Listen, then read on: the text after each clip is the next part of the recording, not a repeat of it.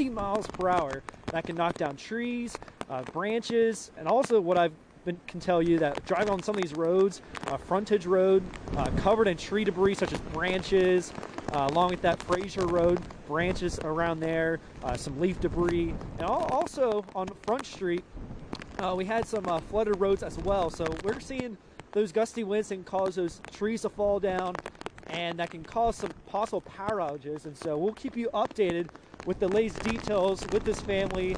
I've seen a couple of people move out of the house with their pets, but again, as we've been told, there's several people injured from this tree falling down to this house due to the winds from Hurricane Ian. These winds were as strong as 60 miles per hour, and so as you can tell, it's still gustier as right now, up to 40, less breezy compared to an hour ago, but still gusty conditions. Also, the heavy rains coming down, so you have to watch out for flash flooding. As I mentioned, earlier we were at Front Street, and part by the historic Riverwalk, we've had some roads covered in water about 6 inches deep. But we'll keep you updated with the latest details. I'll send to you back here at the studio. All right, Matt, we appreciate it. We want to bring you to some video that is coming in. This is actually from Pawleys Island that we're going to be getting to. This video showing near the causeway where Pawleys Island continues to look at some of those issues now as the onshore wind is coming through. Of course, the storm surge now starting to work in.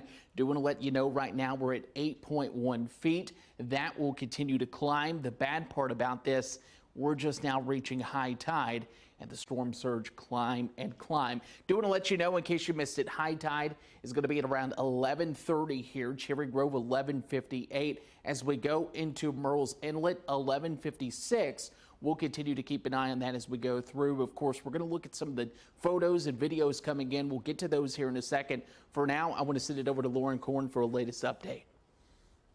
All right, thank you, Andrew. And as we continue tracking Ian and its impacts, the storm is also having an effect a little farther south. Gray Media's Michael Higdon joins us live from Charleston with a check on the conditions there. Michael. Hey, Lauren. Yeah, I will say in the last 30 or so minutes is when we really started to see conditions go downhill here in Charleston. We've had on and off rain really throughout the morning, but like I said, in the last 30 or so minutes is really when we started to see really big downpours, as well as the wind gusts are starting to pick up, moving the rain at a slant in certain times as the rain bands from Ian moving closer to our area. We have crews across the low country, though, monitoring conditions. I want to show you some video out of Pawleys Beach, where this was in the last hour, and you can really see just a drastic difference between the non-rain, but still how rough that surf is. Pawleys Pier has been under construction for about a year now because of the damage that it sustained from previous storms. So we're hoping that it withstands this one because of the high surf that we are seeing. Waves several feet at this point, very different than what we see on a typical day out on Pawleys. Thankfully, though, the storm surge that we were expecting is not quite as bad as we were earlier anticipating, which is great for us here in Charleston just because we flood when you sneeze wrong down here, y'all know. So the fact that we are not going to get quite as much storm surge is great, but I will say with the downpours and high tide coming up in about 20 or so minutes, we're going to see the most flooding in our area. So of course, we're going to keep you guys posted on everything happening down here in Charleston. But for now, live here, I'm Michael Higdon. I will send things back to y'all in studio. All right, just got a brand new update also now from down towards the Charleston area. We've been talking about that backside Eyewall producing some of those lightning strikes here right on the coast of Charleston, right into Charleston Harbor. Fort Sumter at the top of the hour, 11 o'clock, a wind gust to 83 miles per hour. Again, that's Fort Sumter, so it's kind of an open, exposed spot. Probably not seeing winds that strong in Charleston proper, but on the beaches, that is certainly likely. That matches up with some of the other gusts that we have seen, again, close to 70. Now in Murrells Inlet, we're gusting around 60 right now in Georgetown, and we're going to continue to see those strong winds work their way off to the north. The center of the storm right about in here and moving to the north at around 14 miles per hour. So the Grand Strand, we're getting some of those 40 to 50 mile per hour winds. We're going to start pushing those numbers probably 50 to 60. And then maybe eventually 60 to 70 mile-per-hour gusts here as we head through midday into the early afternoon. Let's get a check now of Garden City, obviously a place very prone to storm surge flooding and coastal flooding. Ian Klein, Ian, this is your one and only time ever to cover a storm with the same name as you. Go for it. Yeah, we've been telling you guys about the high tide as it was coming up earlier. It has officially reached the dunes here in Garden City, pretty much at the peak until it was actually going to breach a few times if we had a few waves coming up, hitting the dunes to the point where they're starting to splash over. Now, it hasn't actually come over into the inland side where you're going to see those parking decks as well as maybe some condo pools as well. We have a bunch of people actually here at the Conch Cafe that have been watching this storm the entire time. For a while, though, the rain's starting to pick up a little bit more, and wind gusts on and off actually kind of pushing you around as we're a little bit higher up off the ground. But earlier we had people walking on the beach getting that last-minute look before the storm gets even closer. But as of right now, you're not going to be getting on this beach anytime soon, as the storm surge has pretty much taken over the area down here in Garden City. Nothing on the roads except for some ponding, as we've seen some rain coming down over the past few hours, but we'll keep you updated on the very latest as the storm surge approaches, and we'll see if the waves actually do end up breaching the dunes here in Garden City, but we'll send it back to you guys in the studio.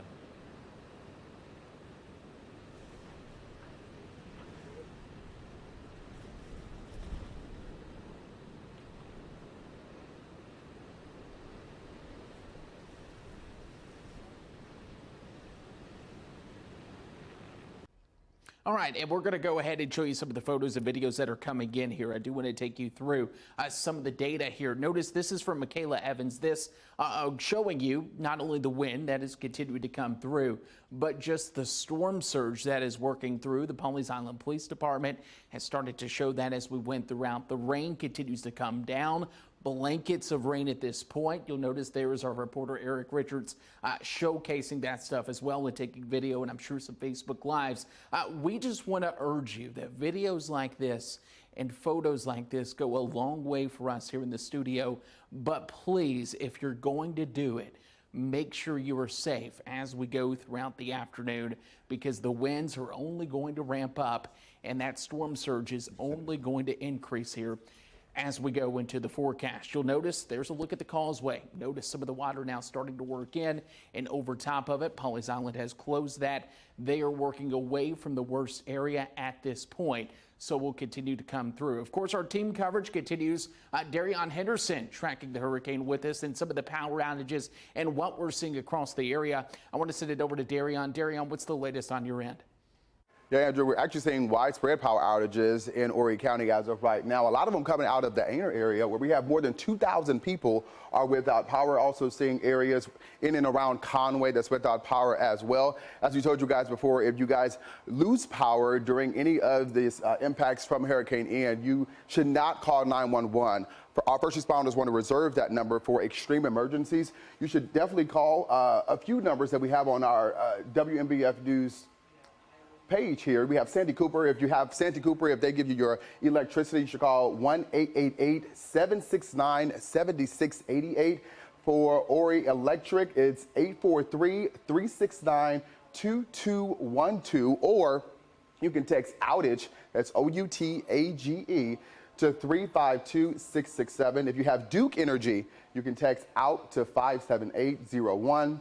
And if you have PD Electric, it's 843-665-4070. Again, we're seeing widespread electricity is being out across the area. Once again, majority of that being in the Aner area and also in and around the Conway area as well. We did have an outage in the Myrtle Beach area, but those lights have since come back on. That blurb that we have there was roughly about 1,000 people that was out around roughly about 30 minutes ago. Now they seems to have electricity right now. We do know this outage out in Aner is due to a pole hitting a power line, and that's why that electricity came out. We don't know exactly how long this will take. We were told that it could take a few hours to get the electricity back to these customers in the Aner area. But once again, widespread as of right now. We're seeing as the storm continues to push in to our area as of right now. Again, you can go to our website, WMBFnews.com, and we have all of the numbers you need to call if you have an outage. Again, do not call 911. First responders want to reserve that for extreme emergencies. I'll send it back to you guys in the studio. All right, Darian, let's talk about water levels. Yesterday, we gave you that forecast, 9.3 feet. Minor flooding starts at 7 feet. We've obviously got the minor storm surge flooding now ongoing across the entire Grand Strand. For a reference point, Isaias 2 years ago was 9.8 feet. Right now, we're at 8.1 feet and climbing pretty quickly. So we're about to cross the threshold from minor coastal flooding into moderate coastal flooding. Now, we're not getting up here into the Matthew or the Hugo range, but again, if you remember Isaias, we had big issues, especially up there in Cherry Grove, and we're going to see potentially similar issues. This number is running about 2 feet above the original projections. I'm not saying that's going to get us to 10 or 11 feet, but just a heads up here. So if you haven't moved your car in Cherry Grove, or if you see those tourists in the house next to you in Cherry Grove and they haven't moved their cars, knock on the door, say, hey, let's get those cars to a safer place because the water's coming up. At this point, I would say it's a safe bet to assume that we're probably going to reach at least the Isaias storm surge of 9.8 because that forecast of 9.3 quickly coming at this point. You'll notice, look at the waves. This is the reason being still winds out of the north. That's the concerning part, but we're starting to see the change, and that is what I think is coming as we head into the afternoon and why the storm surge warning is in place. Remember, the original forecast, 4 to 7 feet of storm surge. Right, and that's what we are watching, and also, obviously, the big breaking waves. This is going to chew up the beaches. Cameron is running our cameras for us. I wanted you to, Cameron, if you wouldn't mind, maybe get us a good view. Let's see how high the water is on the dunes there. From the Sea Captain's camera. Here's where we are again with the radar. Within this band, we are getting those gusts to tropical storm force, generally 40 to 50 across most of the Grand Strand, more like 50 to 60 across Georgetown County, and as we mentioned a couple of minutes ago, 83-mile-per-hour gusts there at Fort Sumter down in Charleston. Kind of an exposed area out there in Charleston Harbor, but still an impressive hurricane force gust. And we were also hearing Matt Bullock send us a video and a photo of Front Street in Georgetown now starting to fill with water. We know Garden City is the same way, and it's looking like a flooding threat will take place. We've been saying all morning the northwest side of that eye just was stout, and I don't think that's stopping as this works its way due north. Yeah, what's really interesting, this hurricane has just been really bizarre from the beginning. You always think of the right front quadrant, this side, and it's bad on this hurricane. It's been bad. But normally the backside, especially with a weakening hurricane, tends to be the first to kind of give up. This has been going since Fort Myers, Florida, a very impressive backside, and that's what is working its way through Charleston right now. That is what gave that hurricane force gust there in Charleston Harbor. That lightning continues. I also want to say, if you look closely, it looks like this center is approaching fast. The National Hurricane Center actually said it's accelerating northward now, and they're worried about the storm surge threat on the right side. However, when the rain stops here on the right side, I am becoming a little bit more confident that this backside is about to be just as strong from a different direction. Yeah, I totally agree. There's obviously, I mean, we're getting the verifications here of the very strong winds on the backside, but I think also we can't ignore this part of the storm. We're still going to get into some rain, but let's say we just continue this off to the north. That's probably a landfall, Murrells Inlet, maybe Georgetown. That's still going to put a good chunk of Horry County into this part. It may not be as strong as what's happening down in Charleston. Still, though, we're going to be knocking down trees and knocking out power for a couple more hours. Yeah, we're going to look at some of the reports that are coming in. I know photos and videos are coming in, and we encourage, if you haven't, you can tweet to Jamie at Jamie Arnold WMBF. You can tweet to WMBF News. We're trying to take an eye on that. We're going to look at that. Let's send it over to Lauren and get an update on some of the reports that are coming in and send it out. Okay, great. We're going to join Eric Richards now, who's out in Pawleys Island off of Highway 17 and the Causeway. Eric, how's it looking out there right now?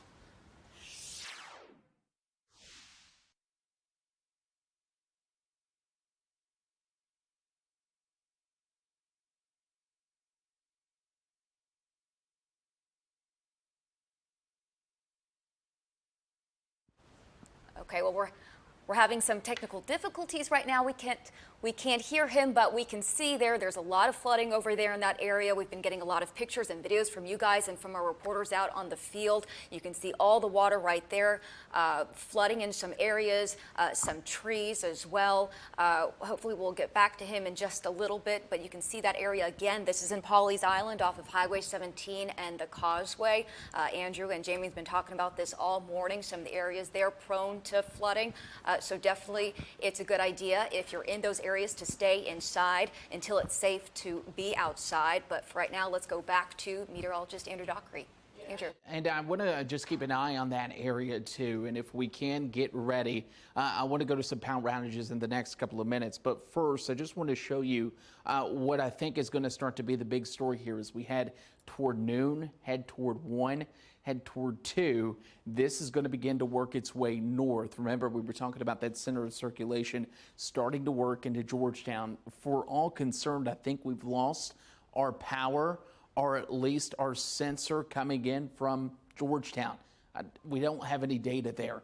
However, we know that there is damage. We do know that there is a lot of storm surge starting to work in. To the right of that eye, this is where I think the strongest winds of the day are going to be coming in. It just missed that buoy. You'll notice the buoy, 16-mile-per-hour wind gust working to the north now. This is going to be the area of concern as we go into Myrtle Beach, and now starting to see eventually that shift as we head into the afternoon for the onshore flow into that forecast. So want to walk you through at least a couple more updates and just give you an idea of timing. Notice a Category 1 hurricane still expected to make landfall roughly around 2.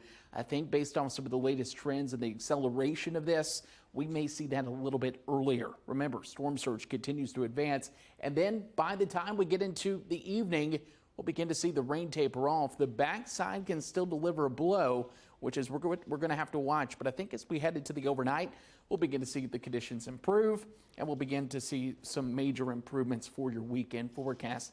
We have a long way to go, though, before we get there. I do want to go to Darion Henderson. He's standing by for some power outages. Darion, what's the latest number? Yeah, Andrew, we just checked in with Santee Cooper on their website. We have 12 outages in the Myrtle Beach area, that 501 17 business corridor. We're looking at roughly about 2,000 people are without power in this area. We go a little bit up north, closer to North Myrtle Beach. We're looking at 724 people without power. Let's take it south now, where we go down to Surfside Beach. We have about 260 people without power, about 13 outages in that area. Murrells Inlet, where we have Michaela Evans. Down there, we just saw some live pictures down there. We have about 60 people without power and about 3 outages there. Down to Pawleys Island as well, where we have 62 and 12 outages. And this is just for Santee Cooper. We cannot stress enough, do not call 911. If you do not have power. Our first responders want to reserve that line for extreme emergencies. We have all the numbers you need on our website, WMBFnews.com. So this was just for Santee Cooper. If we go over to Horry Electric, that's where we're seeing more of those power outages coming in from the kind of are like on the backside of Horry County, right? We're talking about the Aner area where we still have that big power outage of more than 2,000 people at this time, and that's mainly because of the pole hitting a power line, and power has been out for a few hours now out. And we also have in the Conway area, in and around the Conway area, we have a lot of power outages as well. But for now, I'll send it over to you, Lauren, in the studio. Thank you, Darion. And because of the strong winds, there's a chance that your power's out, if not already, like some of those folks there. The South Carolina Emergency Management Division has several tips for you in case you do lose power. First, never touch a downed power line, the tree limbs or other objects touching a power line. Also, do not tie generators into the house circuit. Instead, plug your appliances directly into the generator. If the power goes out while you're cooking, make sure you turn the stove off and remove any cookware from the cooking surfaces and oven. Do not open refrigerators or freezers during an outage unless it's necessary. And finally, if you smell gas, leave your home and call the power company as soon as possible. You should also stay off the roads until Ian passes, but if you do have to go out, Georgetown police are sharing a few tips. First, expect some flooding. We've already seen it. Do not attempt to drive down any roads that are flooded. If you approach a traffic light with no lights, treat it as a four-way stop. If it's flashing red, treat it as a stop sign. If it's flashing yellow, drive with caution with when traffic allows you to. Also, of course, be careful going over bridges because of the gusty winds. Do not call 911 to report a power outage. Instead, call your electric company. Only use 911 for emergencies. So right now, take your phones out and take a picture of this screen, because if your power goes out, these are the phone numbers you can use to report outages. It is important you do not call 911 to report them. First responders need you to keep that line clear unless you have a life-threatening emergency. While you're being asked to stay off the roads today, if you do have to drive, remember, turn around, don't drown, do not drive through any kind of floodwater or water pool in the roadways. A reminder again, the water could be deeper than anticipated and moving at a faster rate than your car can withstand. Your car could be swept away, putting your life, the lives of your passengers, and the lives of the first responders trying to help or rescue at risk. Also, remember, there may be chemicals, live electrical wires, holes, and other hazards below the water's surface. Georgetown mayor is asking for everyone to stay home while Hurricane Ian hits. She says Governor Henry McMaster called to offer any assistance. Transportation Secretary Christy Hall also called, and SCDOT will be helping the city with debris pickup as weather permits. Electric crews have also suspended doing aerial work. Georgetown County leader says its disaster call center is experiencing some outages because of power issues. Crews are working to get the line back up as soon as possible. All right, here's some video out at Grand Park in Myrtle Beach this morning. Windy and rainy, the lake levels at the park were lowered to prevent flooding in the area as Ian moves through. Now that the storm is here, it's time to ride out the storm inside. Start building a nest in the room. That's the safest area of your house. That's typically an interior room like a bathroom or a closet with no windows. Put down a mattress and pillows, and of course have some snacks and water nearby. Make sure you have a radio, flashlights, all with extra batteries and close, but do not lock your interior door to limit flying debris or wind flow should the windows inside break. Also, be sure to have your pet carriers for your small animals. It keeps them protected and easier to move if needed.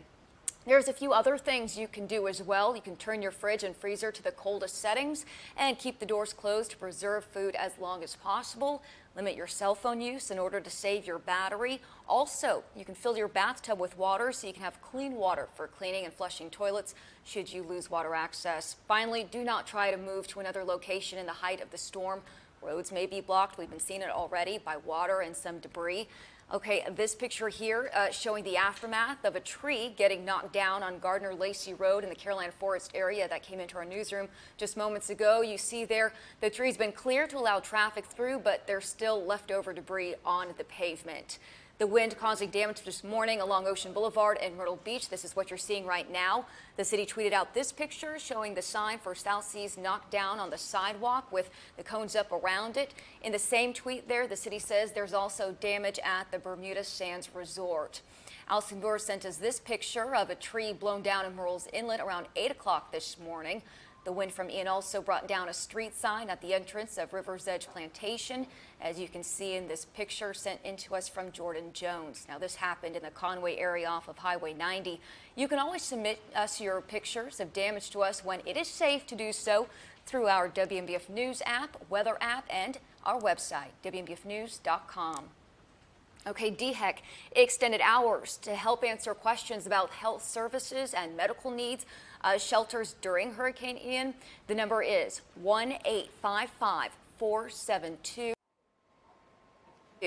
DHEC also prepared to perform post-storm dam inspections, deploy mobile teams to impacted areas, and conduct coastal assessments. All right, I'm going to toss this back now to my co-anchor, Darion Henderson. Darion. Yeah, Luann, remember the WMBF Hurricane Center page has all the resources you need to get through this and any other storm, including a list of important contacts and websites to help you in the recovery process. To find this page, just click on the weather tab at the top of the page, go to the Hurricane Center, then click on recovery. And the gusty winds from Ian are already making its presence felt in the Grand Strand. Allison Boer sent us this photo of a tree blown down in Murrells Inlet around 8 o'clock this morning. The wind from Ian also brought down a street sign at the entrance of River's Edge Plantation, as you can see in this photo sent in from us from Jordan Jones. This happened in the Conway area off of Highway 90. You can also submit us your photos of damage to us when it's safe to do so through our WMBF News app and also WMBFnews.com. And these photos were taken by our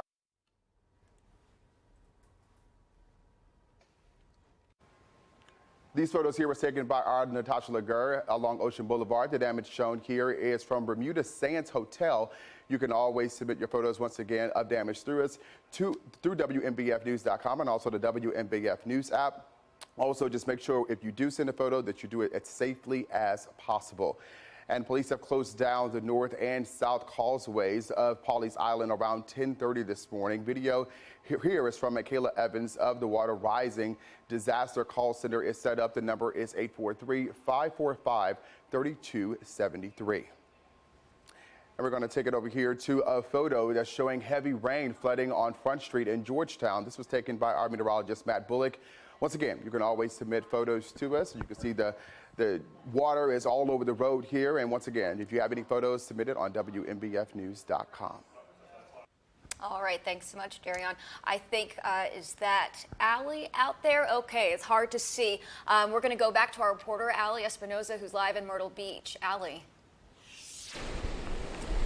Hey Lauren, we're here on 40th Avenue North off of Grinsom Parkway. We're actually down a street here on neighborhood residents, not too far from the beach, but I want you guys to see this car here. It looks like a Mini Cooper, I believe.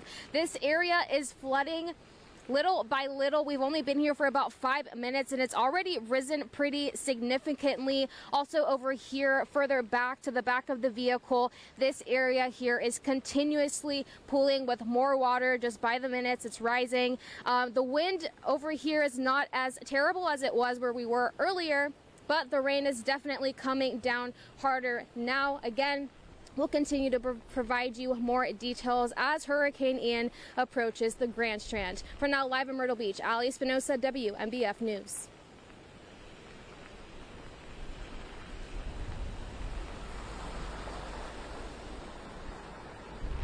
All right, Allie, we appreciate it. Let's go ahead and give an update. I just want to set the picture here on what's taking place. Hurricane Ian, 85 miles per hour. Looking at some of the radar estimates here, looks like we're about 25 to 30 miles offshore. Now, notice this is moving to the north at 14. So give us another hour or two, and we'll actually start to see some more strong winds now on the right side working into Horry County. You'll notice the latest update coming in at 11 o'clock. That location, I think, is now changed a little bit further to the north than what it was. We'll get another update here by 2. But you'll notice here's the circulation now starting to work its way into Georgetown County. That continues to work its way to southern Horry County, and that wind starting to creep up as we go. Notice gusts now, 51 in Conway, 40 in Myrtle Beach, Charleston, wind gusts of 48 for you, 43 as you go into Moggs Corner. And of course, we're looking at those winds still picking up, especially out with these buoys on the right side of this system. Now, still, the strongest wind's going to be just to the right of that center of circulation, even if there's not as much precip at that point. Now, as we go throughout, we'll show you by 1, this starts to work its way onshore. I think it could be maybe 1, 2 o'clock, and then we're done with this as this continues to push in. However, keep in mind the backside of this system, we've been saying it all morning, has had the history of producing some of those stronger winds, and we could see that once again unfold as the storm surge continues to climb. We're continuing to watch that as this works its way to the north. All right, first alert radar, want to just kind of reset the picture. Notice in Charleston, the left side there of what was that strong northwest quadrant, now showing still plenty of lightning. We're talking strong winds. Looking at some of the National Weather Service chat, we're looking at power outages already, widespread power outages in Charleston. Also plenty of lightning, still showing the strength of that. And now here's that center starting to work its way into portions here of Georgetown County. Going to be just to the south of Georgetown or right on it as we work even toward Andrews. So if you're in that area, just a heads up, want to give you the first alert on that. To the east of that center of circulation, we're starting to see these winds ramp up here at the Grand Strand. Rain continues to fall, though. Rain across Myrtle Beach, Little River. That rain, along with the wind, makes the rain feel like it's blowing sideways at times as that rain continues to drop. Once again, totals were estimated to be 4 to 6 inches there. Lake City, rain and tropical storm winds falling for you. If you're tuning in, you still have plenty of time to go. And also, I think a big thing for you is the flooding threat we're going to be looking at up there. Florence, rain working your way in that center of circulation, going to pass through Florence County. Now that will continue to rapidly weaken, but you'll look at some of the heavy rain north of that center starting to push its way to the north across I-95 as we head toward 2, 3, even 4 p.m. for the afternoon. That rain continues to extend up into portions of Hartsville and even Marlboro County. Wind gusts at this point, we told you, Georgetown 47. Looks like we're starting to get some of the reports there of damage coming in. Of course, when we get that, we get more information, we'll be sure to send that to you. Notice 40 in Myrtle Beach, 46 in North Myrtle Beach, and down in the South Strand, the wind's starting to pick up. The storm surge is actually starting to pick up now. I want to send it out to Ian Klein. Ian, I know you've been watching this. You've seen the storm continue to roll in. What's the latest with you out there? Yeah, we've been watching this storm surge pretty much come up the entire time. I've been trying to show you guys as much as we can. If you guys look as closely, kind of out here in the Garden City area, you're going to see pretty much the entire tide has come up over here onto the beaches, overtaking pretty much the entire beach itself. And try to zoom in. If you look closely down here, you'll see what kind of looks to be like a pier, pretty much just splashing over onto, I believe that's what the pool deck is over, I believe, near Sea Cloister or even Surfmaster down there as well. So definitely dealing with a lot of coastal flooding on this side. Now nothing has actually breached over the dunes here this evening, but you can see a lot of the waves just making their way really just very strongly onto the coast here, as you guys have been talking about the storm surge here this afternoon, as well as combining with that high tide. We've been here at the Conch Cafe for several hours, where it's almost kind of becoming a party. A lot of people actually out here kind of wanting to get a view of this high tide as well. We've been telling you guys, though, stay indoors. We're out here because basically it's our job. We've been told to come out here, but it's one of those storms where, yeah, it looks cool, but if you can, you're going to want to be inside, especially as this water starts to rise here along Boulevard. We'll keep you guys updated if any of this actually does start to breach over the dunes, but we'll send it back to you guys in the studio. All right, thanks so much, Ian. Let's go now to meteorologist Matt Bullock out there. You were out in Georgetown earlier where we already seen some damage to a home out there. What else are you seeing?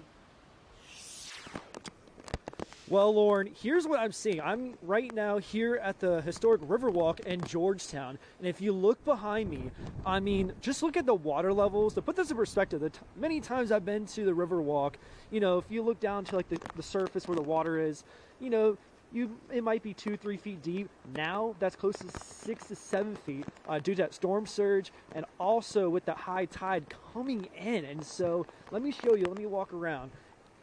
This area down here, this water right below me, usually on a normal day in the afternoon, and it's close to maybe about 3 feet deep. I can guarantee you this is at least 4 feet higher than normal. And so you see the boats rocking back and forth, twisting and turning. Notice a couple boats, one way off in the distance on the Sandpit River. Waves just keep hounding it as we get the past like 5-10 minutes. Been watching that boat rocking back and forth, the waves just hitting over and over again. I wonder to see if it's either gathering like water inside it, because that could be a huge impact. So I'm just watching that small little boat. I see waves just crashing on top of it, and that's just building water on top of that. So that caught my attention. The winds are now starting to pick up. That wind gust, you know, feeling close to about 45 miles per hour. It has been a little bit lighter the past about 20-30 minutes or so, but compared to this morning at 10, I was by the Georgetown landing. I mean, we had insane winds there, where my anemometer, which is a little device where we pretty much measure wind speeds, it broke. It only goes up to 60 miles per hour, and so, you know, we saw more than 60 mile per hour winds earlier, and that can cause some damages to local down trees, tree branches. It's still going to be gusty as Ian continues to push through. And so, I mean, gusty winds, you can tell right behind me, again, one more time, one good look of the historic Riverwalk, how high that water level has gone up. And to put this in perspective, on a normal day, at least the times I've been there, it's much lower. And so if I had to give you a good guesstimate, about 4 to 5 feet higher than normal. That's thanks to that storm surge and high tide. We'll keep you updated the latest details. Here in Georgetown so far, we've noticed some flooded roads on Front Street. That's been blocked off from police, so that's a good news. And another good news, and we're not seeing that many people on the roads. They're staying inside, staying hunkered down. So that's good news to hear. We'll keep you updated the latest details, what kind of changes we've seen, what I've noticed. So I'm sending you back in the studio. All right, and a couple of things I want to point out. Matt was talking about a little bit of a break there in Georgetown. You can literally see it right on top of Georgetown. But I also want to talk about, I had a chance here to read some of the latest discussions coming out of the National Hurricane Center. The hurricane hunters have been flying around out here this morning, and some interesting things that they noticed. One, it is still a well-developed hurricane, and the northern eyewall now, the northeastern eyewall, which is this right in here, they sampled it pretty good, meaning they flew through it a couple of times and are finding hurricane force winds now in the northeastern eyewall as well as that southwestern eyewall. So there roughly is the eye right now. So Matt, heads up, Georgetown County, Georgetown, Debadoo, all the way up into the inlet. Let's assume, and it looks like this is now moving northwest. I think we've probably made that turn to the northwest. So you take this intense eyewall here, you start bringing that northwest. Georgetown, Myrtle's Inlet, again, Debadoo, Garden City, Surfside Beach. We've been highlighting those areas for the best chance of some hurricane force gusts, and that may indeed be on the way here as we head through the next 1 to 2 hours. We might even see this try to wrap and rebuild back around in this area. We'll have to keep an eye on that part to see if it can make its way up into the heart of the Grand Strand in and around Myrtle Beach. I'm interested too because we know we have the blind spot on the radar there on the right, so I think there's more precip on the right side, and we're starting to see that as it advances toward the coast. Matt and Dustin, I know you're there in Georgetown. If you could just be ready for that wind gust will come your way. You'll notice there's the circulation working its way through. This is by far, outside of that report that was 50 feet above in Winyah Bay, going to be the strongest wind gust we've seen for the day, coming straight for, if not just to the south of Matt, in the next 20 minutes. Yeah, doesn't take a meteorologist to figure out. This thing has made the turn to the northwest. Yeah. We knew that was going to happen. We kind of thought it was going to be a little more of a gradual turn to the northwest, but it looks like it's making a pretty hard turn to the northwest now. So again, there's the eye coming in. There is the northern eye wall. Again, hurricane hunters have sampled that area. There are hurricane force winds in there. There are hurricane force winds from basically Charleston Harbor out over the Atlantic. So if you consider that's moving its way to the northwest, we're going to push some of that nasty stuff right into Georgetown County. We may clip southern Horry County with the intense hurricane force winds. The rest of Horry County, the rest of the Grand Strand, you're going to get in on it because it may not be 75 or 80 out here, but there's probably some good 65 or 70 that are going to come pivoting in over the next few hours. Well, we were talking about the 75-mile-per-hour wind gusts in the forecast a day or two before. We said the Georgetown landfall would be probably where the strongest is. I think this right here is going to lead to some big-time problems in an area that's already dealing with the worst storm surge we've seen. You throw 70, 75-mile-per-hour wind gusts on shore, and I think we're going to see that problem continue. And you got to think 11:51, so high tide in the inlet in 7 minutes. And when we look at our Myrtle's Inlet camera, it continues to look worse and worse. And let's talk about this band. We're not ignoring you folks up here in the North Strand. You're getting ready to get walloped pretty good as well. Look at that band out over the Atlantic right now. There's some intense rainfall and probably some 50 or 60 mile per hour gusts in those. Those are coming into Cherry Grove, Little River, Atlantic Beach. Just got a picture of the storm surge now and the coastal flooding taking place there in the Briarcliff community at that swash there. We've got a pretty decent storm surge taking place there. So that is going to pivot its way in. Conway, you've been gusting up around 50 miles per hour. And you're going to see a little bit more of that as well. Florence, you're in it. Hartsville, Darlington, Dillon, all of the PD. Your winds are gradually starting to come up now. Here are those latest gusts. Again, 51 in Conway. We may have lost power in Marion. Anytime you see a missing number, that means it's probably a power outages. But yeah, Florence already gusting to tropical storm force. You mentioned power outages. I was looking. The ground was so saturated from the morning rain. We're now starting to see pine trees come down at the Hackler course. That's up in Conway, 51 mile per hour winds. The visibility continues. That salt water started to come on our camera lens, but you could definitely tell there's their storm surge working something. I can't tell if that's maybe trash cans or something, or maybe one of these, that's the lifeguard stands. That's where they keep the chairs. That's little boxes they keep the chairs. It looks like some of those now starting to get washed into the dunes. So we're right about now coming up on high tide here in the beaches, and we're getting those dune breaches and coastal flooding as expected. Again, you can see those waves coming right up to the dunes. Hopefully we don't get a lot more damage to our dunes, but it's coming through some of the dune fences here right in the heart of Myrtle Beach. This is the inlet. It looks like we're just about now getting water over Veterans Pier and Goat Island. Yeah, and we was looking for that boat too. That boat was lost. I don't know where it is. Anymore, yeah. At this point, we've lost the visibility of that. But you'll notice this continues to pick up. Look at the guys coming in Myrtle's Inlet. We talked about that band on the right side. I can promise you that number's about to go up, and I think we're going to see that water go up too in the inlet. Pawleys Island, prepare yourself for that. And when we're looking at radar, we're now looking, instead of a storm track being due north, it's going to be from the southeast to northwest, as we're now starting to see that northwest turn. This is our tin roof camera. Yeah, so we're looking north. Yeah, we're looking north here from our tin roof camera. There's some folks out on the beach, but notice they're not walking out here where folks are normally walking. They're right up on the dunes. And looks like they're being stupid. Yeah. At that point, you can't even see it there. Yeah. The winds are just so powerful. I am told that we're seeing some of the damage come down from the inland areas from tropical storm force winds, and there's your tower cam. Yeah. Only the wind's going to crank up here in the Grand Strand in the next couple of minutes. I think we have Eric Richards down in Pawleys Island with an update on what is going on down there. Eric, give us the latest. All right, thanks so much. Just as Jamie mentioned, Eric, we have you now back out there in Pawleys Island. What do you see out there? All right, guys, yeah, we're here at 17 and North Causeway Drive. Take a look at the palm trees there. You can see that this wind and rain is still coming down here in the Pawleys Island area. We've been seeing vehicles going taking their time getting through this area as this rain continues to fall here. As we mentioned before, the causeway is closed now due to the Atlantic spilling over into the roadway. So right now, we can tell you that the rain has been. Okay, thanks so much, Eric. Let's go to Ian Klein, who's out in Garden City. There you are. I can kind of see you. There's a lot of people sending us pictures and videos of damage. We just got one from their pier. They don't believe it's going to make it. If you want to see these pictures, go on our website, too, and please submit them when it's safe to do so. But, Ian, what are you seeing out there right now?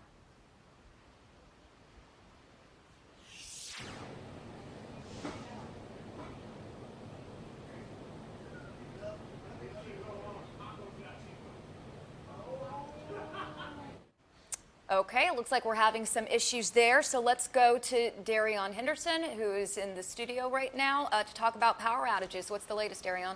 Yeah, Lauren, we're still the same. The power outages is widespread. Here, we're going to bring it on.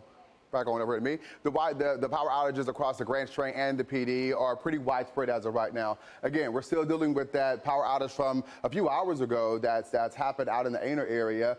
More than 1,500 people are without power in that area. Down here in the Myrtle Beach area, more than 530, and in the Conway area in and around still, it's still that same amount. Now, when we go out, and that's with Ori Electric, when we go out to the PD area, we look at Duke Energy. It's the same thing out here. You talk about Florence, like Jamie was just talking about, with the tropical storm force winds and everything. You look at Florence, 1,000 people are without power. Latta, Lake City, you just look at all around this map, you see more and more people without power in the PD area. That's with Duke Energy. We go over to Santee Cooper, which is down in our area, and we'll just go through the Grand Strand. Why not? We'll start up here near North Myrtle Beach, where we have 37 people without power. We go down to the Myrtle Beach area where we have 14 outages. This number actually went down a little bit. We have a little over 1,000. When I last checked in, and roughly about 20 minutes ago, it was roughly about 1,500. So they're getting people back on as soon as they can, but as you know, that does take time. We go here, and the corridor, once again, of 17 and more 501 area. We have 724 people without power, about 5 outages in that area. Going down to Surfside Beach. Surfside Beach, where we know a lot of people stay there. 272 people are without power. Heading on down further into South Strand, we have Murray's Inlet with 207 coming in. And then in Pawleys Island, we have 18 outages and a little over 1,100 people without power in that area. Like I've been telling you literally all morning long, do not call 911 if your power is out. The best numbers to call, we have them on the hurricane centers just right here. You can go to that. We have all the emergency numbers you can call to make sure that you get your power back on, to let them know that you actually have an outage. We're going to send it over to Ian Klein right now, who is out there. And Ian, what are you seeing in your area? Yeah, we're starting to see the peak of this storm surge here in the Garden City area. We've watched a little bit of the water start to kind of breach over the dunes actually here near where we've been located, near Melody Lane and Waccamaw Drive. There's actually, most of the beach accesses have about 3 feet of sand that was built up kind of to try to keep the storms from coming over if the water were to actually start coming over into this area. However, this part that we've been at, there was actually nothing put in there to protect it, so we're starting to see a little bit of that tide water coming up and over and into the parking lot.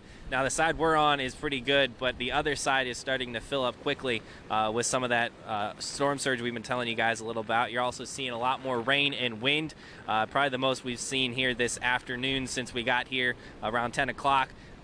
Earlier there was actually people, believe it or not, on the beach walking.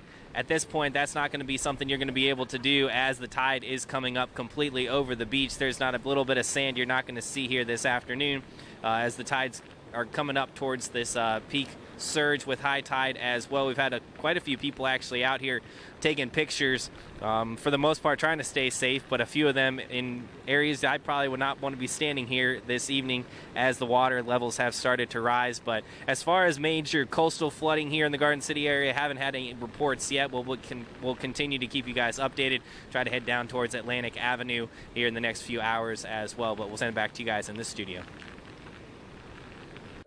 All right, and I do want to talk about some of your pictures and your videos that are coming in. You are really helping us tell the story and kind of being our eyes out there for what is going on. We want to see these. I'm hoping we can take these full so you can see them a little bit better.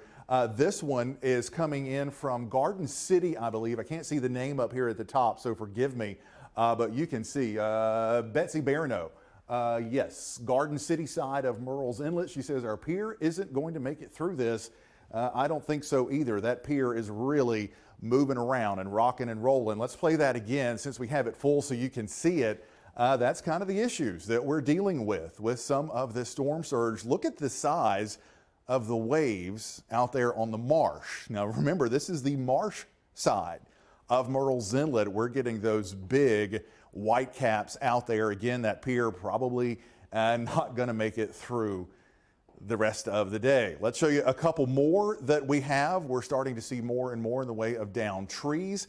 Noah Lyles, this is a tree down on Forest Drive in Loris. It took the power line down with it. We're going to see more of that. Stay away from those power lines. And notice now we're getting those winds strong enough. We're not just talking about dead trees or weak trees that are coming down. We're talking about trees that are alive. This is Briarcliff Acres. If you're familiar with that area, that's the swash that dumps out into the Atlantic right there in Briarcliff Acres.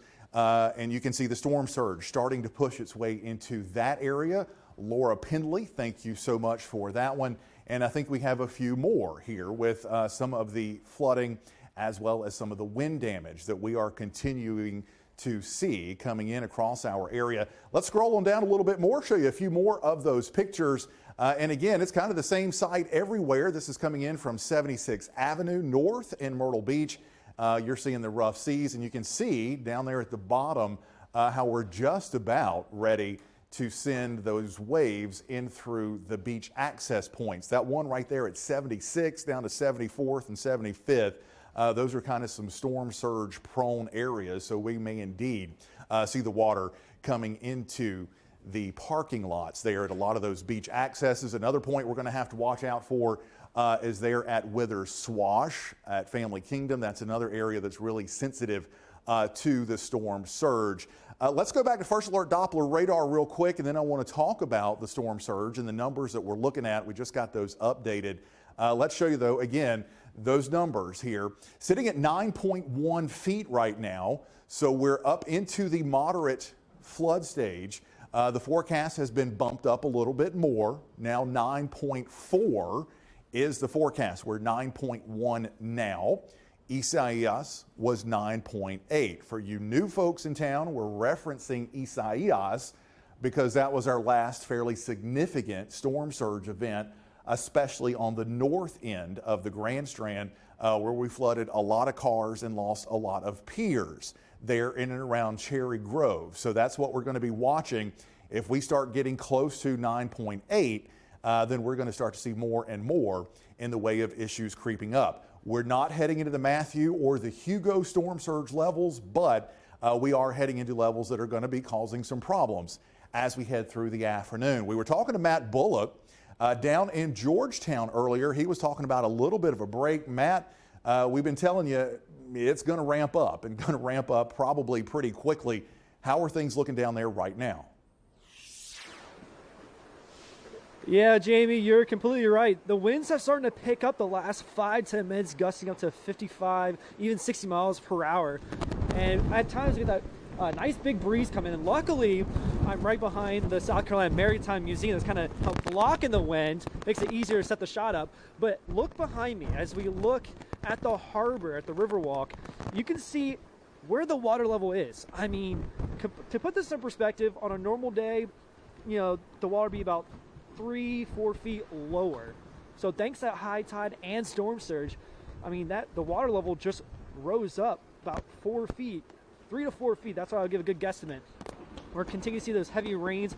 And then looking off towards our left, you can see how gusty the winds are from the sailboats. You can hear it just blowing really hard. And as you're saying, Jamie, I mean, it is, you told me that the winds are going to ramp back up, and you're right. It's starting to pick up. Along with that steady heavy rain, we're continuing to watch those waves continue to move up and down, rocking the boats as the conditions continue to increase with the wind speeds. I'll keep you updated with the latest details and any changes what I've noticed here, especially with the water level continue to rise. I'm going to send you back in the studio. Thank you so much, Matt. Horry County Emergency Management has moved to OPCON Level 1. The Emergency Operations Center has been activated. The county is operating at full alert to address any impacts. Horry County Emergency Phone Bank is also activated. They're going to answer any questions or any concerns that you have. So don't call 911. Call this number right here. It's 843-915-5000. Again, that line is not for emergencies, so call 843-915-5000 for the Emergency Operations Center. And now North Myrtle Beach is currently operating also in OPCON 1 as of 9 this morning. City leaders there are telling residents to prepare for wind damage and storm surge. We've been seeing this with our reporters and the pictures you've been sending in. Everyone there should expect winds greater than 58 miles per hour. The winds are going to pick up shortly after noon, and we've been seeing that all throughout the afternoon so far. Between 2 this afternoon and 2 tomorrow morning is what they're saying. North Myrtle Beach is also expected to get 2 to 5 feet of storm surge, so watch out for that. And all public entrances at Conway Medical Center will be closed starting at noon, except for the emergency department entrance. The closure will last until 7 tomorrow morning. Leaders for the hospital previously announced they remained fully staffed today. However, some services are unavailable as Ian passes through. That includes, but it's not limited to, outpatient services such as surgery, endoscopy services, and rehabilitation programs. Primary pediatric and specialty care offices are also closed for the day. DHEC extended hours to help answer questions about health services and any medical needs. Shelters during Ian, that number is 855-472-3432. DHEC also prepared to perform post-storm dam inspections, deploy mobile teams to impacted areas, and conduct coastal assessments. DHEC extended hours to help answer questions about those health services, and that number 855-472-3432. And they're going to do all those dam inspections like we just mentioned and conduct coastal assessments. And today, President Biden approved an emergency declaration for our state. This authorizes FEMA to coordinate all disaster relief efforts to alleviate the hardship and suffering caused by Hurricane Ian. And that includes providing appropriate assistance to save lives and to protect property.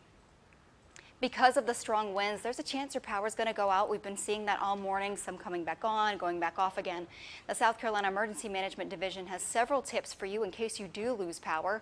First, never touch a downed power line, the tree limbs or other objects touching a power line. Also, don't tie generators into the house circuit. Instead, make sure you plug your appliances directly into the generator. If the power should go out while you're cooking, make sure you turn the stovetop off completely and remove any cookware from the cooking surfaces and oven. And don't open refrigerators or freezers during an outage unless it's absolutely necessary. Finally, if you smell gas, leave your home and call the power company as soon as possible. And you should stay off the road until Ian passes, but if you do have to go out, Georgetown police are sharing a few tips for you. First, expect some flooding and never attempt to drive down any roads that are flooded. So if you approach a traffic light with no lights, treat it like it's a four-way stop. And if it's flashing red, treat it like it's a stop sign. If it's flashing yellow, drive but with caution when traffic allows you to. Also, of course, be careful going over any bridges because of gusty winds, and do not call 911 to report a power outage. Instead, make sure you call your electric company. Only use 911 for any emergencies. Right now, take your phones out and take a picture of the screen. We're going to put something up there for you. That way, you have any information. You can download our WMBF News app. So we have some numbers, too, that you can call. We're looking at it. We'll get that for you in just a few minutes. That's okay. While you're being asked.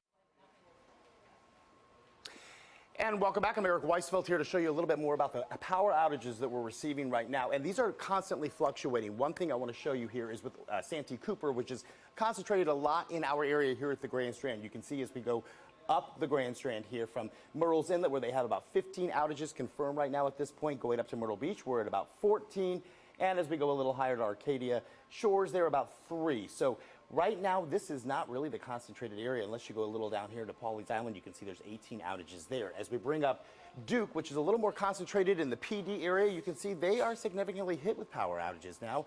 Right here near the Effingham area in Lake City, about 254, 1,000 right now south of Lynchburg, 272 over here in the Sumter area. So this is for Duke Energy, if that is your carrier. Also, as we take it to the, let's see, we have Ori Electric here, and again, you can see a lot of widespread outages. And one quick reminder for you, do not call 911 if you have problems with your power. We do have on our website the phone numbers for you pertaining to which type of electric company is yours. They do not want you to call 911. I want to take it back to Chief Meteorologist Jamie Arnold now for an update on this storm.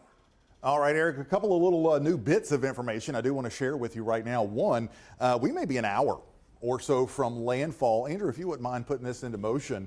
The eye of Hurricane Ian right about and there, and we mentioned kind of a hard left turn, may have been a little more of a wobble. It may be going more towards the northwest. Nonetheless, McClellanville into Georgetown, all the way up to Debadeau, going to be getting into that northern Eyewall here. Another bit of information, hurricane hunters still out there, still finding that the pressure is dropping, and this looks surprisingly well developed for a hurricane this close to land and that's been fighting wind shear and dry air since it came off of Florida.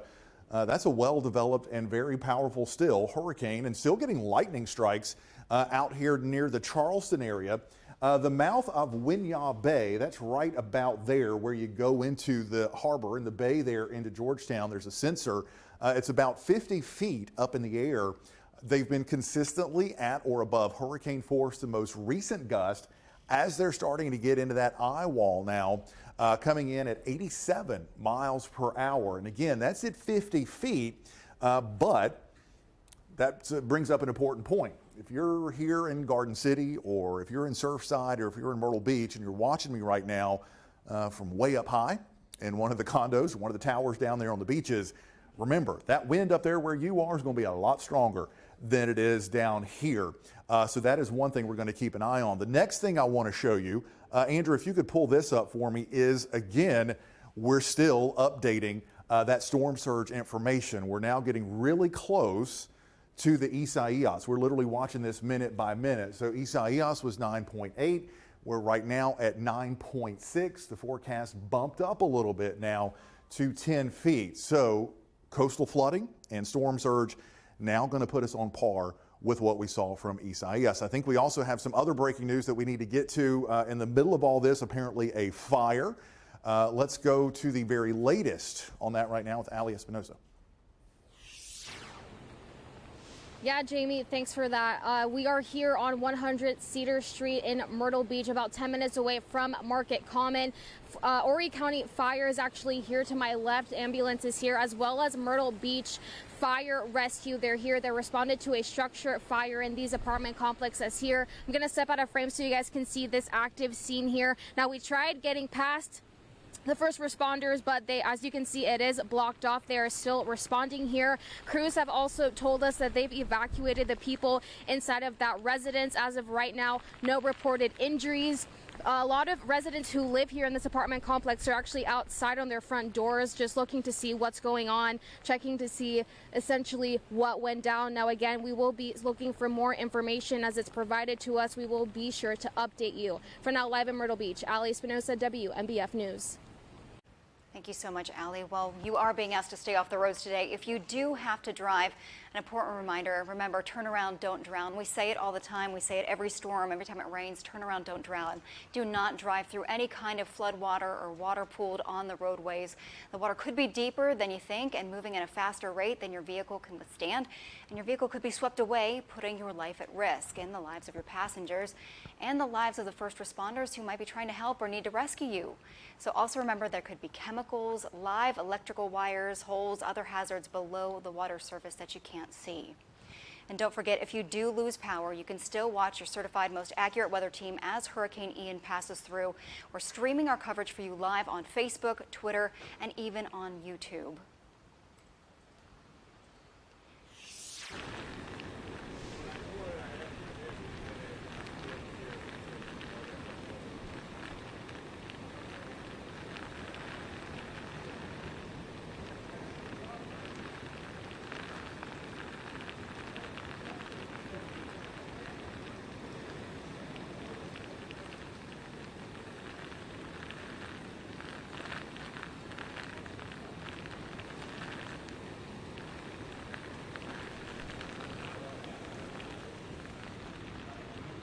All right, I don't know if Ian can hear us there. I think the wind may be being a little too loud. We'll go back to him as soon as he can.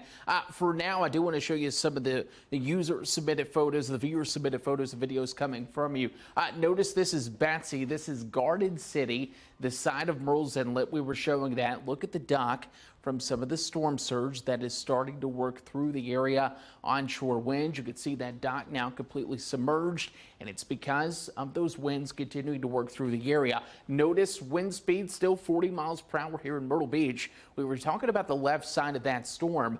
Notice Charleston, wind gust 59 miles per hour on the backside of this system. Once again, this now working to the northwest, looking like landfall will be either in Charleston County or Georgetown County within the hour as this now starts to work in. So what we're watching, not only the storm surge, but now the winds here in the Grand Strand about to shift out of the south and will allow some of that water to continue to rush in as we head into your forecast. I know we've walked you through, many people asking, when can we expect some changes? When can we expect this to die down? And you notice after landfall, this is going to continue to work its way off to the north. By 2-3 p.m., we'll start to see that continue to tread to the northwest. From there, still the backside winds, something we're going to have to watch as we go into this forecast.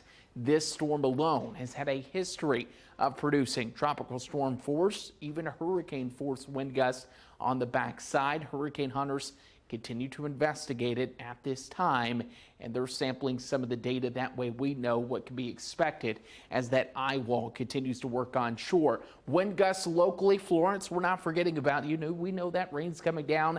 It's loud, wind gusts to 46 miles per hour, 49 in Marion, 35 mile per hour wind gusts in Loris.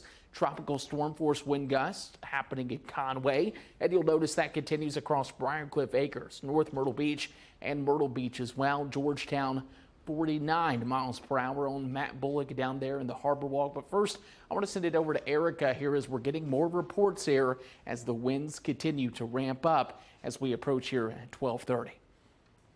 Yeah, talking about those big winds down there in the South Strand, we're getting another report of those winds producing from Ian. taking a tree and knocking it down onto a home. And this is in Wachasaw Plantation in Murrells Inlet. Look at that. These pictures were sent to us by Sean K. St. John. And look at that. That is in Wachasaw Plantation, Murrells Inlet. Tree down, obviously coming from those strong winds. And those are some deep-rooted trees there. And such a scary situation. Hopefully everyone's okay. Now, police in Pawleys Island say the tide has covered the South Causeway all the way to Wyndham Drive. The area does remain closed off to traffic. So again, the South Causey Drive all the way to Wyndham Drive, the area is closed off. Moving on, Ian is already causing damage in the South Strand. We've been showing you that. Georgetown County posted this photo saying a downed tree in the Pawleys Island area caused damage to this home. Midway Fire Rescue crews helped remove the branch and tarp the roof in order to prevent further damage from the storm. And check out these floodwaters in Surfside Beach. This is on Dogwood Drive between 4th and 5th Avenues North. That roadway is now closed with storm surge expected to increase in the coming hours. Remember, if you come upon a flooded street, turn around, don't drown. Always play it safe. Okay, we're going to head back out to Ian Klein, and he is in the South Strand. Oh, he's in Garden City right now. Ian, what's going on up there? Yeah, we've continued to watch this storm surge this entire afternoon. Samuel, I don't know if you can show them just how much this has come up.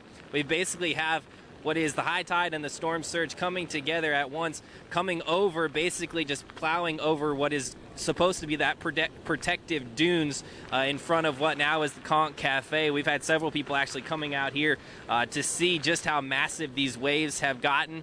If you look a little further down, we've also seen a lot of the decking that usually kind of opens up for most people's pools when they're staying at these condos.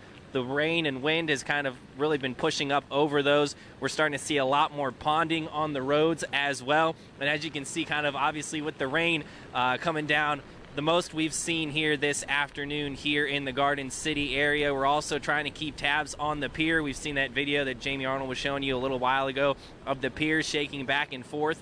But if you look at how just strong these waves truly are, it wouldn't be surprising to see if we do start to see a little bit of damage from the pier. We actually just saw right now the waves coming up and over the dunes. Samuel, I don't know if you're able to show that as these start to come over. As we start to kind of watch what is supposed to be that protective layer for the inland areas here in the Garden City community, we're starting to watch those waves just get bigger, stronger, and faster, hitting up against those dunes, just churning it away. So it has not yet broke on the side where we're parked. We're currently good, but there is areas of Garden City that we're told that are starting to take on those water. Typically Atlantic Avenue. We are here on Waccamaw Drive. So right now, starting to see that peak. If you're in the area, try to get home as soon as you can. If you see any of the road closure signs, we've seen several Horry County police driving up and down, seeing if there's any type of road closures that they need to do. If you see those road closed signs, turn around, find an alternate route. Do not try to go around those signs. They're there for a reason. Just a little bit of water can easily sweep those cars away, and we're going to continue to keep watching. We just saw probably what was now the biggest wave we've seen thus far coming over the dunes here in Garden City. You can see right now, wow, look at that. Samuel, you catching that? Right over here, you can see pretty much the entire beach is covered by now what is the tides and the oceans taking over this portion of Garden City in front of the Conch Cafe. A lot of people out here have been taking pictures, things like that, but the other side of the parking lot already starting to fill pretty quickly, and we're just going to keep an eye out as this storm vastly approaches with the winds coming back up. And again, that storm surge that we've been telling you guys about, right there, you've seen it front center for yourself, just how strong these waves are and how much damage they can do in as much time. Again, we've been sitting here for about 10 o'clock was when we came down. We went down to Pawleys Island earlier this afternoon. Not too much there, but starting to see that rain come down. Ever since we've been here in the Garden City area, we've watched a few people actually walking on the beach. That's no longer an option here, as you've just seen. Samuel, if you want to pan over again. Over here, those dunes pretty much just being taken over by the rain and by those waves, and again, that storm surge. But we'll send it back to you guys in the studio. If we have any more updates, we'll bring it back to you guys out here live in Garden City. All right, Ian, thank you very much. This Ian, no thank you. Starting to see kind of the worst of the surge underway right now. We have at least at Spring-Made Pier, where we're getting our data from, we have now eclipsed what we saw from Isaias, and the beaches getting chewed up now. Here, unfortunately, right in the heart of the Grand Strand, you can see these dune breaches that are taking place. There's one of the ocean overwashes. Can we move the tin roof camera to that one? You guys can see that's an ocean access point, and that is not too far there from the tin roof sky cam, but you can see what we're dealing with here. We're getting the waves now. The surge is coming through these beach access points. So that's the kind of surge that we're dealing with, and we're unfortunately, I think, losing a lot of dunes across the Grand Strand right now. And you can see there's the next set coming through. You can see the fences that we put up there to take care of the dunes. Unfortunately, not really doing much to slow things down. There's that access, and you can see it looks like there's a path there, and you can see the water flowing into that right now. There's the boardwalk here in Myrtle Beach. So the boardwalk is fine, but as far as the dunes, they are taking quite a beating here across the beaches right now. I think we've got another camera lined up. This is from atop our studios. It is just awful out there. Andrew, if you could line me up, I think I may have one other camera lined up in here. Let's do Sea Captains because we were just watching, and I just tweeted this out, a picture from our Sea Captain's house Skycam. One of those small catamarans on the beach has broken loose. The lifeguard stands, they're kind of hanging on here, but we're also getting dune breaches in this area. You can see right there, again, the surge coming through the dunes. Now, in the heart of Myrtle Beach, we actually do okay with surge, but again, once we start heading into those really sensitive places, we're likely seeing some of those big issues. Last time I'm going to ask you to do something for me, Andrew. Let's pull up the surge numbers that we've been keeping up with, and literally every time we talk about it, we're getting a new update. So now 9.7 feet, now 9.9 feet. Robert Whitehurst literally watching this by the second. So we're 9.9 feet right now. We hadn't even had time to update the graphic. Isaias was 9.8. We're at 9.9. Now, could it be a little bit lower up in Cherry Grove? Yes. Again, these numbers are coming at us from Spring-Made Pier. That's the only place we have an official measurement is at Spring-Made, but at least at Spring-Made, we have now eclipsed what we saw from Isaias. We keep bumping up our forecast, going to 10 feet. Still not close to Matthew. Matthew was almost 14 feet. The high tide right now, it's past us. It's about an hour past high tide, and the water is still climbing. So we're getting that push. We're getting that storm surge. The tide is trying to come out, but it looks like the surge and the push from Ian is winning. We've also seen Veterans Pier here in Myrtle's Inlet. It is underwater. There is Goat Island also underwater. So the Marsh Walk itself is over here. You can't really see it. We no doubt have water there up on the Marsh Walk in Myrtle's Inlet. We're panning that camera around. Oh, glory there, still hanging on pretty tight. But yeah, you can see water level now pretty much right on par, right at the same level here as the Marsh Walk. And we're still getting some big gusts down there in the inlet. And it is just ripping out there on the marshes. I mean, ripping with a northeast wind, 50, 60. And we've had some of those gusts, again, 70 miles per hour down at the inlet. These docks, again, are floating docks, so they're not in any kind of danger. But you can see the winds that we're dealing with. We've lost power in Charleston at the site. Looks like we may have lost power in Georgetown at the site. Want to take a quick second here, just kind of regroup myself. We're going to have to watch this. This is where we may have some of those strong hurricane force winds gusting over 75 miles per hour. The center's right about there, again, coming up northwest. Some of that's going to be pushed right into the inlet, right into the South Strand.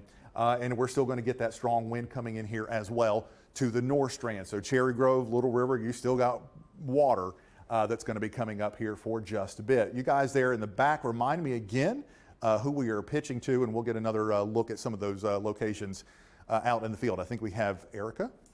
Yes, you were speaking about Georgetown and those winds coming in. So we're going to check in with a reporter who's there now. Meteorologist Matt Bullock is there. He's in Georgetown. I believe he was on Front Street earlier. So, Matt, how are you doing out there? Yeah, I mean, the winds are just howling here in Georgetown. I'm at the Harbor Walk, And what I noticed, the water level continues to grow. So on this patio I'm on, again, the water level, I'm just about, I'll say about an inch or 2 inches away from this water to reach onto this porch area. So the water level continues to grow in the past 30 minutes. And so it's continuing to grow. Not only that, I noticed, remember how about 30 minutes ago I talked about that one little boat taking on a lot of water? Well, it is a boat. And if you can look down towards the little sailboat, there's 2 boats. And so I mentioned how a wave just kept crashing over this boat. Well, now that thing has turned to its side and that boat is sinking right next to that sailboat as it continues to take on water. I mentioned 30 minutes ago that it looked like a dinghy boat, and waves are just crashing on it. The water was building onto the boat, but now with all that water building, it caused that little boat to turn to its side, and now it continues to take on water. And now I get a better picture of it. It's not a dinghy boat, it's actually a sailboat turned onto its side, and it continues to take on water. The winds are howling out here. Let me just tell you, we getting a couple of wind gusts, feeling like tropical storm force winds, 45, 50 miles per hour. I mean, as what Jamie said, I mean, it is just ripping.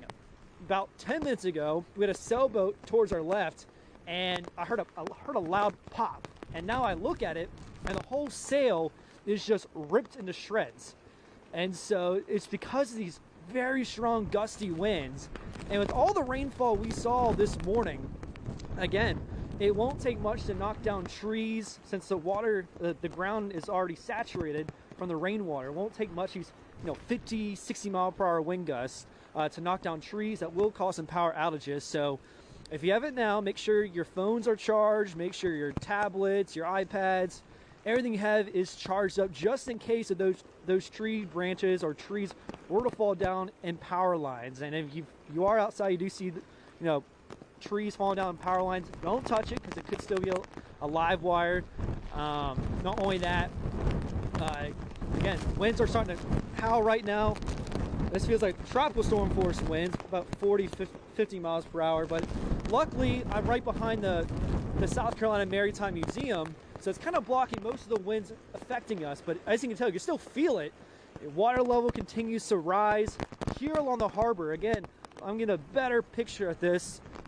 Literally just maybe, we're just 1, 2, I think it's almost touching. I mean, like the water level is almost touching to this porch level. I mean, it's continued to rise.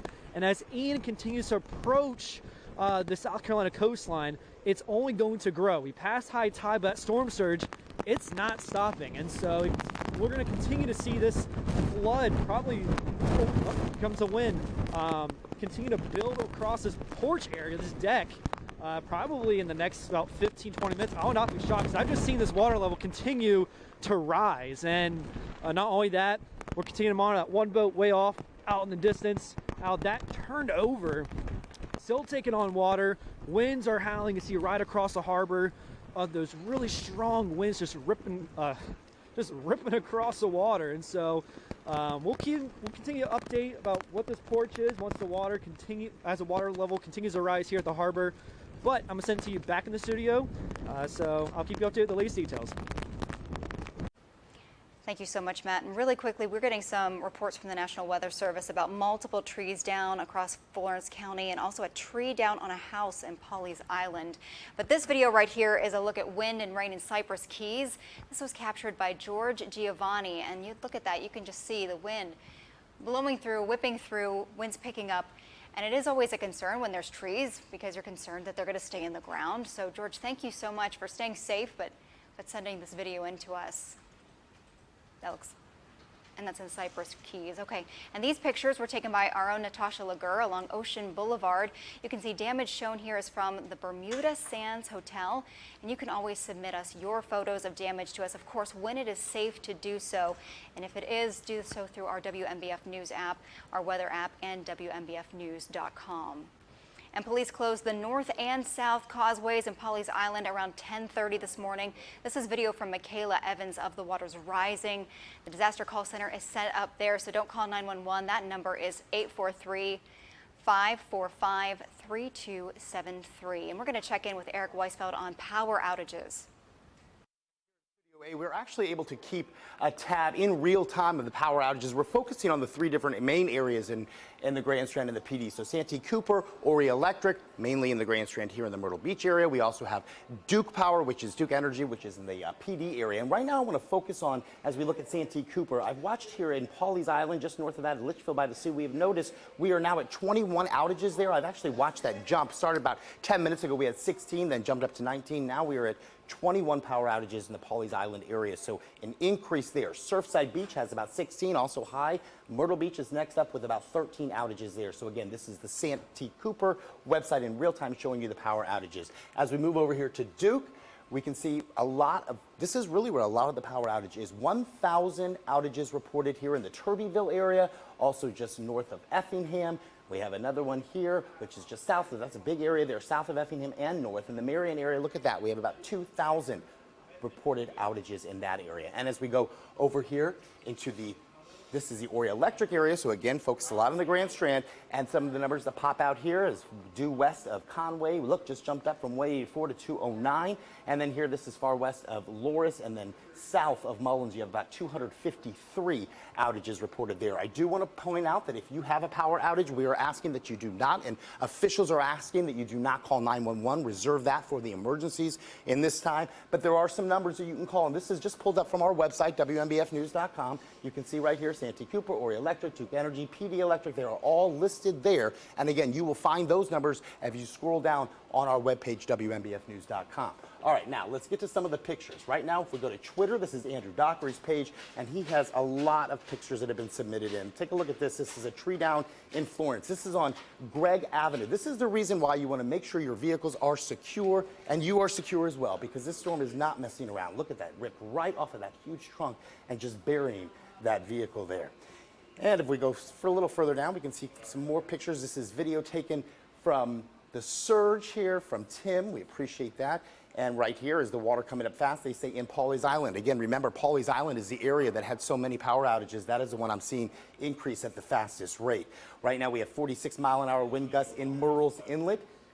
This is a very strong storm, and again, as Jamie and the entire weather team have been telling you, the wind gust, that's probably going to be the biggest factor here in this storm, not necessarily the amount of rain, but the amount of wind, and it is powerful. I can tell you, just driving in from the north side of Myrtle Beach today, about an hour ago, I noticed a lot of limbs down, and I noticed a lot of gusting wind. Now, if you would like to submit a photo, and that is if it is safe enough for you to do so, of course, our priority here is to keep you safe. But if you're able to, you can do so by going to our webpage. You can go to our weather app. You're able to submit a photo there. Take a look at this. Murrells Inlet. The seagulls are grounded there. They are smart. Hopefully, they'll get under some cover as well. This is the gate, which is right off Homestown Road.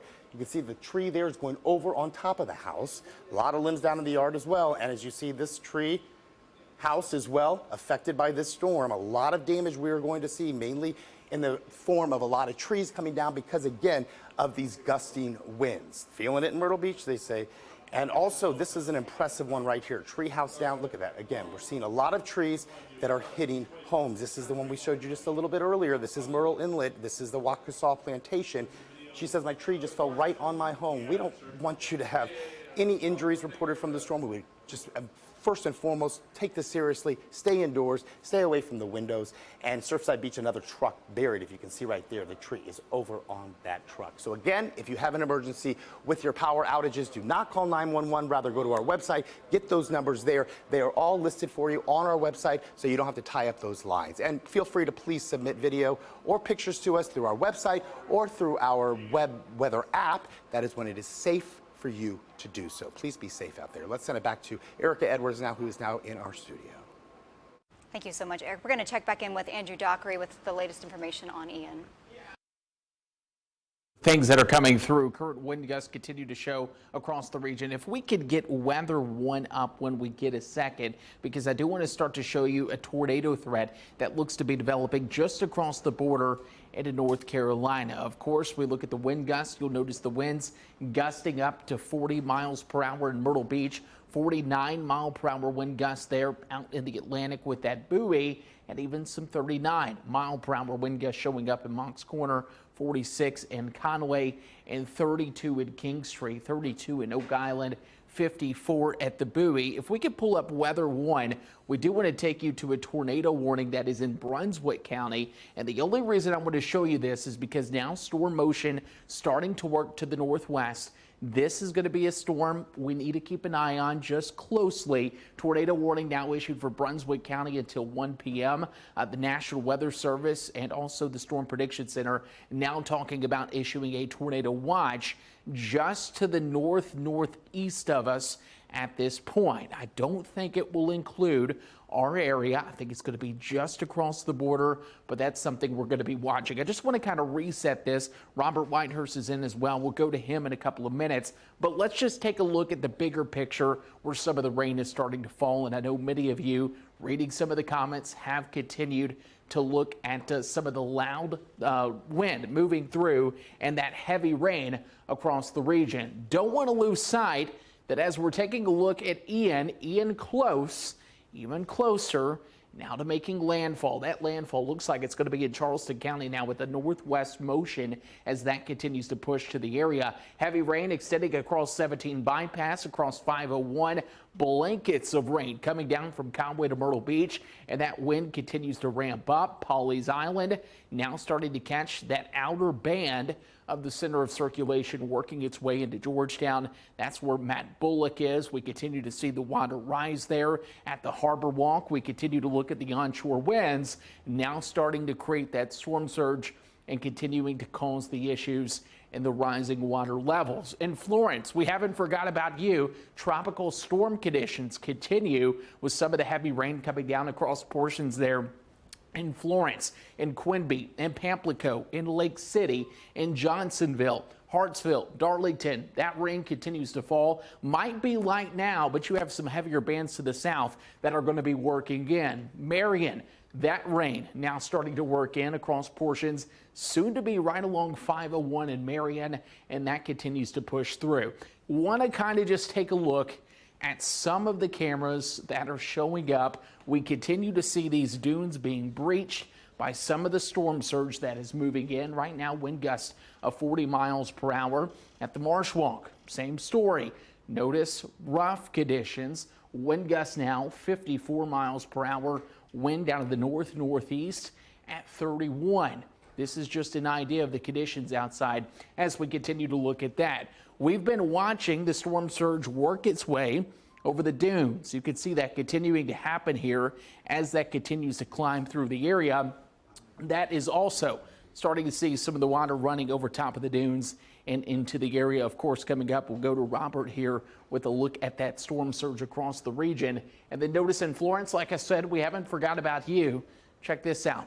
Gust 51 mile per hour wind gusts starting to show up. We're looking at winds out of the north at 33. They're just to the north in Florence. There's still a lot of rain to come your way. Want to make sure we say that. I do want to send it over to Erica because I think we're going to go over to Ali Espinoza here in a second. Erica, I'll send it your way and let you direct wherever we're going. Yeah, we are going to check in with Ali Espinoza. She's in Myrtle Beach on Cedar Street where crews were responding to a structure fire. Ali, what's the latest there? That's right. We're at the Carolina Breeze Apartments where Myrtle Beach Fire and Horry County Fire Rescue responded to a structure fire just over here behind me to those back apartments. Now, what they've told us, or at least what residents here have told us, is that they believe a transmitter actually exploded. Some of those residents here we've spoken to, they've told us that they don't have any power. That's why we've seen a couple of them out on their front patios just looking around, seeing what's going on. Another issue we've seen here at this apartment complex right over here to my right hand side, you can see this area, this parking lot is starting to flood. When we got here about 10 minutes ago, it was nowhere near, the water was nowhere near this high.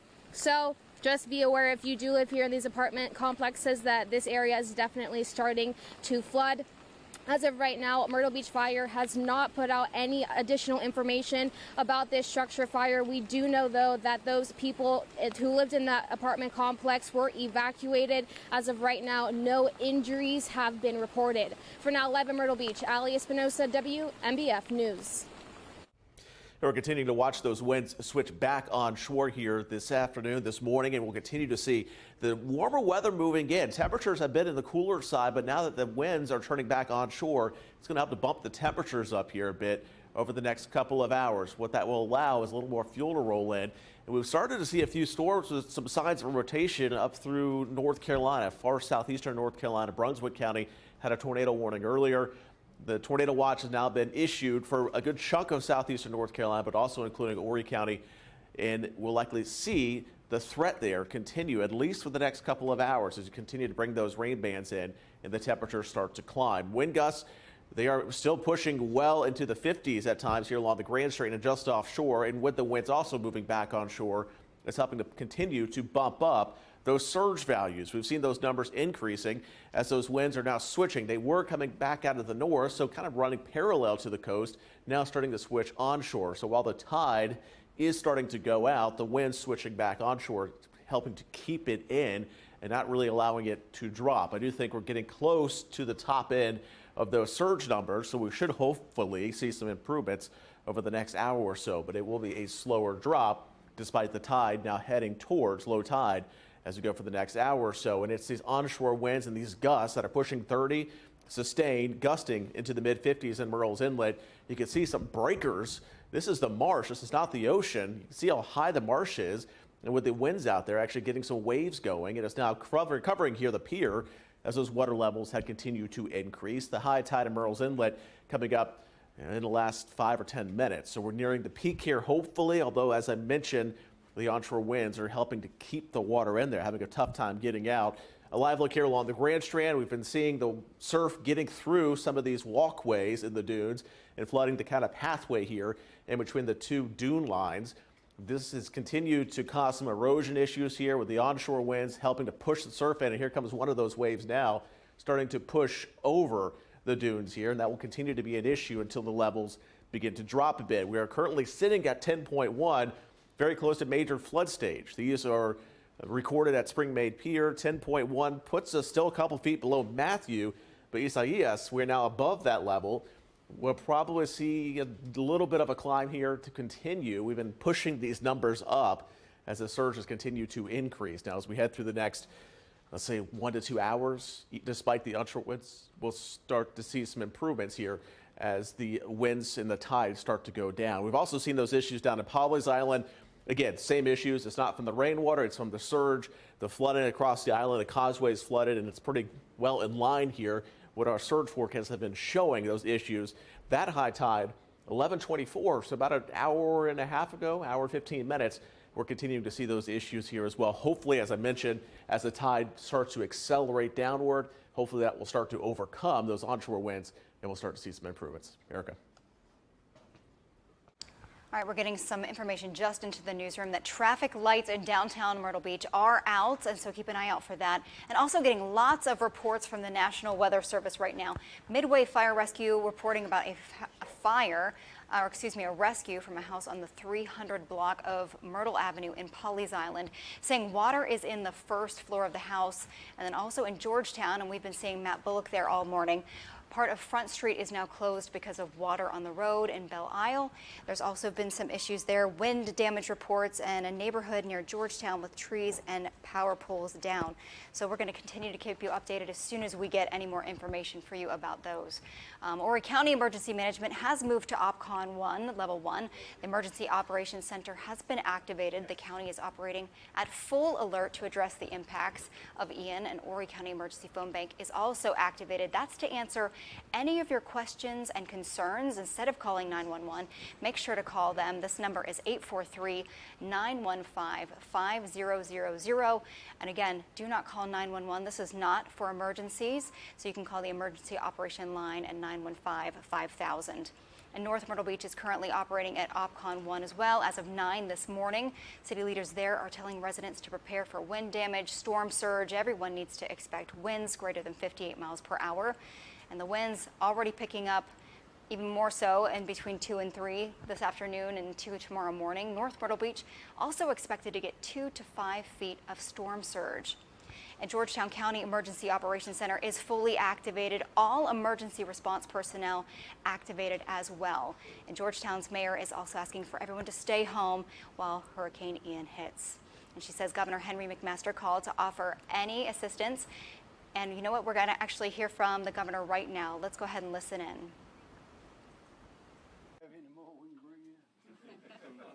All right.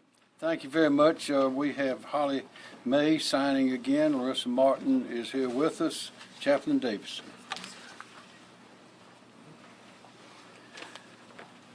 Psalm 37, verse 23 and 24. The Lord directs the steps of the godly. He delights in every detail of their lives. Though they stumble, they will never fall, for the Lord holds them by the hand. Let us pray. Gracious Heavenly Father, we know that you are with us in both the calm and the storm. Even when the disciples began to fear, Jesus showed he was Lord over the waters. We ask that you would calm the wind and the waters of the approaching hurricane and spare those in the path from harm. Open our hearts in love and generosity to all who need help in the coming days. In all things and at all times,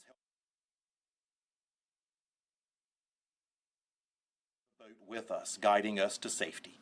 In your most holy name we pray. Amen. Okay, John Quagliarella, National Weather Service. Thank you, Governor. John Quagliarella, National Weather Service. Hurricane Ian's landfall is imminent along the northern Charleston County coast. As of the Hurricane Center's 11 a.m. advisory, Ian was a Category 1 hurricane with 85-mile-an-hour winds, and we should be getting an update on its position here within the next hour or so. The impacts of Hurricane Ian are already ongoing across the state.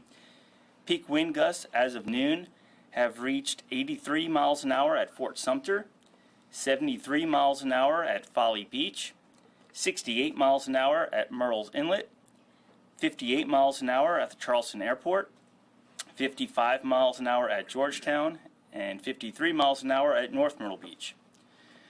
The strongest winds will occur into this evening across the northern Charleston Tri-County area, up through the Grand Strand and PD, with areas along the coast near where Ian makes landfall potentially seeing wind gusts up to 80 to 90 miles an hour, and 50 to 70 miles an hour farther inland along the track. Tropical storm force winds will extend west through the Midlands. These winds have already downed numerous trees and power lines across parts of the state, and these reports should become more widespread as Ian shifts inland and the destructive winds develop. Storm surge flooding is already ongoing as well across much of the South Carolina coast, with reports of inundation in many coastal communities, especially along the central and northern portions of the coast. Peak surge values of 4 to 7 feet of inundation are expected north of Isle of Palms, with lower values south of there, generally up to 2 to 4 feet. Storm surge flooding will be most problematic through mid-afternoon, but could certainly linger through the evening. Areas in and around McClellanville, Georgetown, Debidu Colony, Pawleys Island, Garden City, Litchfield, and Cherry Grove will be most affected.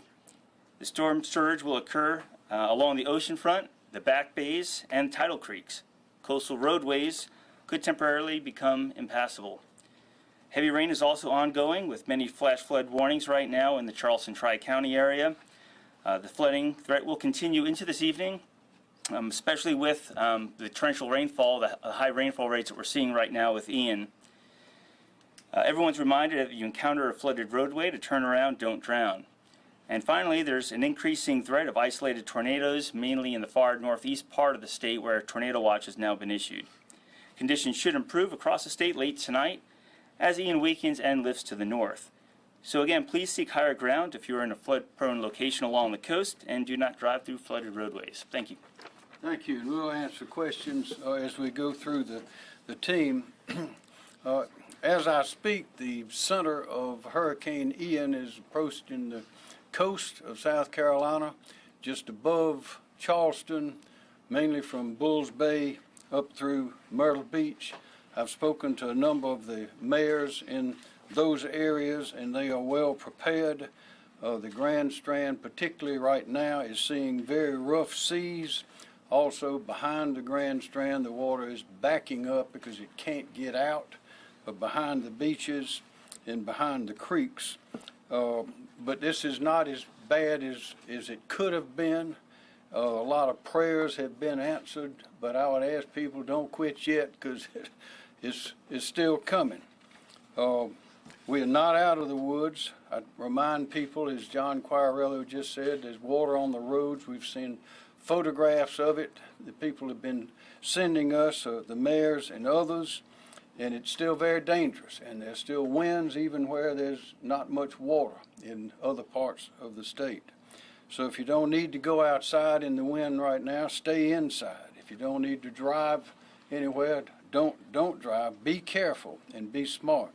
So far, fortunately, no deaths have been reported to us as a result of the storm, but there are still life-threatening conditions, and we need to continue to be very careful.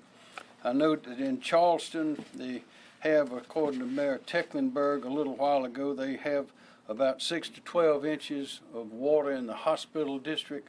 That's much less than was expected. The low wall around the battery was not overrun with water. That is very good news.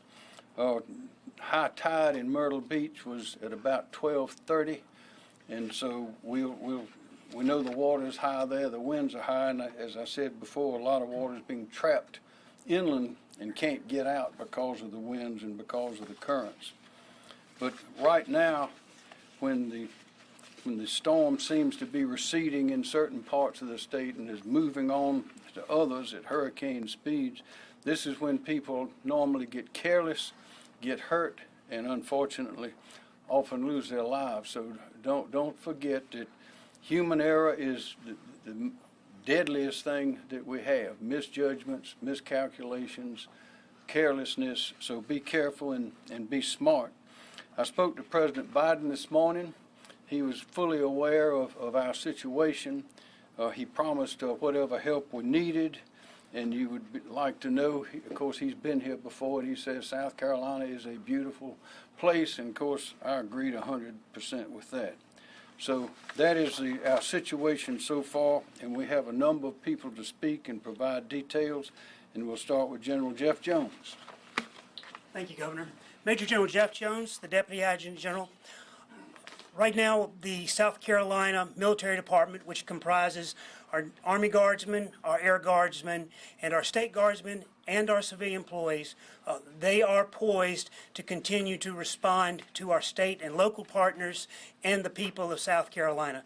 Currently, we have 90 Guardsmen on state active duty. They are positioned forward, primarily performing high water vehicle support, and we are poised and prepared to shift operations in response to any request to any mission statewide. Thank you very much. Thank you, General. Kim Stinson. Thank you, sir. Kim Stenson, Director of South Carolina Emergency Management Division. The State Emergency Operations Center is currently at Operating Condition 1, also known as OPCON 1. This is our highest level of alert and response, and we are now fully staffed with a number of state agencies and voluntary organizations 24 hours a day until this event curtails. Right now, priorities include support to counties and responding to transportation, sheltering, supply, and equipment missions. We're also planning for damage assessment and follow-on recovery operations. We continue to work closely with the local authorities to share information and identify unmet needs. We've only received a few requests for support, but they include high water vehicles, swift water rescue teams, and shelter support. In the near term, we expect to receive additional requests for debris management assistance, generators, and also damage assessment. Damages have been light so far, with basically reports of downed trees and localized flooding, mostly along the coast, but we expect that to build over the afternoon. The governor mentioned talking to President Biden, and last night we received a federal emergency declaration which will allow us to seek reimbursement for response costs and any direct federal assistance we might request. And that emergency declaration is different, it's not the same as a major disaster declaration, which we requested after the completion of any damage assessment that we would do and potentially provide funding for both infrastructure and repairs and assistance to individuals and families. So the emergency declaration is fairly limited, but it does give us some advantages, certainly at this point. As the storm moves through South Carolina, residents should keep in mind a couple of key points. One is to stay tuned to local television and radio stations for emergency information. Certainly stay inside a well-constructed building, and then try to limit your non-emergency calls. to keep that grid open, and use text messages if you've got non-emergency calls. So, reminder: citizens can use scemd.org and the South Carolina Emergency Management app on your phone to keep up to date on disaster information. And we encourage you, citizens that receive damage, to go ahead and report damage through that app, that South Carolina Emergency Manager mobile app. And then the damage assessment report is on the tools section of the main menu, so it's pretty easy to get to. I checked it out last night. Sir, thank you. Thank you, Director Nanette Edwards. Thank you, Governor. Nanette Edwards, Executive Director for the South Carolina Office of Regulatory Staff. So around 10:30 this morning, statewide, we had outages of around 32,927. As around 12:25 today, we're already over 69,000. I do anticipate that those outage numbers will climb. The crews are standing at the ready, and they will go out and do restoration efforts, but only when it's safe to do so. So when those winds get to about 30 miles per hour, the crews that are out there, you will see them pause. So for customers who currently have power, because I expect the number to climb, please do take a moment and charge your phones, do those things that you need to do while you still have some power. For those that are experiencing an outage, do notify your utility so that they are aware. And if you are out and about for some reason, stay away from downed power lines. If you do have a customer complaint, contact ORS toll-free at 1-800-922-1531. That concludes my report. Thank you, ma'am. Secretary Hall, Department of Transportation. Thank you. I'm Christy Hall, the South Carolina Secretary of Transportation. We currently have more than 2,100 employees working this event. As of now, we've responded to more than 200 downed trees across the state that's been removed in order to re-clear the roadway and enable the utility providers to get back in and do the work that they need to as well.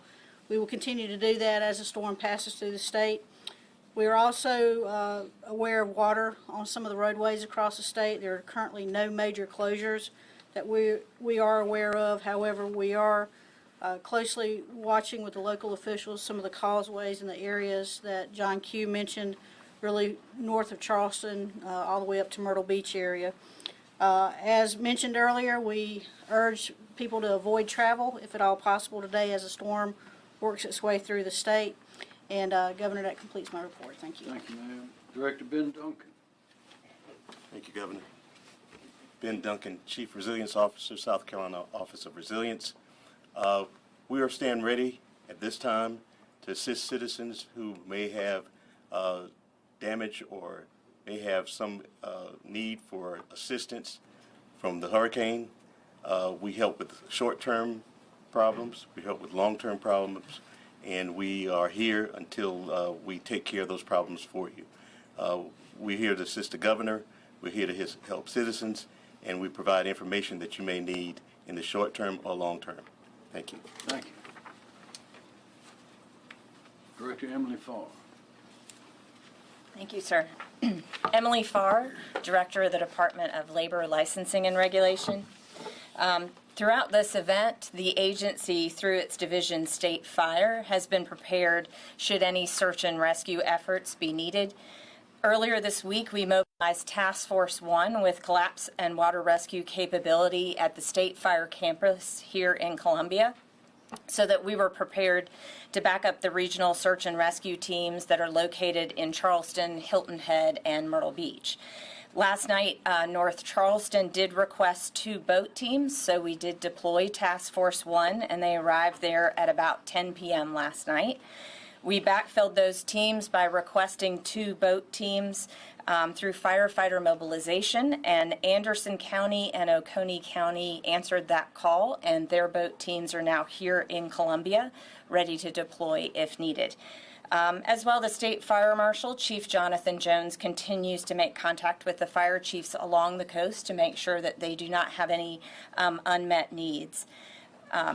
We appreciate all of the first responders who volunteer and stand ready to ensure South Carolina is prepared if any search and rescue is necessary. And just remind those viewers, if you ever do find yourself in an emergency situation needing those sort of assistance, to dial 911. Thank you, sir. Thank you, ma'am. Director Mike Leach, Department of Social Services. Thank you, Governor. Good afternoon. Michael Leach, South Carolina Department of Social Services. Currently, we have 5 shelters open across the state. All are general population shelters. 2 are in Charleston County, 1 in Jasper County, 1 in Orangeburg, and 1 in Williamsburg. As of noon today, we have a total population of 119 individuals in our shelters. Our current total capacity is 759, and so we are about 15% of that capacity. All locations are resourced. DSS staff, Red Cross volunteers, law enforcement, and other volunteer organizations are currently engaged in that mission. There are 0 medical needs shelters open at this time, and we recommend anyone who needs a shelter to bring blankets, sleeping bags, pillows, medications, any personal hygiene or personal items, or special foods if you're on restricted diet. And shelter information could be found at scemd.org or redcross.org, or contact your local county emergency manager. Thank you. Director Rob Wood, Department of Public Safety. Thank you, Governor. Good afternoon. I'm Rob Woods, Director of the South Carolina Department of Public Safety. Beginning yesterday, we deployed law enforcement officers from the state throughout South Carolina in anticipation of higher calls for service on U.S. highways, interstates, and other highways throughout the state. We have, in fact, seen an uptick in calls for service. Starting last night, we were over 90 calls for service from 6 p.m. until 6 a.m. this morning, and we're currently over 131 calls for service from 6 a.m. until noon today. And those calls for service were primarily for assisting motorists and for trees and other objects in the roadway. As it stands now, we have over 300 law enforcement officers from the Department of Public Safety, from SLED, Triple P, and DNR who are patrolling the highways. We'll have those folks out there with the expectation that those calls for service will continue to increase as the storm moves ashore. Again, and just to echo the advice given by Secretary Hall, given what we see with these increased calls for service, with these increased traffic incidents, please stay off the roadways until the storm passes. Thank you, Governor. Thank you, sir. Doctor.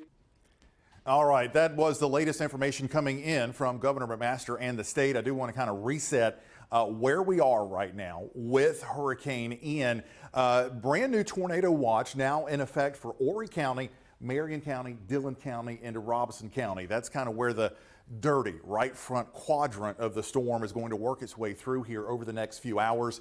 Still think the greatest risk is just across the border, but that's something we'll be watching closely. I think more importantly here, as we reset things, is the storm surge. It has been very impressive. We are now getting very close to major storm surge values. Now, again, as you've been following these numbers with us, this is coming from Spring-Made Pier. We're about an hour and a half or so past high tide now. We're starting to see the climb slow down, but coming in at 10.4 feet, we have now beat Isaias, and at Spring-Made Pier, 3rd highest storm surge on record from Ian, now coming behind Matthew and, of course, Hugo. We continue to see the sights from all of our sky cams across the area. The dune breaches continue. If you've been watching us all morning long, these dunes were in pretty good shape. Now they're basically flat. This is a pretty decent area for dunes in the beach, so no doubt other areas are faring much worse. And you can see just a tremendous amount of energy behind these waves. And we still, there you go, look at that, just absolutely overtaking the dunes here in the Grand Strand. And the thing is, we're getting a little lull in the wind now here on the beaches. I think we're about to see the real core of things starting to pick up, so we may have an additional push that really chews up the beaches. This is really hard to watch when you see the beaches taking a beating like that. Down towards the inlet, this is Veterans Pier. The camera's shaking a lot, but you can see the water over Veterans Pier. Looks like it's about waist deep on the Marsh Walk. We're still getting those strong wind gusts, 40, 50, and at times 60 miles per hour. It's kind of hard to see if there's any other damage there around Murrells Inlet because the camera's shaking too much. The visibility is low. This is the view, I believe, from our tin roof sky cam. And again, what we're looking at here are the dune breaches. That is where we are seeing the surge come on through. I haven't heard anything, but I imagine we may have water getting up and over Ocean Boulevard there at Family Kingdom. We've got the public beach accesses up around 76th Avenue in the Grand Dunes area that are now getting flooded because of the storm surge. So any of those typically vulnerable spots are seeing some pretty significant surge. Interior Horry County, basically west of the waterway, you're socked in with very heavy rainfall right now. It's kind of quiet right along the immediate beaches, catching a little bit of a break, but there is more to come. Now, earlier we were talking about that potential landfall. What we may have seen was more of a wobble that Ian took. I don't think we're seeing official landfall maybe for another hour or two. Right now, the center, the hurricane hunter's been out here. This is Bulls Bay, that little notch right there. That's Bulls Bay, north of Charleston. That's Francis Marion Forest down through there. The center literally just east of there, kind of hugging the coast right now and working its way to the north. And again, it may just kind of wobble its way to the north here as we head through the next couple of hours. There's that break we have in the beaches, but it is dumping and it is blowing across interior sections of Horry County right now.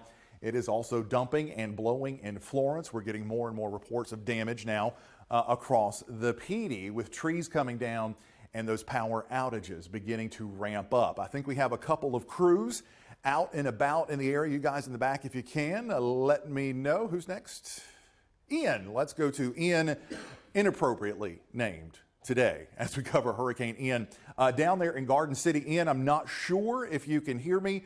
By your best guess, if you can hear me, does it look like the water is still coming up there in Garden City?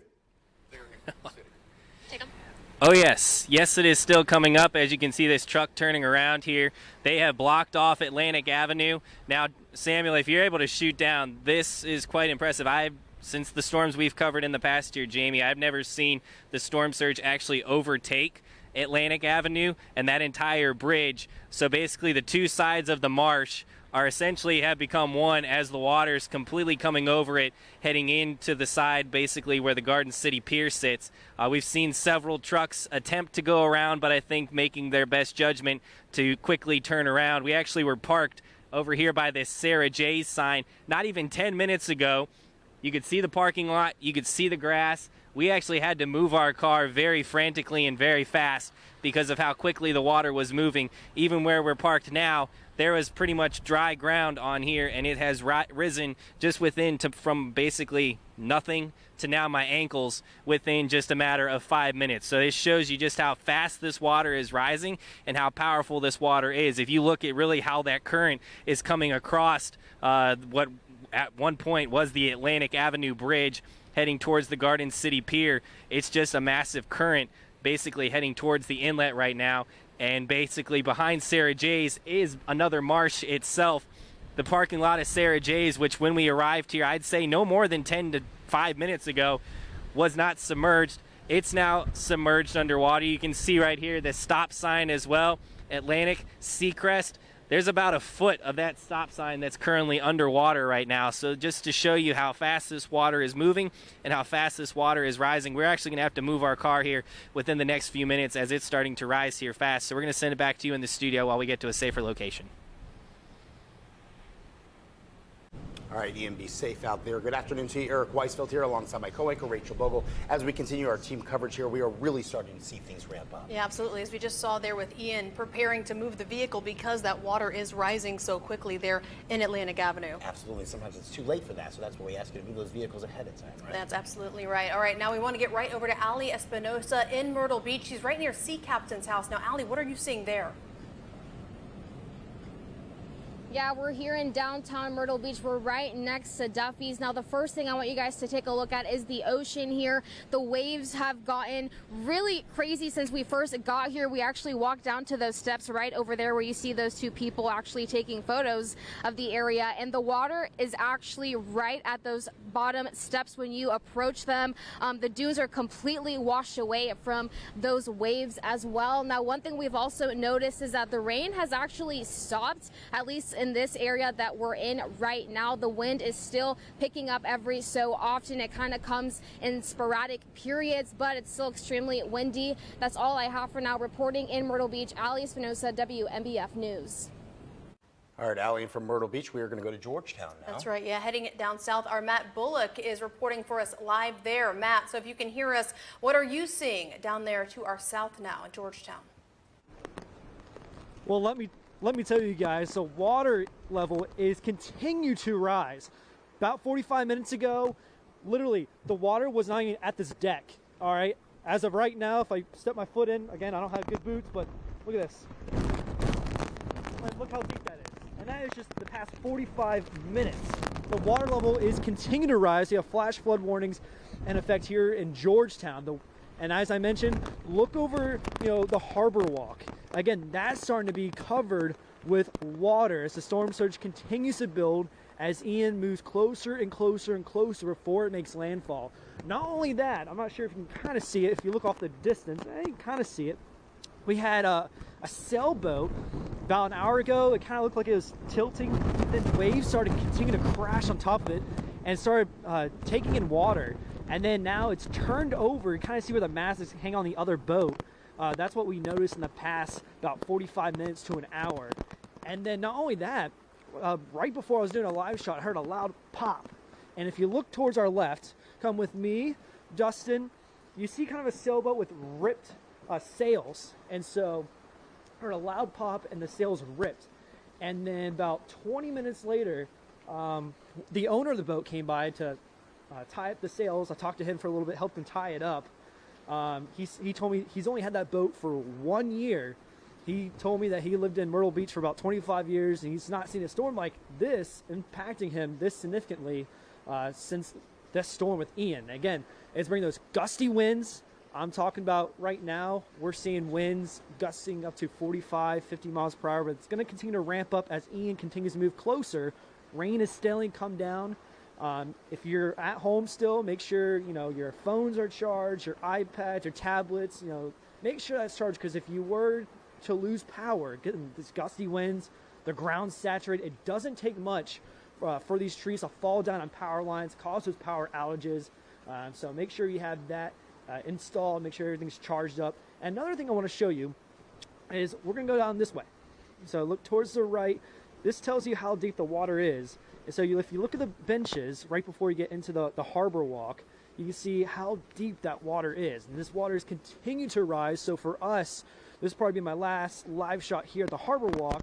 We're going to seek higher ground as we still have those flash flood warnings in effect here in Georgetown. It's starting to see the water starting to build over the harbor walk.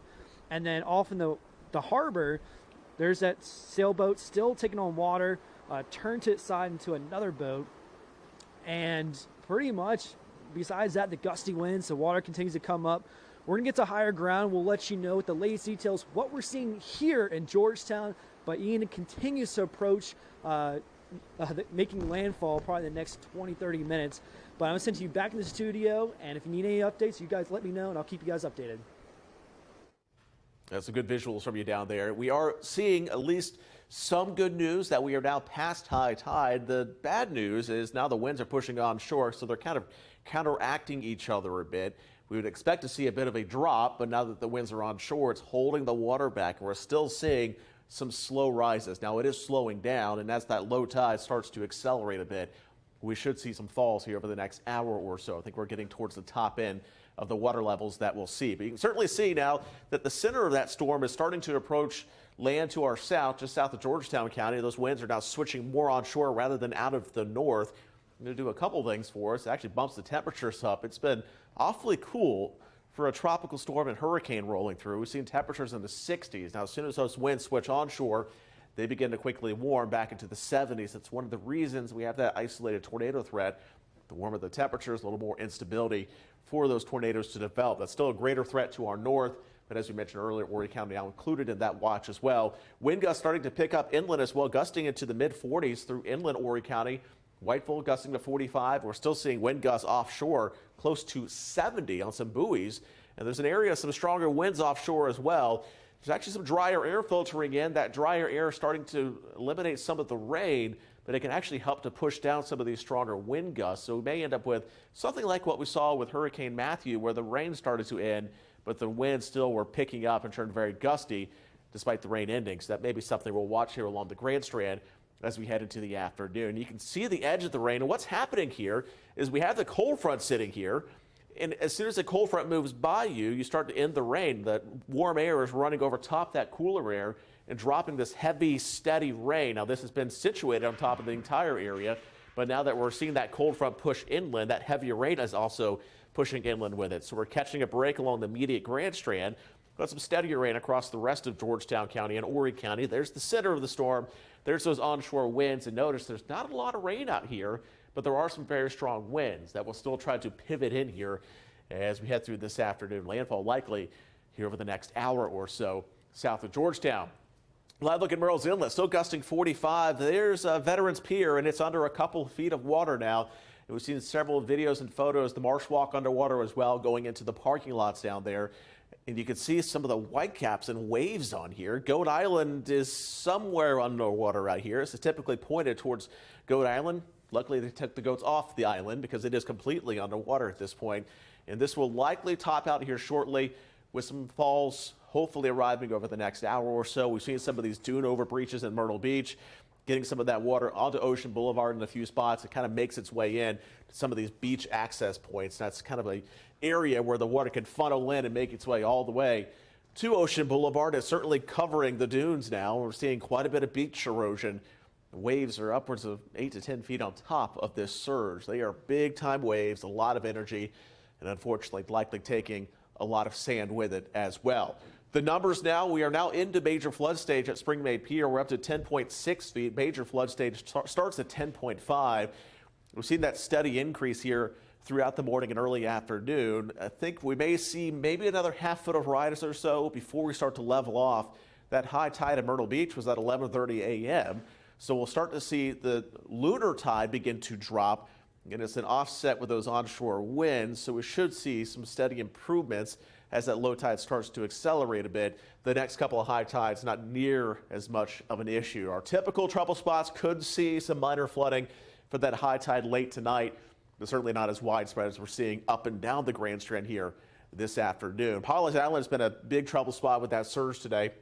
You see some of these numbers, everything in red. This is in the marsh, but the marsh itself running about 9 feet higher than it typically does. So that's, of course, covering the causeways. We've seen the videos in Garden City and Pawleys Island where the water's just flowing down the streets.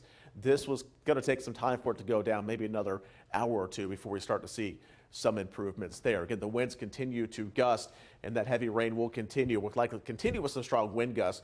I don't know who we have lined up next to toss to here, but storm surge certainly a issue here as we head through the next hour or two. Hopefully some improvements as we go into the afternoon hours. Eric. All right, Robert, and the combination of the high tide and that storm surge from Ian really broken through some of the access points in Garden City. Take a look at this video that we're getting.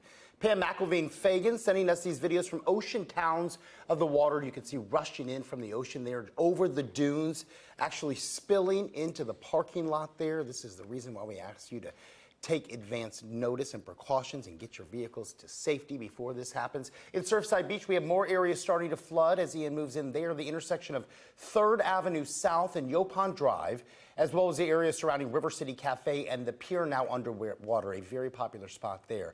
And we'll want this again to serve as a reminder for you to stay indoors, stay off the roads right now, if at all possible. Emergency crews are saying that they are at an increase as they respond to situations where people just have trees in the road and emergency situations for them there, and also people just needing help being rescued. And at this point, that's why they are asking. I can tell you that Florence Police Department is saying, please stay off the roads until this storm passes. This is not a time you want to be outside. This is a time you need to be in the safety of your own home.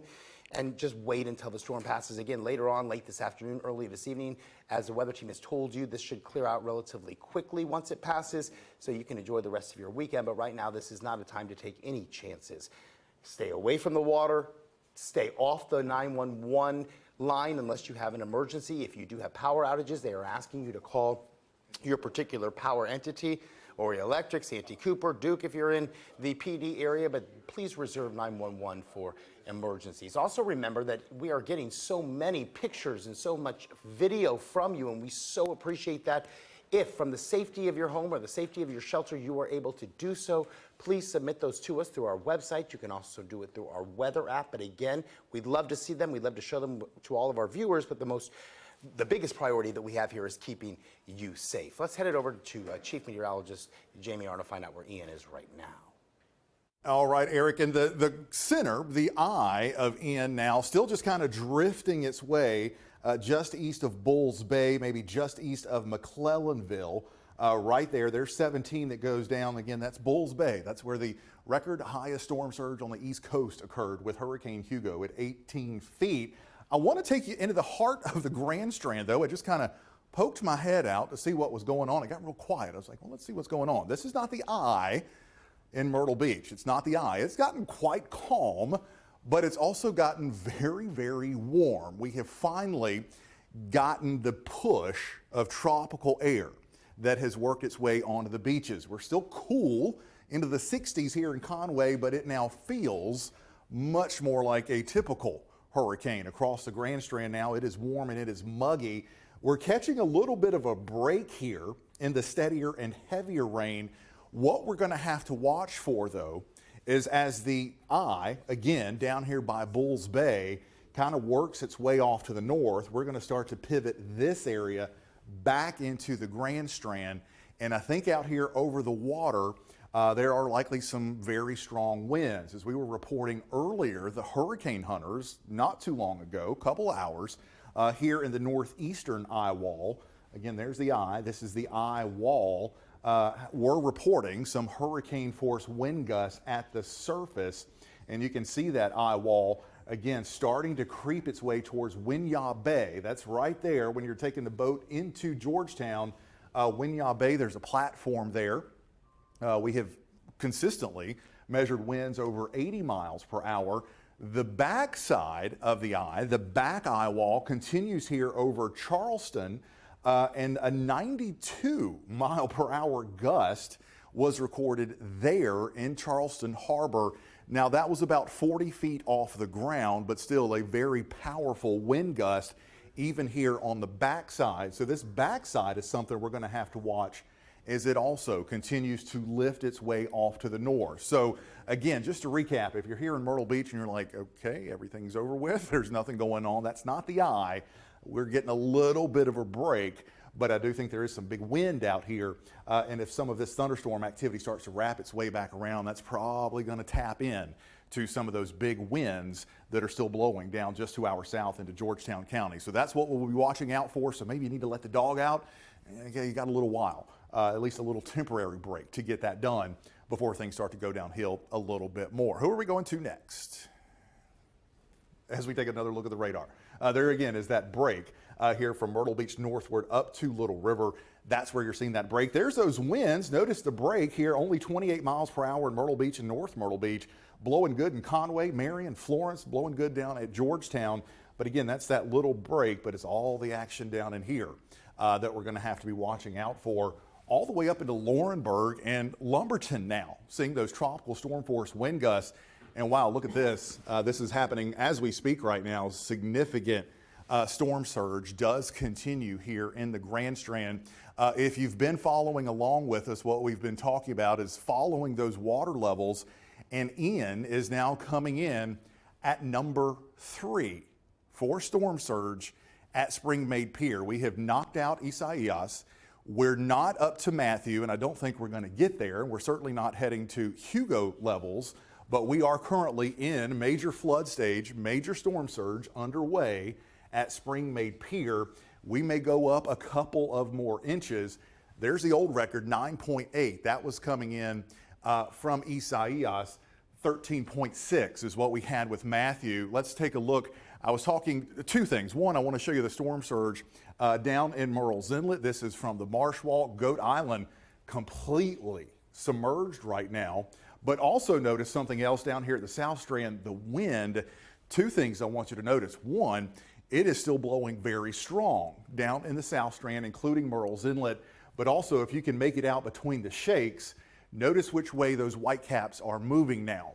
Earlier today, with that northeast wind, they were blowing down the marsh. Now we have basically a due east wind. That's piling that water up, and we're getting some big breakers out here. Hopefully they're not big enough to do damage there on the marsh walk, but these boats that were pretty still earlier today, kind of protected, yeah, they are definitely rocking a lot out here. So far, it looks like all the boats kind of holding steady, but you can see that wind now basically coming straight into the marsh walk. If you're standing there on the marsh walk at your favorite spot, you're looking out towards Garden City and the ocean, that wind would be blowing directly in your face. This is the tin roof sky cam. Again, we continue to see dune breaches. It looks like here, at least in this part of the beach, we lost a lot of dunes. You can see where the sand has broken through the dune fences and continues to come through a lot of those ocean access points. And while the winds aren't as strong as what we saw earlier, they are still strong enough that we are getting some huge breaking waves. So no doubt significant and major beach erosion is underway as we speak, continuing to cause issues on the dunes. We've got a crew headed up to Cherry Grove. We also have very high water up there as well. So we're kind of holding steady with that storm surge right now. Despite the fact that we've passed high tide, we've got that wind just kind of holding that tide in. It's keeping it from coming out. So we're holding those water levels steady. Hopefully we can start to get the water down a bit before we do get another blast of stronger winds, because that would build even bigger waves on top of that storm surge. Let's check in now with some of our reporters or our anchors. Let's go through a couple of pictures, some of those storm surge pictures. Let's take these full if we can. Take your time doing it. Run through these. I'm seeing these as you have seen them. So this is coming in from the Pawleys Island Police Department. Let's go back to that other one if we can just a second. I want to take our time with these. Yeah, that's some significant storm surge that is coming into Pawleys Island right now. And I think Eric and Rachel, you're actually going to go through these pictures. Yeah, absolutely. That storm and tidal surge for me and taking over Springs Avenue. This is down in the Pawleys Island area. You're right on that. And that is on the south end of the island.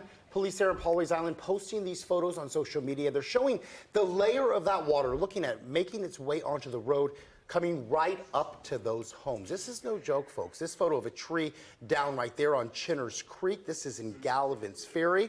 This was sent in to us by Carrie Hill. Again, we are so fortunate and happy that you are all sending us videos and pictures. Keep them coming. When you are in a safe space and a safe place to do so, just go to WMBFnews.com and submit a photo. Click on that, and we would love to see this so we can share with our viewers just how serious this storm really is, and just to re-emphasize the fact that you need to be staying indoors, at least at this point, until the storm passes. The tree blocking there, the entire roadway. Look at that. One of the many hazards, making it really a great idea, as I said, to stay home right now. There is nothing that cannot wait until late this afternoon or early evening when we can return to a little bit of normalcy. Non-emergency related crews off the roads, we are told now in Conway. The city says its crews were removed just before 1 o'clock, around 12:45, and this was because of those sustained winds we've been talking about, now above 40 miles an hour at last count from them. And first responders, public safety are also still responding there. That's right. Horry County Police Department also sharing this video now on your screen. This is showing floodwaters throughout the area there. That's as a warning to drivers. Again, reiterating for folks to stay off the road during this storm if you can. Road conditions are getting worse by the second there, as you've checked in with our reporters throughout the day today, where they have had to move their vehicles out of safety concerns as well. So again, this is very important. If you do have to be out, Hopefully that is not the case, but just be as safe as possible. You do not want to be dealing with any kind of high water. Turn around, don't drown. It takes a matter of inches to sweep away a vehicle and not much more even to sweep away an SUV or a truck. Again, conditions are worsening by the second, and again, they are urging all travel should wait until after Ian passes. I want to go down to Jamie because we have some breaking news just coming into the studio. Yeah, I want to make sure you guys can hear me here with the with my mic up. Just got word from law enforcement that the end of Pawleys Island pier has collapsed. We haven't seen a picture of that yet, but law enforcement now is reporting that the end of the Pawleys Island pier has collapsed because of the storm surge. I got Andrew over there. He's checking in on some things, trying to get a picture. Yeah, you can take camera 3. For that, there's the team over there working. Let me do this. We have a photo. This is we have a photo. If we could pull this up, Pawleys Island PD just posted a photo coming in. They confirmed it. I just went through. This is from Pawleys Island PD. The end of the pier has collapsed and is floating south. This just came in, a tweet just minutes ago. Here's a look for you, Jamie. I know you can't see it yet, but here's the tweet that just came in. This was at 1:23, and it is floating south. It is collapsed, and the wind's now blowing onshore, along with probably that eastern direction, continues to show this. So breaking news just coming in. Photos here that we'll get to you here in just a second. I just retweeted that, so we should be able to get that up here in just a second. But yeah, indeed, the end of the Pawleys Island pier has collapsed. It has succumbed to the storm surge down there in Pawleys Island. Again, we're still, Robert, are we still rising at Springmaid? Looks like we've sort of leveled off at Springmaid, but we're still very high. Water levels are still very high. And if we get this next surge of wind in here, that's really going to start piling up those big time waves. So we'll see how that transpires. Hopefully we can get these water levels down before we start to get the next big round of wind and breaking waves in there. But again, if you're just popping in here with us, the end of Pawleys Island Pier, there's those pictures. I want to credit the folks, the great folks down there at Pawleys Island PD. You can see there the end of the Pawleys Island Pier has collapsed. They have an onshore wind now, so we're still piling in big waves, and the end of the pier there is now drifting south. It is drifting south. The end of the Pawleys Island Pier has collapsed. I'm going to come back to you guys there at the set. Really, really hate seeing news like that. You hate to see our piers and our beaches taking such a beating, but that is unfortunately what we're dealing with here early this Friday afternoon. All right, thank you, Jamie. Certainly unfortunate news down there coming from Pawleys Island regarding that pier, the end of the pier breaking off, now floating south there. Again, certainly very difficult pictures to see for anyone that's been down there, made some memories down there, very difficult. Also looks like we do have some video, hopefully there from Patricia Grand Hotel. Let's see if we have those as well. Looks like we do not. Still taking a look here at that pier. All right, there we go. There's that video. Patricia Grand Hotel in Myrtle Beach. That is showing the storm surge. You can see there swallowed up a chair from the beaches. There you can see it floating as well right there. Also want to go ahead and check in as well with Ali Espinosa right now, certainly seeing some of that wind there near you, and we want to see how things are looking as well in Myrtle Beach. Ali, looks.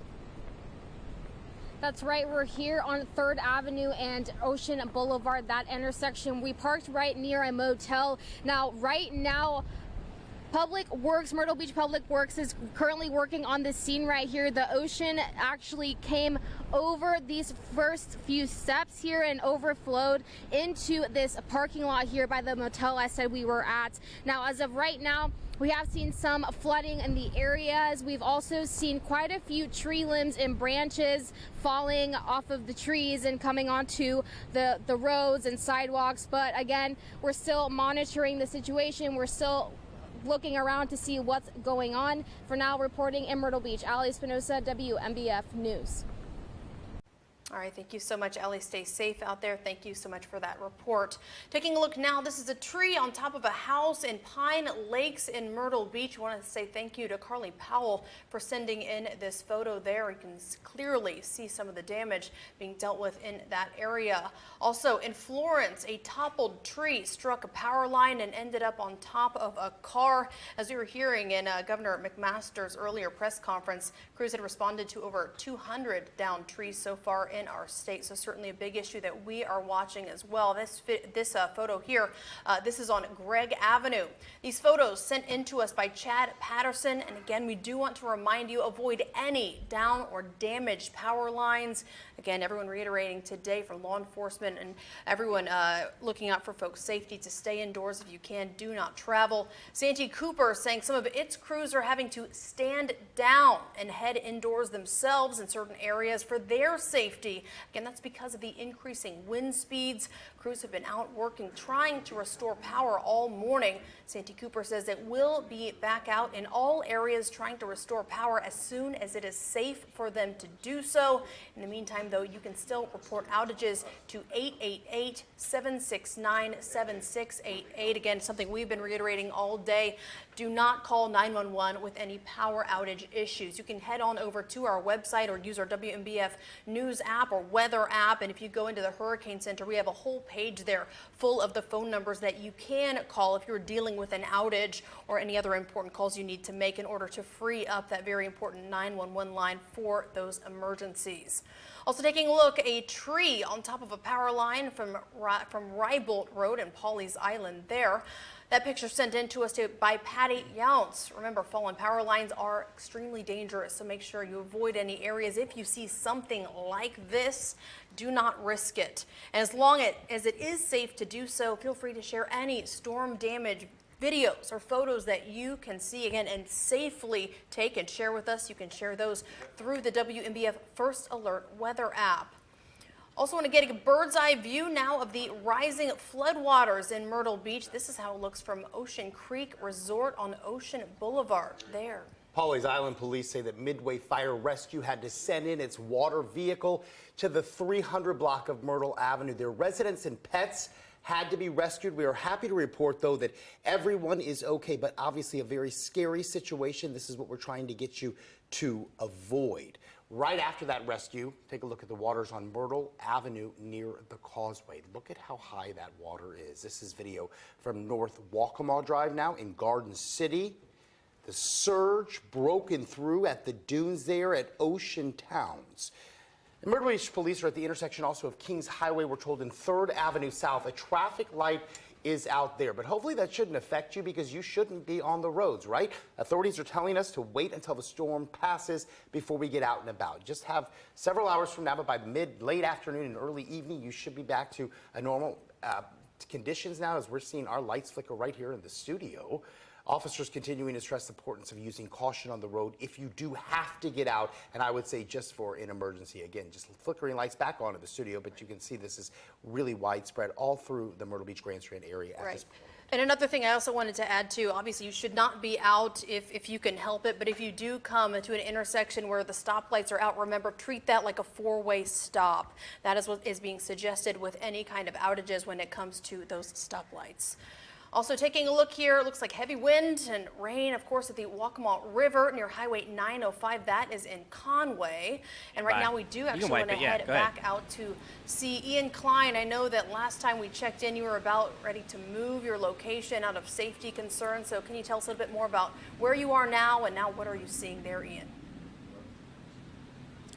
So we're still on Atlantic Avenue here in the Garden City area. We've moved up several feet or so. We actually had to move again. If you go online on Facebook, we did a Facebook Live trying to walk a little bit closer, and after that we ended up actually having to move up even more. So we're about probably a good 100 yards away from where the water is currently rising, but just within the 15-20 minutes that we've been down here, you can see how much that water level has risen from where the road closed sign actually is all the way to about maybe another 50 yards or so past the sign. Now, one thing a lot of people are trying to do is come out, take pictures, stepping in the water, not something you want to be doing, obviously. We heard a loud boom, which we're assuming might have been a transformer, which is how high the water's coming up, so we aren't sure if that was what that is. But you do have to realize that if you're getting into these waters, you don't know what you're getting into. Obviously, there could be debris. We've seen a lot of that here, down here in the Garden City area as well. But overall, that storm surge has overtaken what was at least the Atlantic Avenue bridge that took you down into Garden City. I spoke with a few homeowners down here in the area that said they're keeping an eye out. No water has been reported in any of their homes, at least right now. Most of them are actually off of risers, kind of like the trailers that are lifted off on the center block. So a few of them have about 2.5 to 3 feet of clearance before water could actually start getting into those homes. But they said it's rising fast and it's getting pretty close to where they're at. So we'll continue to keep you guys updated throughout the evening. But if you are in this area, you will have to probably find an alternate route. And if you do see those road closed signs, don't be that person. Turn around. And if you do see those waters in the area of the homes, don't go rushing through, because even though it's not necessarily there, those creating those wakes, and those wakes can push more water into those homes if it starts seeping in there. So if you have to drive through, drive slow, be courteous, and of course be smart. Stay off the roads as much as you can this evening, but we'll send it back to you guys in the studio tonight. All right, Ian, appreciate that. And, you know, we were seeing so many viewer-submitted photos and videos, and we love to see that when it is safe to do so, so we can share them with you, which we're going to do now. Yeah, we're going to do that now, and we're all going to kind of take a look at these. And again, a lot of these we're all kind of seeing at the same time.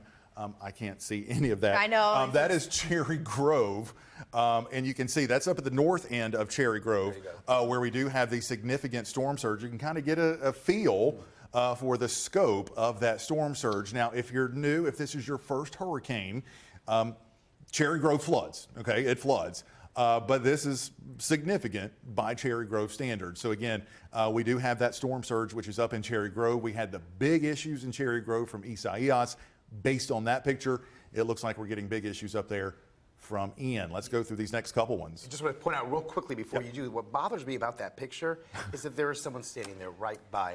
It is human nature that we want to look outside and go outside and see it. Look outside, go feel look it. out the windows, but listen to your officials. Listen to us. We've been telling you this is not a time to go out and explore. We will do that for you. If you can safely take pictures from inside your home or out a window, that's great, but we don't want to see anyone get hurt. Right. Well, even in that press conference earlier with Henry McMaster, they're saying that their big concern now, they have prepared, but human error. You know, a human decision. It comes down to that. So that's why we're here, to try to make sure that you have all the information you need. We're trying to show you pictures here, so you do not need to head out there, but we just want to make sure you know what we are dealing with here. So it looks like another photo now. Elizabeth Sheridan, it looks like. That's right. North Myrtle Beach, Ocean Drive underwater there in that area. Again, you can see as well in that photo that the trees there certainly taking on that gust of wind. Looks like we can take a look and see what else we have here as we scroll down. Taking a look here at another tree. Looks like that tree's about to give way. That's Yeah, right. we've seen a lot of trees, huge trees, just break off right now. Yeah, let's keep going. Yeah. Let's keep going through these that pictures one's in here. Surfside Beach as well. I know, so I do live in Surfside. We just lost power out at my house too, so a lot of folks starting to see some of those issues as well through that area we've been talking about all day long. Trish Selbert there. Yep, that's in the Conway area, and we're still consistently gusting up around 50 miles per hour there in Conway, so still probably bringing down some trees. This is the Apache family campground. Wow, look at that. Yeah, you can see. We've got a couple of other pictures from around the Apache area, and they're all showing that pretty significant storm surge. There is, it's hard to see, but that's right there by the Apache pier. We also have some pictures and some video, I believe, coming in from that Arcadian Shores area, where we do have some significant storm surge that continues. These are really impressive. This is Garden City. This is South Waccamaw, half-mile south of the Garden City Pier. I know you got to turn your head sideways, but you can see those are the waves, the breaking waves that are actually working their way there into the streets of Garden City. Those breaking waves coming over the dunes, and then they're flowing underneath the houses. That's why our houses are elevated. But still, you don't want to see it. And we have seen so much from the Briarcliff area. I've seen pictures from the 70th Avenue North and Ocean Boulevard, where the beaches, I mean, high tide hit. I mean, the water is so far up that people are taking pictures and taking video over the balconies, just watching it come under the building. Yeah, so if you want to kind of check out what's happening, we've got all of these pictures and videos up on our website, but also we still want to hear from you. I can't tell you how incredibly valuable these pictures and these videos are. We're sending those to the National Weather Service. They're analyzing water levels. They're adjusting their forecasts, and we're all kind of helping each other get through, you know, all of the rest of this that we still have to go. While I'm here, real quick, I know I'm throwing you guys for a loop. If you can, maybe either take the BAM shot or take Weather One full. I do want to give a quick radar update. on sort of where we are. I know some folks are saying, well, it's calm on the beach. What's going on? We kind of explained that, just kind of a little bit of a lull right across the beaches right now, but that's probably about to come to an end. Notice the next batches of rain starting to come in. And Andrew, if you could, let's get a check here of the eye position. I think it's just kind of wobbling up the coast. We don't have an official landfall, but the eye itself is still very near Bulls Bay. So here is Georgetown, 17 comes down. McClellanville is right there. That is Bulls Bay, and it looks like maybe the eye is sort of half on, half off the coast. We have to wait for official word from the National Hurricane Center before declaring an official landfall. Landfall's not going to happen in Charleston. The center has come north of there, and it looks like, again, that it's just kind of wobbling its way. It may go due north a minute, then it goes northwest, then it goes northeast, but the overall motion, when you kind of average it all out, is coming up to the north.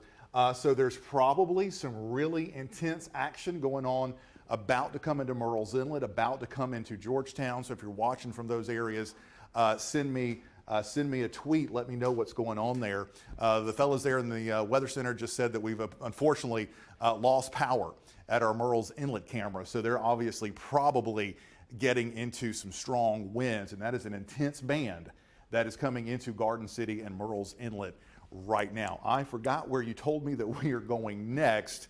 I think we have some reporters out in the field that we are going to check in with here as we head through these next couple of minutes. But again, that little break that we had across Myrtle Beach and the Grand Strand, that is coming to an end now as the center is slowly riding up the coast of Horry County.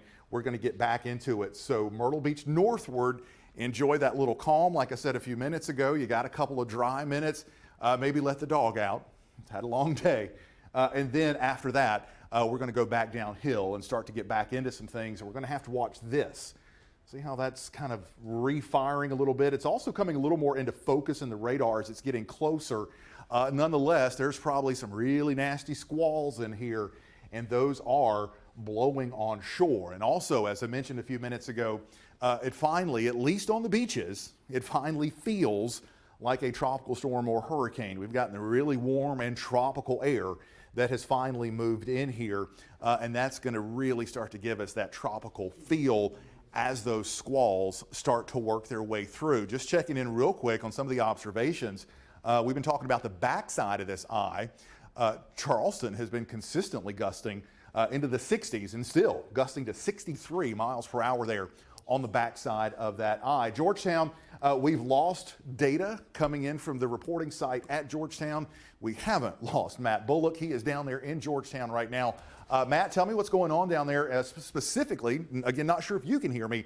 How are the winds there where you are down on Front Street? Yeah, well, Jamie, the winds aren't too bad. Well, I have a building right behind me kind of blocking the winds, but stepping outside close to about 40, 45 miles per hour, so tropical storm force winds here in Georgetown. But, I mean, it's just steady rain that we've seen and also the rising water. Now, earlier we were at the Harbor Walk, and the storm surge has increased that water level where we had to leave to higher ground because it started blocking into the parking lots, and so we went to higher ground. Right behind me is Front Street, and as you can tell, it is covered, just this part stretching from the intersection of King Street and Front Street all the way down to close to the South Carolina Maritime Museum. So just covered with water. Now the trickiest part, when people seem like, oh, it's not that deep, you can't really tell at all.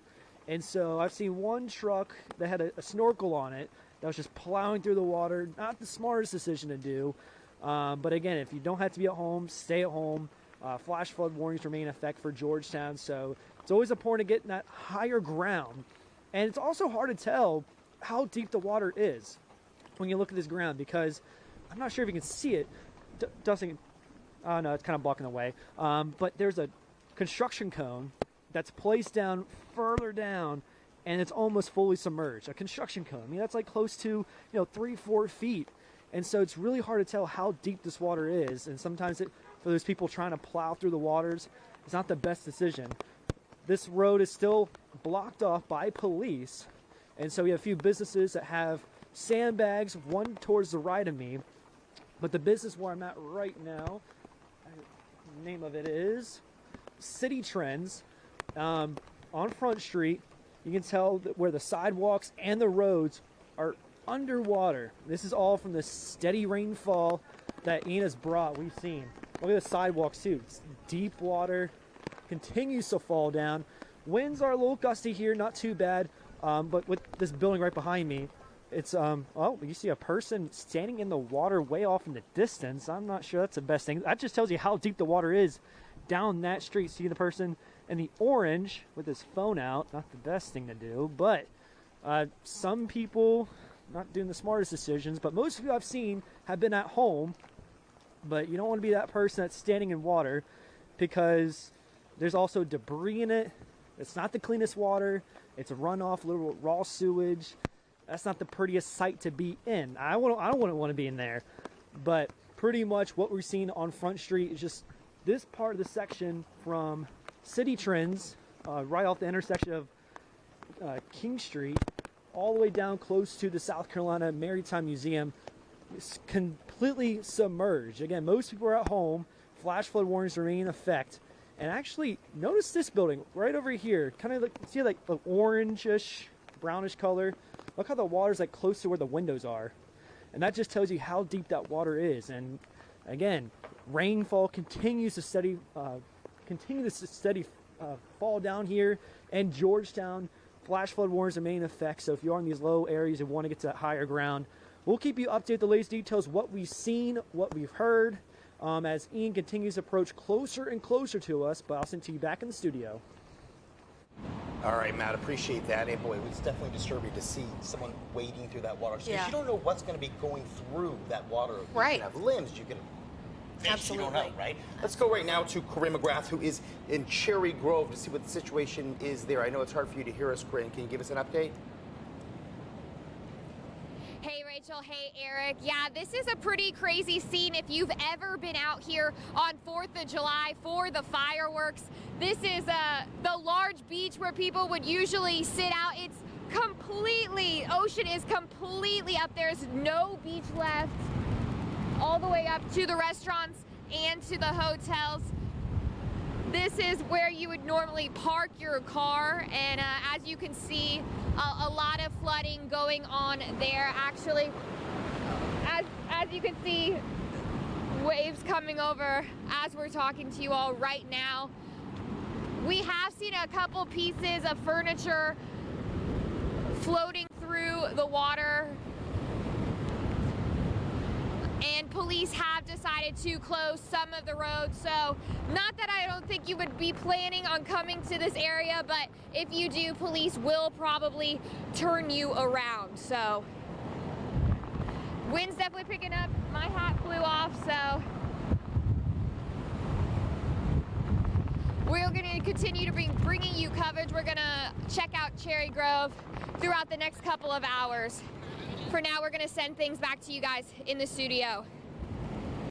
All right, thank you so much, Corinne. Stay safe out there. Taking a look here, there's a look at how high the water is in Murrells Inlet. So you can see here, this shows a dock clearly underwater. This is right next to Nance's Restaurant. We also want to take a look here, some down power lines. We've been talking about several of those all throughout today. This one is at Wesley Street in Myrtle Beach.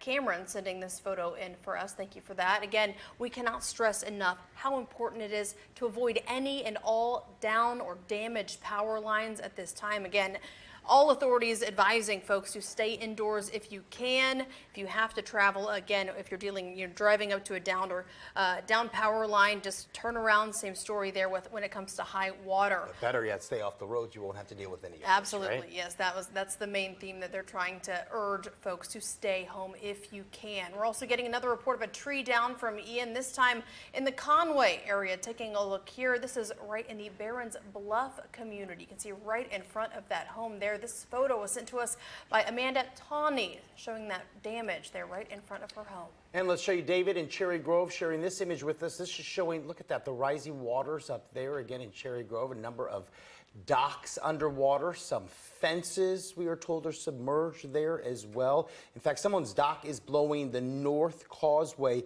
in Pawleys Island. That is right in front of Town Hall there. Let's go to meteorologist Robert Whitehurst, find out exactly what Ian is up to at this point.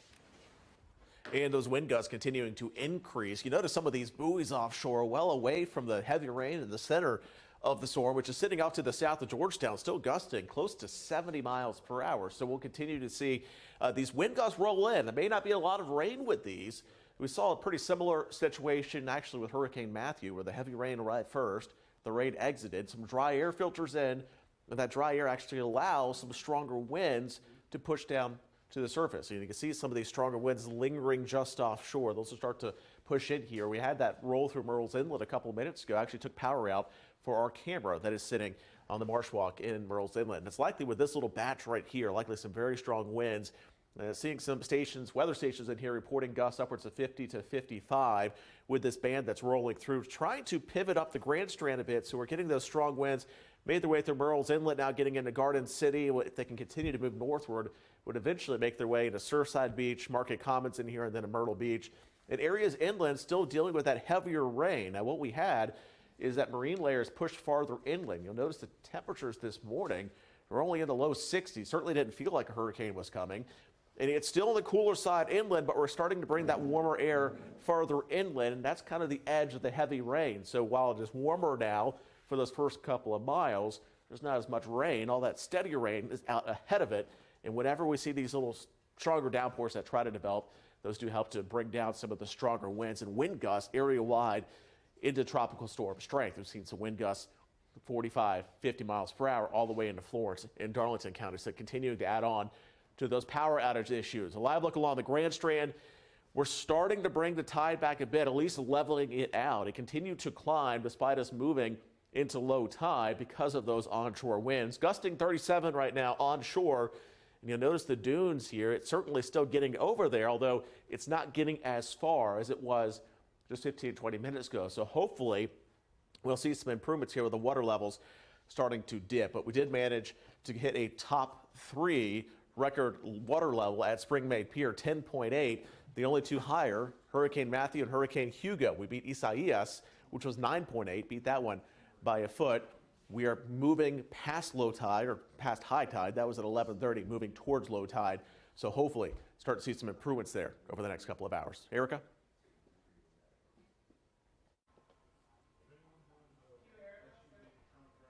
Okay, we've been tracking your power outages for you all morning and all day long, so you can see these are lighting up.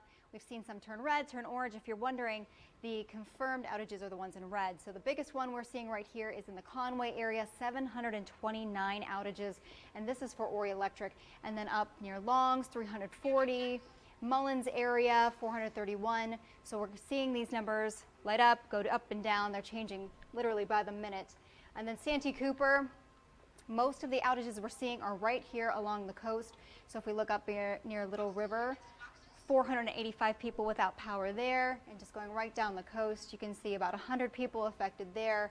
Closer to Myrtle Beach, this is a big one here, 3,300 people without power right there. And that's just the north side of Myrtle Beach, of course, probably the Cherry Grove area, as we saw Corinne out there earlier. And then if we go take a look at Duke Energy, we have some big ones. Let's see, let's zoom in here and see what we have going on.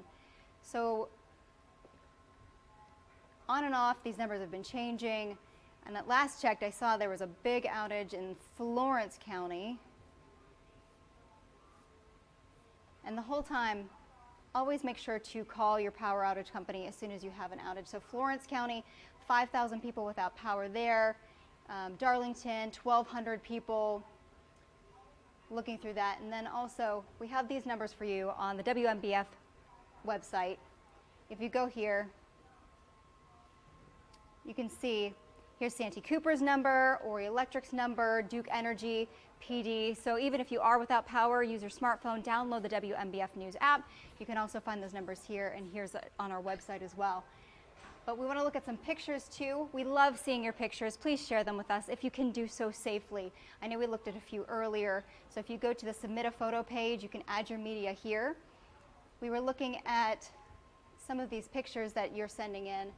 And again, only do it if it is safe to do so. So we'll just see a couple of these, but please, again, if it is safe to do so, send them in to us. This was one just a short time ago from Mary Gamer on 33rd Avenue North in Cherry Grove, and we did see some of what that looked like with Corinne too.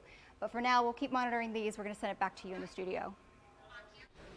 All right, thank you so much, Erica, checking in on those outages and, of course, on some of those photos that folks have sent in. We also want to go ahead and check in with our reporters. We have team coverage throughout the day today during this storm, and right now we do want to head down to the South Strand. Yeah, Ian Klein is there in the Garden City, Pawleys Island, Myrtle's Inlet area. What is the situation there? Looks like things are wreaking havoc as well.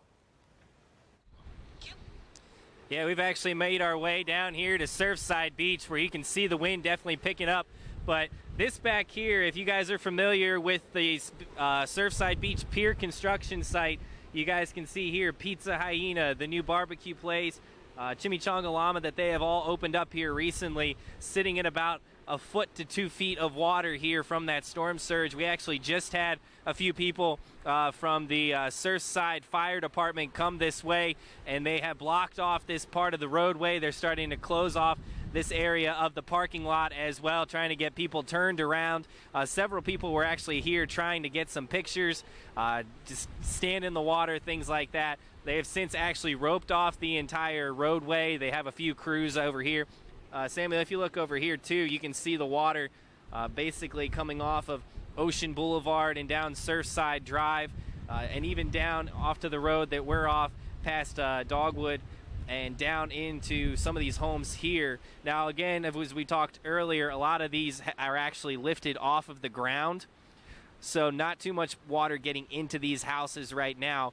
But as you go back a few blocks further, some of those houses not necessarily grandfathered into the rule that they have to be off the ground. So if this water continues to surge inland, we could see a few homes here in the Surfside Beach area dealing with some flooding in their yards, possibly in their homes as well. We also saw coming down Surfside Drive a number of trees down as well. So as you can see, the wind's starting to pick up down here. Be careful for those limbs. A lot of debris was flying as we were coming down here from the Garden City area as well. But for now, in Surfside Beach, we'll send it back to you guys in the studio. Bill. All right, just got the latest update here, the 2 o'clock update from the National Hurricane Center, and I think we're minutes from the official landfall here of Hurricane Ian, and it looks like it's going to be right on the Georgetown, Charleston County line, maybe southern Georgetown County. The latest update from the Hurricane Center basically has the true center of Ian just offshore. And what is the motion, if you guys could tell me? North. So it is still moving north. So the center is right about there. Andrew, can you pause this loop for me real quick so we can kind of get a feel for it? So the center is probably right in here and moving due north, thankfully at a slightly quicker pace at around 15 miles per hour. So if you're in Georgetown, you may actually get into a fairly true eye. The sun's not going to come out. It's a clouded over eye, but you may get a complete stopping of the rain and winds that go virtually calm from Georgetown south of there. Now again, we've been talking about the wobble. Hurricanes don't move in straight lines. They kind of wobble their way north. So it may wobble onshore here within the hour and then just kind of continue to work its way to the north. The north side though, getting really active. We just got a couple of lightning strikes. You folks here in Bucksport, let me get my bearings down here. Down by St. James, Bucksport, the high school, Blackmore, you probably heard 2 big booms. That's 2 lightning strikes we had in there. Anytime you get lightning and thunder within a hurricane, you're dealing with a heck of a hurricane that's got a lot of energy in it. And there were probably some very strong winds in there. We've still got to deal with this part of the eye wall. Remember, landfall doesn't mean it's over. If the eye comes directly over you, you'll get your break, and then you get everything coming at you from the opposite direction. Here's those nasty storms crossing right over 701. This is sort of the rough northern eye wall of Hurricane Ian, just kind of drifting its way across the river into extreme southern sections there of Horry County in and around Bucksport. This is what we're going to have to watch for the Grand Strand. There's probably some 70, maybe 75 mile per hour gusts in here. As the storm itself moves north, we're going to see that kind of pivot its way back into the beaches. We've had some folks up here talking about kind of a break. Your break isn't going to last too long. We're going to start to bring that back in. The back side continues to pack a punch, even over land now for quite a while. This is still cranking out 60 mile per hour gusts and also some very heavy rainfall. Finally starting to catch a little bit of a break in the Charleston area, but I just did want to give you an update. We don't officially have landfall, but it's probably happening soon. What's really cool is that you can actually see that little break that we had move into Horry County. We had a little break in the wind that came in the beaches. That's the kind of the separation between really cool weather and the warm tropical weather that we're seeing here on the beaches now. But look at this, even Marion now gusting to 56 miles per hour. We said all day this morning, all day yesterday, this is a PD storm too, and it's getting very windy now across the PD. Some of the strongest winds, though, likely lingering just offshore of the Grand Strand. Unfortunately, we don't really have any data out here, so it's hard to say for sure, but there's a good likelihood that there is some strong winds. Look at that in Charleston now, still way back here. I think this is hour number 4 that they have had winds gusting 60 to 70 miles per hour. If you were with Andrew and I, what felt like, I don't know, 4 days ago, we were talking about this buoy. This buoy was the one that we were going to watch because the center was going to cross very close to that buoy. But we've also been talking about what a big storm it is. So we've got the center up here just south of Georgetown. That buoy's way out there. Look at those winds, 70 miles per hour. And you can see how this is flowing. See that little pink area right there? That's what we're going to have to watch for very closely. I can't say for sure what the wind speeds are in here, but it looks like, okay, all right, what we're looking at here, here's some breaking news that I just wanted to get to you. This is the Cherry Grove Pier. Cherry Grove Pier, the middle part of the Cherry Grove Pier now has collapsed and starting to break away. I'm going to kind of get up here a little close so that I can see this with you guys. Yeah, there's significant damage underway right now. The Cherry Grove, you're watching it live, is collapsing. And you can see the size of those waves now basically more or less cresting over the end of Cherry Grove Pier. We have lost 2 piers today.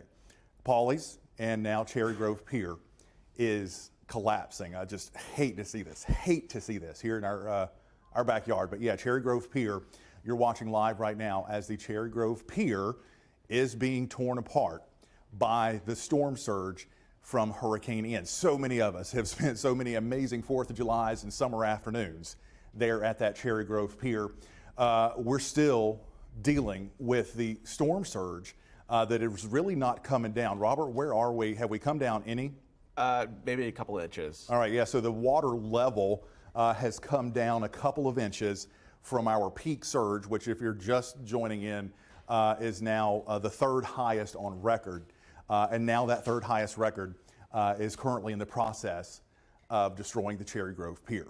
It's hard to see, it's hard to make out how much damage there is, but you can see it looks like now several sections of the Cherry Grove Pier have collapsed, and it's important to remember that we're about to get likely a very strong burst of onshore wind. So while the water level itself may come down, huge battering waves are going to continue to impact our beaches and our piers. Of course, we just north of Cherry Grove Pier, we had the Sea Cabin Pier that we lost during Isaias. It's still damaged, it's cut in half. I haven't heard anything about that one. It may very well be gone. But yeah, these pictures are really tough to watch here. If you're just joining us, the Cherry Grove Pier, as we speak, being demolished by the storm surge from Hurricane Ian with the 3rd highest record, at least officially at Springmate Pier, the 3rd highest record that we have seen. I think, guys, I don't think we can see the Springmate Pier Unfortunately, power outages have knocked off both of our cameras that could see the Spring-Made Pier. If anybody's over there, shoot me a tweet. Let me know how the Spring-Made Pier is doing. Certainly hate to see that. The Cherry Grove Pier, just an absolute landmark. And again, Cherry Grove Pier being destroyed as we speak here from the storm surge and the very large waves. We're going to continue to stay with this picture. I know it's heartbreaking to watch, but definitely showing the power of Hurricane Ian for what has really been just an absolute tremendous hurricane since hitting Florida. Very tough hurricane to deal with and to forecast. It's had a lot of curveballs, and man, that is tough to watch. I'm going to actually join you guys over here at the desk. This is very reminiscent of Matthew. We were it was about the same time of the day, and we watched the Surfside Pier go down, and it looked like this. And I just hate to see it. Right, and this is the second one of the day that we've been talking about, because pier of the day. a very short time ago, we had just heard from Pawleys Island police saying that the end of the Pawleys Island Pier had broken away as well. Now seeing this happening in Cherry Grove. Yeah, we're gonna get those pictures back up. Before we got to that, I did want to say again that we're within minutes, I think, of the official landfall of Hurricane Ian, probably in Georgetown County as a Category 1 hurricane. The 2 o'clock advisory that we got just at the top of the hour, holding those winds at 85 miles per hour, movement to the north at 15. The pressure's actually come down. Isn't that a drop, Robert, from earlier, I think the 11 a.m.? Yeah, the pressure dropped. So Ian was intensifying literally right up until the last minute. Right. Despite wind shear, despite the dry air that we've talked about all week long, this storm was intensifying. And it's still a powerful hurricane, as I was saying. We've got a long way to go, and unfortunately, we've got a lot of onshore wind for a couple more hours to get through here in the Grand Strand. So the pier going to continue to take a really bad beating for the next couple of hours. So recapping Cherry Grove Pier. Pawleys Island Pier. Pawleys Island Pier, the end has collapsed. Haven't heard anything since the initial report, but you're watching right now as the Cherry Grove Pier is being demolished by hurricane. Just showing the strength of Ian at this point. And, you know, it breaks your heart because, like you said, we all have so many memories on these piers, but also the time it takes to rebuild these piers. Yeah. I mean, we've been covering the rebuild of Surfside, right? Since 2016. And how long that has taken, absolutely, yeah. But this is just, you know, reiterating the fact that this is no joke, kids. I mean, this, and also unpredictable at times, right? Like you were talking about earlier. This is one of the most bizarre hurricanes that I have ever covered. I've lived in the Carolinas my whole life. I've been through a lot of these. This one threw us for a loop. I wish we could have had better forecasts. I really do. Because I feel like a lot of people are getting caught off guard, especially by things like this. I didn't think we'd lose the Cherry Grove Pier when I got in this morning, but it just shows the power, and it shows how fast things can change in hurricane season, and this is why we say to be prepared. I'm not going to preach at you. Right.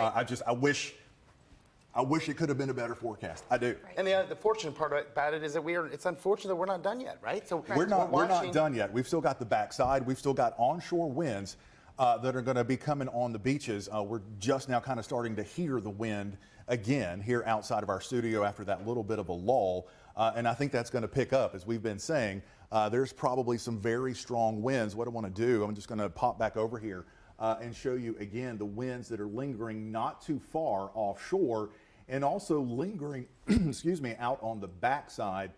So what we're looking at here, you can see that buoy out there, 65 mile per hour winds. Charleston is still up to 68 miles per hour, way back there on the backside. It looks like we've lost data at MYR as well. So all those white squares, that's where we have power outages. Right. And unfortunately, we're not getting reports. But 68 miles per hour in Charleston, that's on the west side of the eye, the backside of the storm. 65 miles per hour out there over the ocean. So we've got more wind to go. A lot of the worst wind may actually end up coming without a lot of rain, similar to what we saw with Matthew. No two storms are alike, but there may be a similarity between the wind and not a lot of rain. The worst of the rain probably going to come to an end here in a few hours, but that wind is going to stick around this evening. So if you are, again, just tuning in, the Cherry Grove Pier in the process of collapsing. You know, just the other day we were watching Southwest Florida. They were decimated from this storm, and we kept saying, well, it's not going to be as strong here. But you know what? It doesn't have to be as strong. It is clearly strong enough to, at this point, in the process of destroying the Cherry Grove Pier, and that's also what we're looking at right there. and Pretty good Pawleys portion. Island. We saw the tip of that pier. I mean, we're not kidding around here. Right, absolutely. Yeah. Again, talking about how difficult it is to see this kind of damage, but that's why it has been reiterated so much to take those precautions, not to go outside. If you can, stay home and not have to travel. It is so important today. Again, and make sure all those dealing with the outages as well, making sure that all of your devices are charged well. So if your power does go out, you still have a way to tune into us through your app that you can still watch, so you can get that important information that the governor had been talking about in the days leading up to this, to be able to get that important, reliable information where you can still tune in with us here and get this important information. So again, make sure everything is charged, and those backup chargers as well, very important. And who else do you have to hear it from, right? We've had Florence police officers. We've had the governor tell you, stay off the roads. Stay off 911 unless you do have an emergency. Otherwise, use your electric outlet phone numbers that can be found on WMBFnews.com. Call them to report any types of outages that you do have. But this is really the time for you to hunker down indoors where it is safe, because this is a perfect example of what can happen, just how powerful those winds really are. And we're watching power go out, and we're losing cameras. We've already lost about 2, I think, at this point. So we are in the heart of it right now, and this is the time to take it seriously and to just know that in a few hours from now, hopefully, things will quickly be out of here. The weather team has been saying that it's going to leave almost as quickly as it came in. So just bear with us for a couple of hours and stay inside. And right now, we are still all hands on deck. Back over to Jamie. Yeah, we are all hands on deck, and we now officially have landfall. Hurricane Ian has made landfall basically in Georgetown County, basically on top of the city of Georgetown. Do we have an exact time over there, Andrew? I know you guys are busy over there, but 2:05 p.m. Hurricane Ian made landfall in Georgetown County. I wish I could say that's it, but it's not. It's still a hurricane, 85-mile-per-hour hurricane, and we still got a lot more tropical storm and hurricane conditions to go. This, again, is the band that we're going to watch pivot its way up into the Grand Strand.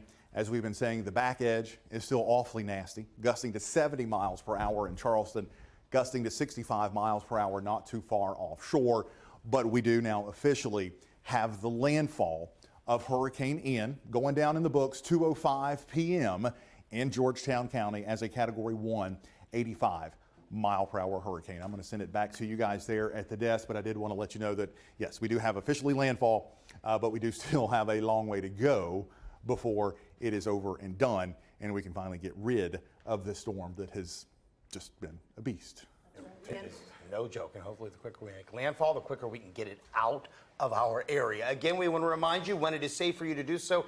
Indoors, please submit your photos or your videos. Go to WMBFnews.com. You can also go to the weather app and do so there. That's right. Yeah, we've been talking about how important it is. We do have our reporters out and about doing team coverage all day, but the more you can send to us, because we can't be everywhere. So it really is quite helpful to have these photos, have this video. Let us know what things are looking like where you are. And with that, we do want to go check in as well with our Matt Bullock. He is down in Georgetown right now, so hopefully he can hear us and give us a look at what he's seeing down there. No, as you've heard from Jamie just minutes ago, that Ian has made landfall just south of Georgetown County. And so pretty much winds right now, it's still pretty light, but granted, I have a building right behind us. Winds, light rain, that's what we're seeing right now here on Front Street. But we've seen so much rain, all right, from this portion from intersection King Street by the Wells Fargo building all the way down by the South Carolina Maritime Museum, covered with, it is just flooded. So it's just the water, the road is submerged on Front Street. There is some buildings that took in precaution to kind of guard their buildings or businesses from the flooded roads. And so one building, you kind of see, it's hard to tell, but there's black sandbags right at the doorway. And then the next building over, that's in the black doors, white top, they have a board ahead of that system. As you see, winds are starting to pick up as Ian is moving closer and closer. But again, this water is very deep. I'm not sure you can see it. This little thing that's sticking out of the ground that looks like almost like a fire hydrant, but it's actually a construction cone. All right, so construction cones, again, they're like yay high. All right, it's that pretty deep. So it's hard to tell. Anytime we talk about turn around, don't drown, you know, it's hard to tell how deep this water is because it's so murky. And so about 45 minutes ago, we had one person walk about waist deep in this water, but it only takes 6 inches of rushing moving water can sweep you off your feet. All right. Not only that, 1 foot of moving water can pick up small compact cars. 2 feet of water can sweep up SUVs. So that's why the police here, Georgetown PD, has blocked off this portion of the road from King Street all the way from into South Carolina Maritime Museum. So this area is blocked off. There's no one here, which is good. Look at the businesses, look at the lights. They still have power here. But with the storm system bringing those gusty winds and all this rain, again, the ground's already saturated. It doesn't take much, especially these gusty winds, to knock down trees and power lines. So cannot reiterate this enough. If you do have, you know, your cell phones, your iPads, make sure they're charged up in case there's possible power outages. Besides that, we haven't seen that many people on the road, which is good because we've been telling you guys to stay at home, just ride it out. Again, still raining here. We're seeing those submerged conditions here on Front Street by King Street, Wells Fargo building, all the way down to the South Carolina Maritime Museum. We're going to switch locations, get to higher ground, and see what else is going on across Georgetown County and for Georgetown. Other roads we noticed, a lot of debris from the gusty winds, from the trees, branches. We've noticed that. And then earlier today, we had a tree fall down a house that caused minor injuries. Luckily, everyone's okay there. Along with that, we had a sailboat sink right in the harbor, outside the harbor walk, and then another sailboat had their sail popped. And so again, these gusty winds, heavy downpours, as the eye continues to move across Georgetown County. We'll keep you updated with the latest details and send to you back in the studio. All right, Matt Bullock reporting live for us in Georgetown. And if you're just joining us, just to reiterate that Hurricane Ian did officially make landfall just about 15 minutes ago at 2:05, not far from where he is, Matthew. This was in Georgetown County. Right now, though, we want to go to the heart of downtown Myrtle Beach. That's right. That's where our Ali Espinosa is, so we can certainly see that wind there where you are. But can you tell us more about what you're seeing there? Yeah, that's right. We're on 3rd Avenue South and Ocean Boulevard. Now, Myrtle Beach Fire Rescue was just here about 5 minutes ago. They responded to this significant flooding. I'm going to step out of frame so you guys can see just how much the water has come up into this parking lot. Now, we're right next to Family Kingdom Amusement Park. As you can see, the ocean has overflown into the amusement park, taking over some of the roller coasters. That water now coming into this parking lot of this motel here. Now, Myrtle Beach Fire Rescue just rescued a couple of people who were staying at that hotel. As you can see, the water has actually come up over to a transmitter in this far left corner, and that transformer, I should say, is now smoking. Now, they're still monitoring the situation. Most of the crew has cleared out right now. We also spoke with Myrtle Beach Police, and they are just telling people to not drive through these flooded areas. Don't even risk it. Just turn around if you do come in contact into a flooded area like this one. Again, we're still getting updates from Myrtle Beach Fire Rescue about this situation right now. We'll check back in with you all later. For now, reporting in Myrtle Beach, Ali Espinosa, WMBF News.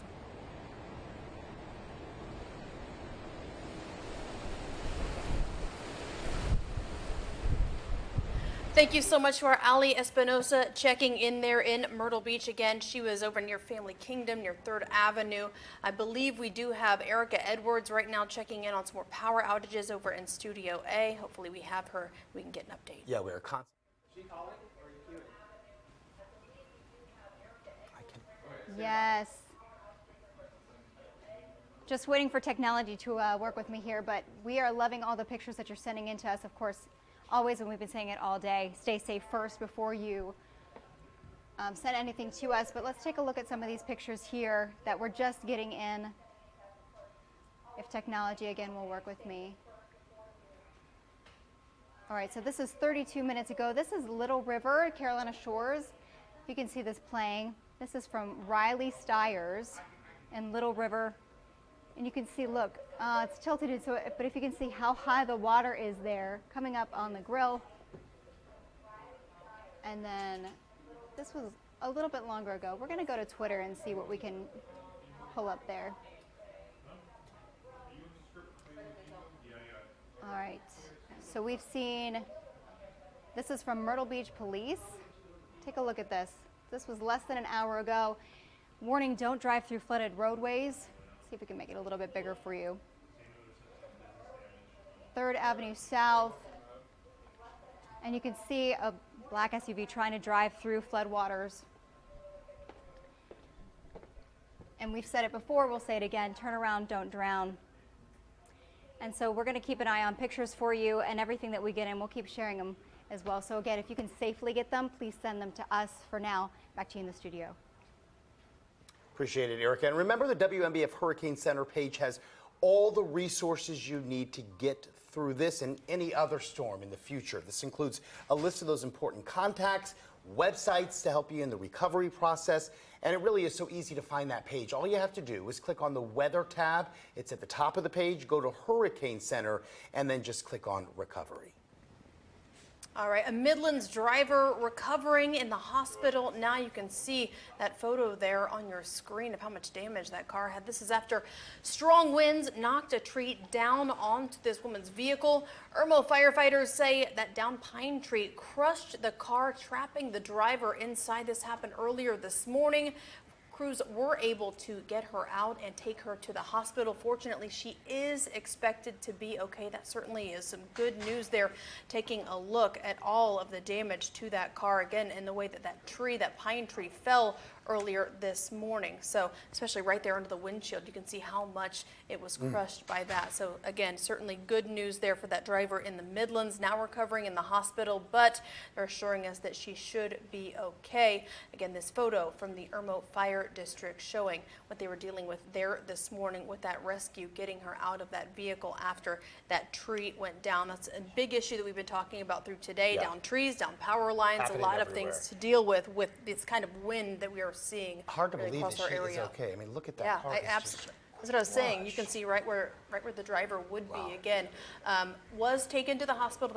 That driver was taken to the hospital, but she is expected to be okay. We don't have any further details about what kind of injuries or severity she's dealing with, but this is again, just a good way to be okay. reiterating the fact that at this point, when Jamie says you got a chance where you can step outside and that would be a great time to take your car, get it under cover if you haven't already done so, but also reiterating just how powerful Ian can be and looking what it can do to not just cars directly, but to trees that then have a snowball effect that then hit your cars. So we want everyone to be safe and to really survive this unscathed. And that's the reason why we keep preaching to you to please stay indoors. That's right. It's all about preparedness too. And as you were saying, that's one of the main things. If you have the ability to stay home, that is quite important. Not only dealing, of course, with high waters, that being one issue as well for anyone that does have to be out on these roads.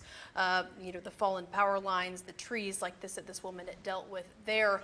But again, the good news is she was able to be taken out of that car, taken to the hospital where she is expected to be okay. We saw some of the pictures that you've submitted to us. One of them we were looking at was a guy, I believe, down south of us from here in Myrtle Beach, standing right at the edge of the water, which is exactly what we don't want to see. Look at this vehicle. This is another example of something we don't want to see. This is a live look in Charleston, I believe. This looks like a video that was from Myrtle Beach Police we're Department about on to go to Twitter. Charleston. But But this is we another are about to example go of to Charleston. this car going through. We know, turn around, don't drown, right? Well, obviously Yes. we're not heeding that warning here. No, yeah, and the National Weather Service too. I know Matt Bullock reiterated this earlier, but going right along with turn around, don't drown, it takes about 12 inches of water, rushing water, to sweep away a smaller vehicle. About 2 feet would sweep away a truck or an SUV. So you can see an SUV there.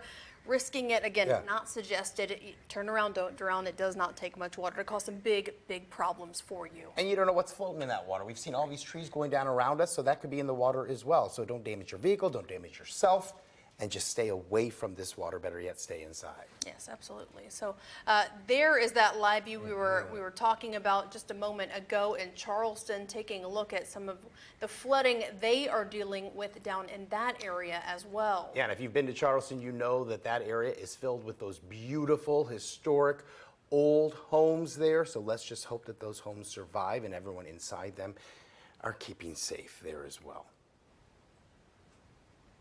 Now here's the Apache campground, I believe, just showing how high the water can actually go, taking this shot out of someone's vehicle there, and you can see it's halfway past the tires on that truck, so it's getting up there.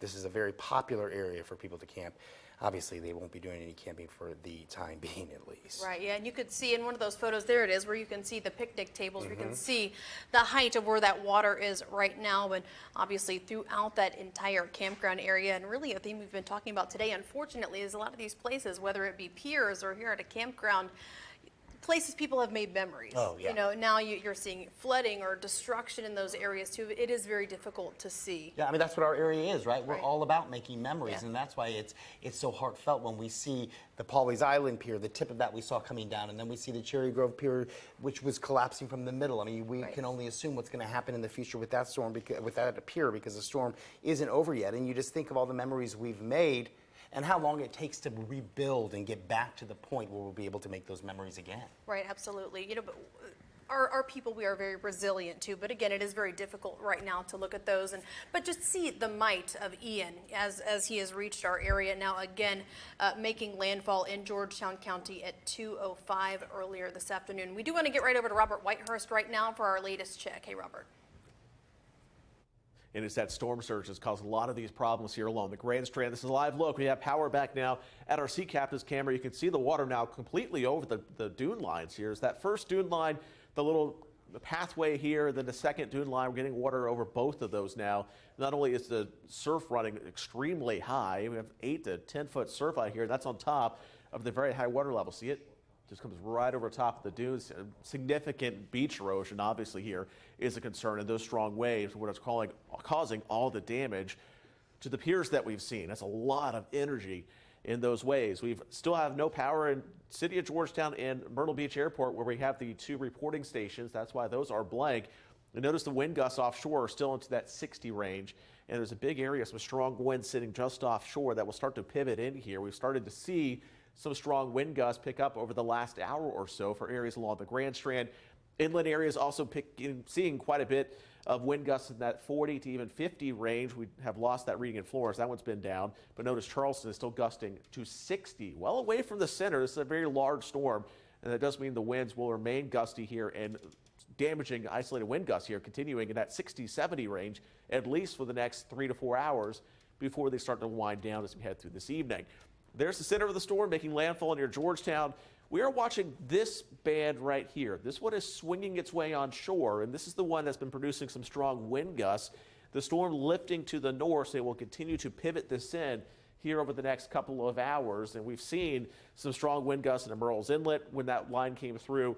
That pushed its way inland. Some wind gusts likely in that 50 range through Conway, currently along 701, where we have some of that heavier rain. But this rain band extends well offshore, and so that motion brings it back into Myrtle Beach, up through the outlets, eventually North Myrtle Beach and Little River. This will all be heading your way, and that's when we'll see our next round of potentially hurricane-force wind gusts. Notice this big area of heavy rain. Rain totals continuing to push up around 6 to 7 inches in spots.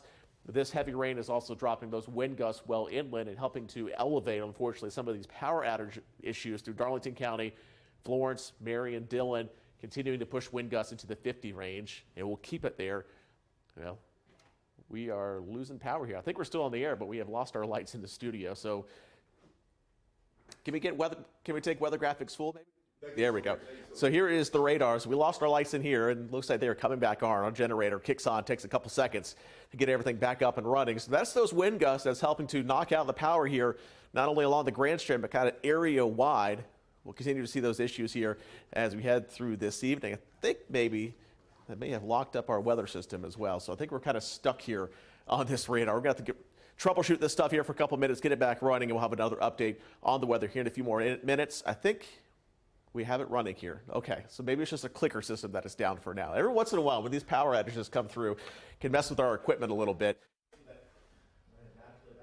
There's that very heavy rain that is pivoting its way in. And again, this is rain band here that is causing the strong wind gusts in that 50, 60, 70 range, causing these power outage issues. And as I mentioned, that heavier, steadier rain inland is where it's continuing to drop wind gusts 50 to 60. Not really expecting a lot of improvements here over the next couple of hours. And future radar, future wind gusts showing these numbers continuing to stay elevated through this evening. Now they'll begin to drop as we head closer to sunset, but this is now 5 p.m. We still have wind gusts 50, 60, 6 p.m. still in the 50s and the 60s. But then as the core of the storm begins to lift to the north, 8 p.m., It's still very gusty, but those numbers are dropping below 40, and they will continue to drop as we head through the evening. So while it will stay very gusty and we'll continue to see damage issues with these wind gusts, at least for the next 3 to 4 hours, as we head closer to sunset and past sunset, we'll begin to see some improvements. I believe we have Allie live down at Family Kingdom on 3rd Avenue South.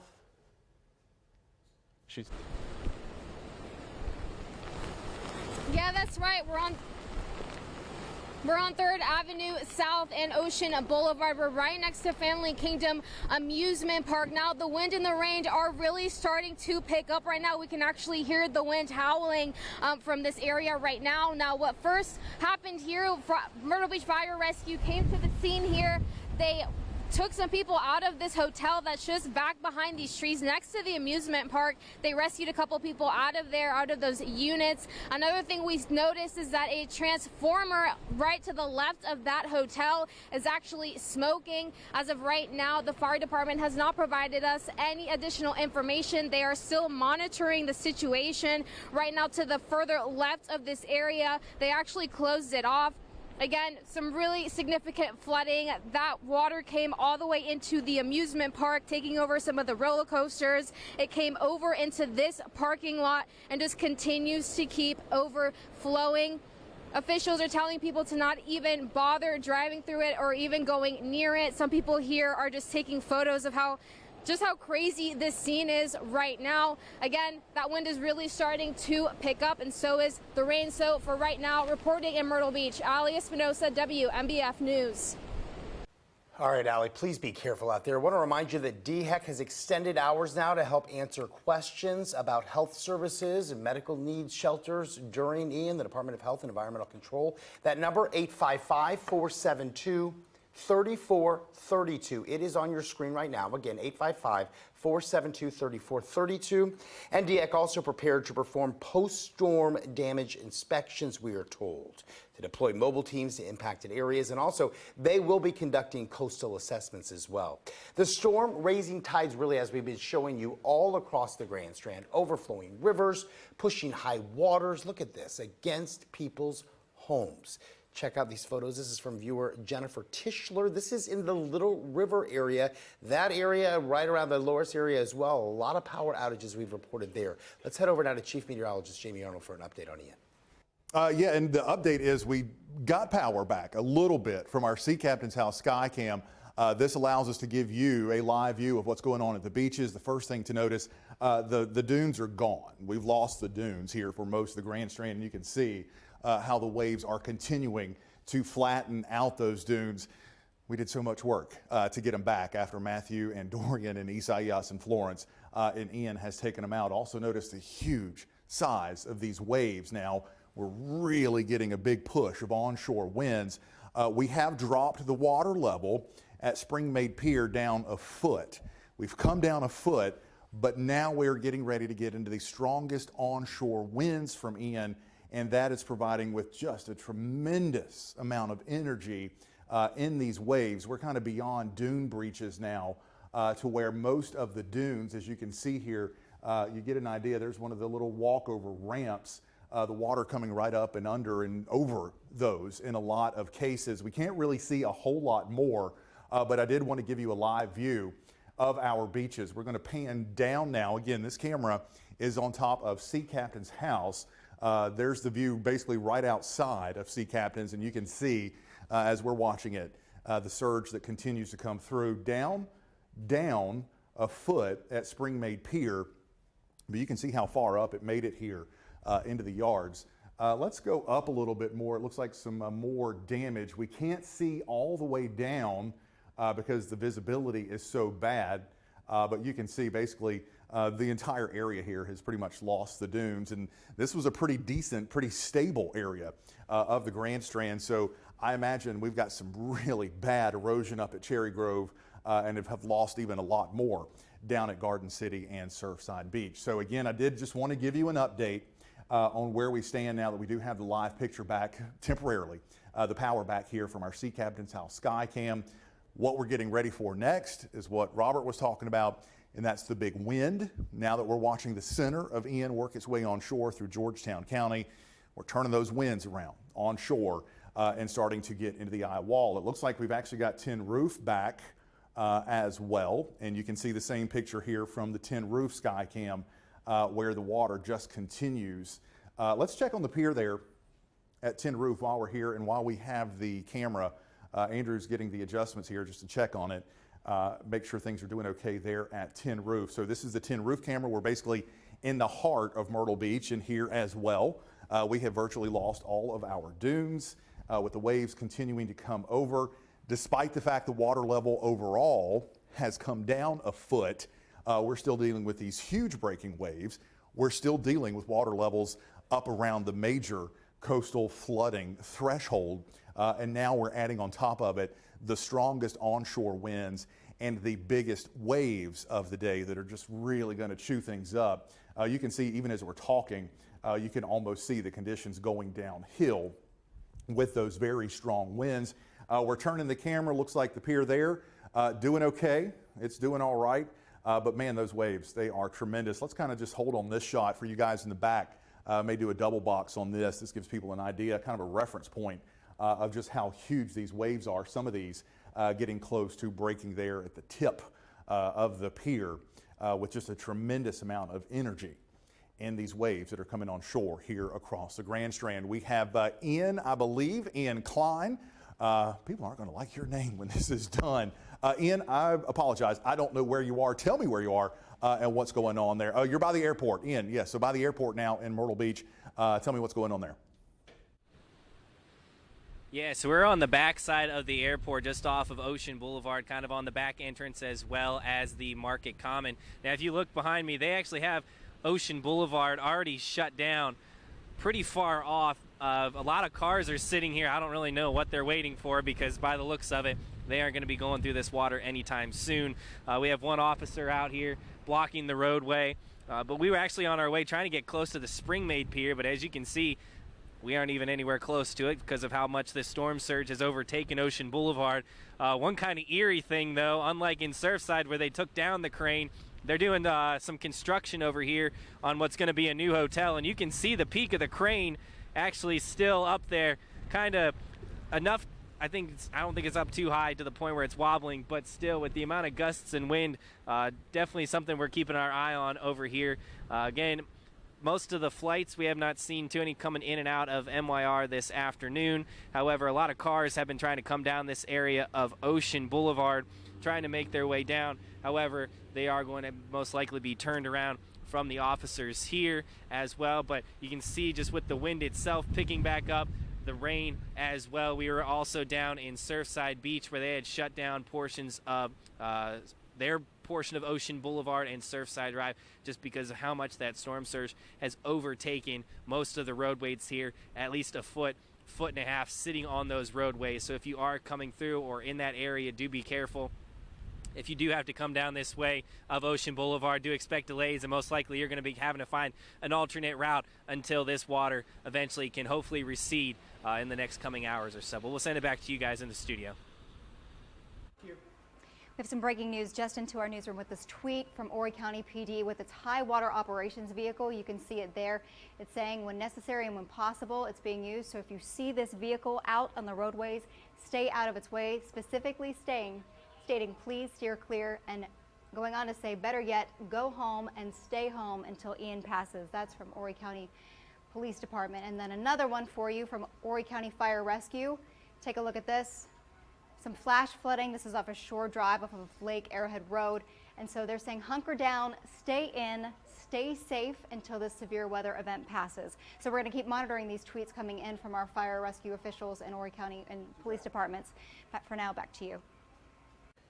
All right, Erica, and we talk about the rising water. The storm is raising tides really all over the Grand Strand, overflowing the rivers, pushing the high waters right against people's homes, as evident with these pictures you've sent in. We appreciate that. Check out these photos from viewer Jennifer Tischler. This is in Little River. It shows a nearly full intercoastal waterway, a dock completely flooded there, and those winds, look at the powerful winds there. Right, you can see that clearly there. Also, part of the Cherry Grove Pier is gone. That is something that we actually saw live as Jamie was reporting earlier on this afternoon. We saw that in progress here. Our Corinne McGrath just sent us this photo.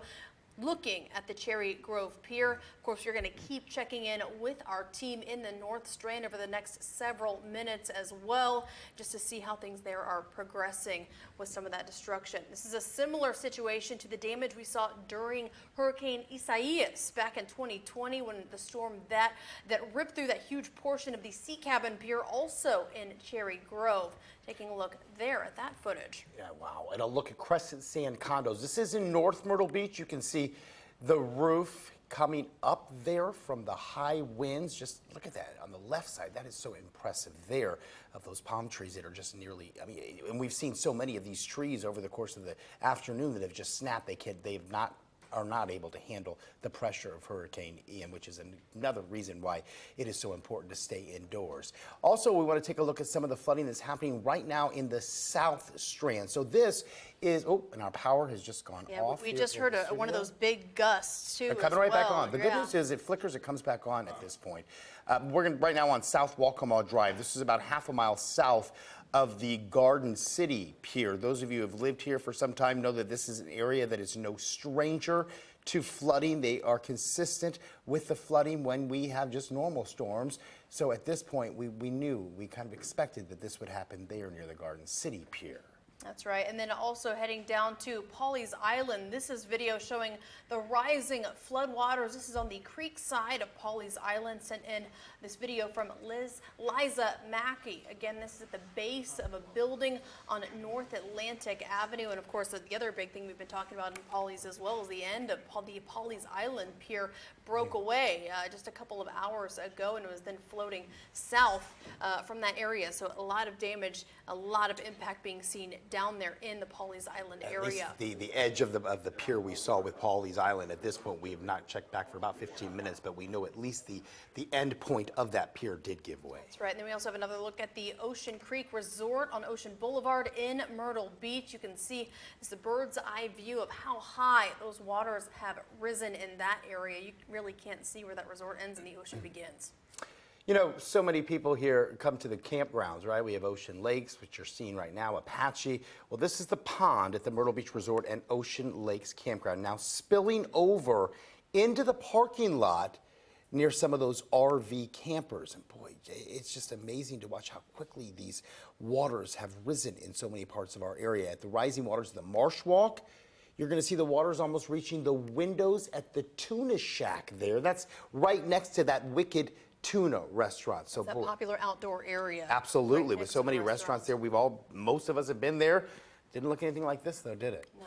Certainly not. Also want to get a look here at the Cherry Grove Pier. That's one where we talked about that portion there right in the middle. We watched that live here with video of that middle portion collapsing and then being taken away. So seeing the destruction there in that area, that is what you're taking a look at right now with that closer look at that photo from Twitter there. Yeah. So certainly something difficult for a lot of folks to see. The middle of that pier is gone, so you can only imagine. Hopefully not. That won't be the case. But at this point, we're just waiting to see what happens with the rest of that pier. Just a reminder, we are constantly updating our Twitter and our Facebook pages as well, so you can go to WMBFnews.com, go to any of our Facebook pages as well, go to our website, and you can see, for example, I just put this picture up. I believe Billy McGonigal sent me a picture of this, so you can see a closer picture of that Cherry Grove Pier, which at least at the very center is no longer. This picture from Alan Irwin, let's see, providing us a clear picture of the high waves. Look at that. From Ian. This is from the 14th Avenue Pier right there in Myrtle Beach. If you live in Myrtle Beach, no doubt you are familiar with that 14th Avenue Pier. Just amazing to see how high, and that's something that our team of meteorologists also, we're referencing too as we were taking some live views, monitoring some different piers around our area. You're seeing it right there, just rising up, really just to the very top of that pier. Yeah, we saw with Ian Klein just a couple minutes ago doing his live shot near the airport, behind the airport, and you saw the storm surge brought it all the way out to where he was. I mean, it really is amazing to see just how powerful this is and just how far it's taking the waters. All those dunes, a lot of them have been erased at this point. Wow. So yeah, certainly a big impact. Also another bird's eye view. This is in Myrtle Beach, this time from Robert Taylor on 70th Avenue North. Yeah, this is right there at St. Clements. You can see And he's been consistently sending videos as that water goes right up there close to that St. Clement's building right there. So it has definitely traveled a long way there. That's very close to home for me, so I can tell you that's not normally the way we see it. Right there at 70th Avenue in North Myrtle Beach, coming up to those buildings. All right, right now we're driving in Myrtle Beach near the airport, okay, on 17. Yep. And you know, this is an example. This is Ian Klein behind the wheel there, and this is an example of how right there you see the roads look pretty clear, right? It doesn't look like it's a big deal, but it only takes a second because, you know, if he's continuing, I'm not sure which direction, if he's headed south, how long is it going to be before he gets to the areas like Surfside Beach where we know we've seen a pizza hyena, but under a substantial a foot amount of of water. We water. were told last time we checked, right? Certainly, yeah, and a lot of roads being shut down, talking a lot, you know, about Surfside roads being shut down, several different areas dealing with high water there. So again, as he is out, obviously, everyone is being told, you know, stay home if you can. Our reporters have to be out and about trying to give you guys a view of what we are dealing with right now. We are constantly checking in with them, monitoring to make sure that they are in safe places. Our reporters have continued to move as needed to make sure that they are in safe locations to be able to share some of this really important information and video with you. Take a look at that. That is the Cherry Pier. This is a live look for you. Now you can see the water is just gushing right through where that pier, at least the center portion of that pier, used to be, right? So the power of that water is not going to be good news for the remaining portion of the pier that is still standing at this point. And regardless, you know, hopefully we don't see any more of that pier destroyed, but regardless, there is still going to have to be a major rebuild that's going to happen after this. The Surfside Beach Pier, we've waited for years. Yes. While we've waited, anticipating, covering stories as they continue to make small steps to get the pier back up. But the thing is, it takes so long to rebuild those piers. And look at those waves there that are just now even some of those even rising over the top of those boards, yeah, right? Now reaching the top of those boards there, where I'm sure many people have often walked with their families to the end of that pier before. So you know how low that water normally is, right? Certainly, yeah, certainly a very different view today as we are really seeing the power of Ian now that he has reached our shores here in our area. And just to reiterate, we talked about how at 2:05 today in Georgetown County is when official landfall. We made the official landfall. However, as we've said, that doesn't mean it's over just yet. This is proof as you take a live look right now at the Cherry Grove Pier. We are not done yet. Hopefully the worst will be behind us shortly, and we've always been listening to our weather team tell us that late afternoon, early evening is when hopefully things will get out of here and we can return and hopefully enjoy the rest of our weekend. However, I don't think it's going to be enjoyable for most of us. It'll be involved, including cleaning up debris and things that the damage that Ian has brought to us thus far. Right, yeah, really the priority right now is just getting through this. We're continuing to check in, of course, with our reporters, our team of First Alert meteorologists to make sure that we have the latest information. I believe that is still the case. Yeah, and one more reminder that this is just one of two piers that we have watched live on TV here at WMBF News that have fallen. We know that the pier, Pawleys Island, at least the tip of it. So we know at least the tip of it. We watched that live go away and showed that to you. Now we're looking at the Cherry Grove Pier and at least the center of it. How high those waves pushing through. It's just incredible to just see this and to take all of this in. Again, for anyone that's ever walked this pier with your family, you can see just incredibly how high those waves are now going over the boards that many people have walked along that pier before. And the gusting wind. Of the middle. Yeah, you see our camera right there, which is it's a struggle just for it to stay stationary. But you know, the good news is while these things are devastating to see, the piers and the damage from the trees, that can all be replaced. What we don't want to see is people getting injured and hurt from these storms. So we love to see your videos, we love to see your pictures, but only when you can do so safely. We have crews out and about throughout the Grand Strand and the PD. Let us do the work so you can stay at home. And if through your window you have something that you can show, we'd love for you to submit it to our Facebook page or to our website or to our weather app, but do so safely. Let's go to meteorologist Robert Whitehurst now for an update. Yeah, just massive amounts of energy in those waves. This is a live look from our Tin Roof Skycam coming in and out of power along the Grand Strand, along the immediate coastline. This is Pier 14 and haven't seen any damage here, so that's some good news. But some of these waves are crashing just about at the bottom level here of the walkway on the pier. You notice some of these waves have to be pushing 10 to 15 feet. They are massive as they come in here. And of course, all that energy is what's causing so much damage across the area. Beach erosion, pier damage, and of course, some of the coastal flooding concerns that we've seen. Still out of power with our reading stations, our weather station in Georgetown and at MYR, but we are seeing wind gusts inland into the And 30s range, some buoys offshore still gusting close to 60. But there's still this little core here of strong winds that continues to pivot into the Grand Strand, and we're seeing these occasional wind gusts up around that 60, 65 range along the immediate coastline, at least for the next couple of hours until the system pulls a little farther to the north. Then we'll start to bring these numbers down a bit as we head through the late afternoon. Wind gusting down to 51 in Florence, 41 in Marion. With the amount of rain that we've seen, which is pushing over 7 to 8 inches in spots, wind gusts in that 40, 50 can certainly cause some power outages, and we'll have an update on those here in just a second. North Myrtle Beach now gusting to 54 miles per hour. So there's the center of the storm, and we still have these onshore winds, which is really helping to drive those waves in. The good news is we are moving towards low tide, and we are starting to see the water levels drop a bit. They've come down about 1.5 feet so far, but we'll continue to push these 10 to 15 foot waves on top of the elevated ocean through this afternoon. And inside these little bands here is where we're getting those wind gusts. So there's some breaks. When you get underneath another one, then you see strong wind gusts, and it'll be on and off like that here along the Grand Strand. The heaviest or the strongest of the winds are likely now north of the city of Myrtle Beach. Arcadian shores getting through the Atlas, North Myrtle Beach, Little River, likely some wind gusts here around 60. Bit of a break here through the Market Common, then another round of some strong winds pushing through Murrells Inlet. This is all swinging up the coast, and we'll keep these winds going, as I mentioned, for the next couple of hours as we continue to see these rain bands move in. Once the core of that storm lifts north of Horry County, the winds on the backside of the storm are starting to relax a bit. It's still very gusty here as we head through the early evening hours. We're not expecting as many of those damaging wind gusts. Still dropping tremendous amounts of rain as well. We've seen some spots up around 10 to 12 inches of rain. Most areas seeing between 5 to 7 and continues to come down in a hurry. And the more rain we see, the more saturated the ground is, and then the wind gusts, of course, can bring some trees down. And we continue to watch those numbers increase for the power outages. The wind gusts, as I mentioned, will continue here for the next couple of hours. This is now pushing through 4 p.m. Still seeing wind gusts into the middle to upper 70s here along the Grand Strand.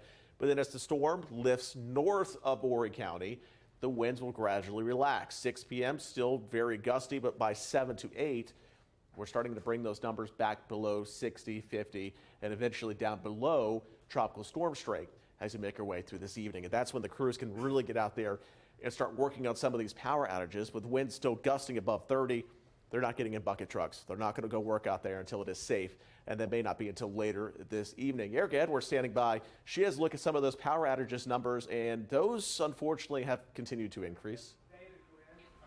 We've been tracking power outages for you all day, and we've actually seen some flickers here at the station, and I think the studio lights went completely dark for us for a couple of seconds. But here's the big one for Horry Electric. So about 7,000 people are without power, but the big ones we're looking at are right here outside of Conway, where nearly 3,000 people, about 2,600 are without power, and then near the airport, about 1,300 people without power. And then the big one on here is in Florence County, and this is Duke Energy. So Florence County, about 4,000 people without power there. And then the massive ones with Santee Cooper are right along the coast. We see one right here. Right in Myrtle Beach is a big one. Roughly 10,000 people affected by power outages there. And then a little farther south, if you get into the Surfside Beach area, 5,000 people affected there, no power on. And all the way south near Litchfield, Pawleys Island, about 5,200 people without power there.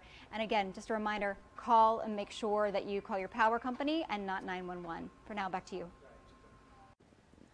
All right, Erica, thank you. And a number of trees knocked down, damage in Hemingway. We're taking a look at this now. This picture sent to us by Bambi Miller, and you can look out there and say, that's a place you do not want to be during this storm, just filled with trees.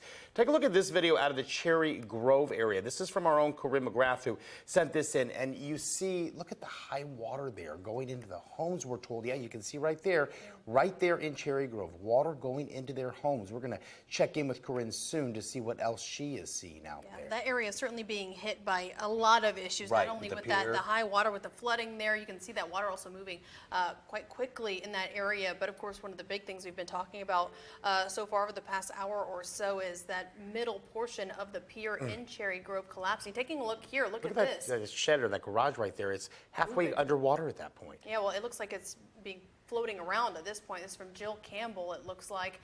So that is a shed, what was someone's shed floating down the road. That is in Garden City right now. So again, that's what we're dealing with there. You can see just the power of that water, not only the amount of water, but the power of that water as well. The reason why we put so many of these homes on stilts, right? So that we can let the water pass through, hopefully. Not the case, though, it looks like with that garage. Certainly. So again, thank you to Jill Campbell for sending us that phone video. She sent that in about 20 minutes ago. Also taking a look at the storm surge. This is at the Seascape condos. James Price sent us this video there. This is South Ocean Boulevard in North Myrtle Beach. So I'm going to show you also what Samuel Shelton is giving us a look at. This is a first look at the damage caused by Hurricane Ian to businesses along 17. You see right there the roof damage they're experiencing. This is the Surfside Plaza. That's between 2nd Avenue North and 5th Avenue North, right there on Highway 17 business. For reference for you, it's right next to the Golden Egg Pancake House across the street from Tomlinson's warehouse. You can see the wind from Ian causing significant damage to the awning on a line of those businesses. He's just stripped it away there. And again, if you can go ahead and safely take photos or videos and send those in to us, you can easily send those our way. You can just go ahead and take a picture of your screen right now, that QR code. Just use your phone's camera. That will take you right to the page where you can submit any photos and videos where you can take them safely. We would love to see them and share them safely here on air as well. And let's go to our sports director. I believe Dave Ackert is now is he in the Cherry Grove area? That's an area that's been hit hard. Yeah, yep. Okay, tell us what's going on right there besides the pier collapsing, Dave. Hey guys, yeah, I can kind of give you a sense we've been here and right up to this current moment. I mean, driving here, you mentioned those pictures on Twitter. We saw houses being flooded, and that was 2 or 3 hours ago. I don't even know how well you can hear me with this wind gusting. We watched the pier collapse live. The middle section of the pier you guys mentioned, I believe it's 30, 40 yards of the pier, totally gone out in the ocean. Don't know where it went. This pool underneath me is totally flooded. The parking garage, the street flooded. It's right before you guys got to me. This is the strongest wind I've seen today, at least to the moment. Literally picked up right in perfect time for live TV. So, I mean, we have, the rain has picked up quite a bit here in the last couple minutes, quite honestly. And we've seen a lot of people out here taking pictures, walking around. There are not many people here anymore. So I think people are hearing your warnings about getting inside.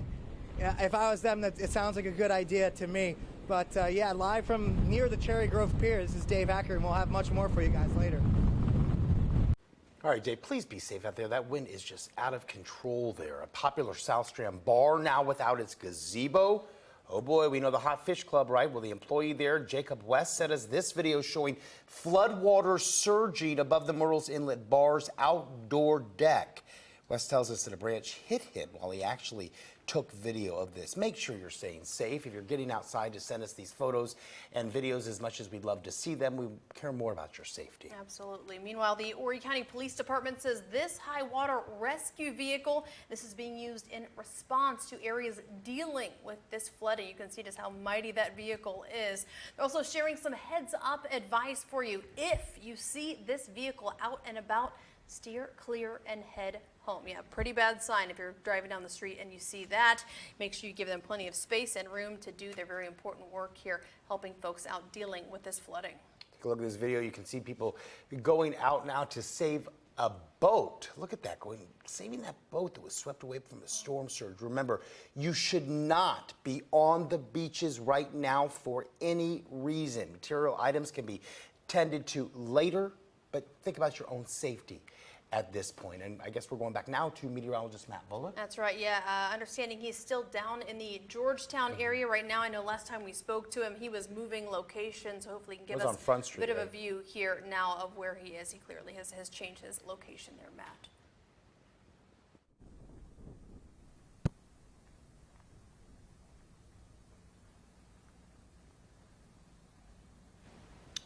Matt, are you there? Can you hear us? All right, Apparently we're having some problems connecting with Matt there. We'll get back to him in just a moment. First, though, Governor Henry McMaster says South Carolina is not out of the woods, as we've been saying, just yet, as the state takes on Hurricane Ian's landfall again at 2:05 there in Georgetown.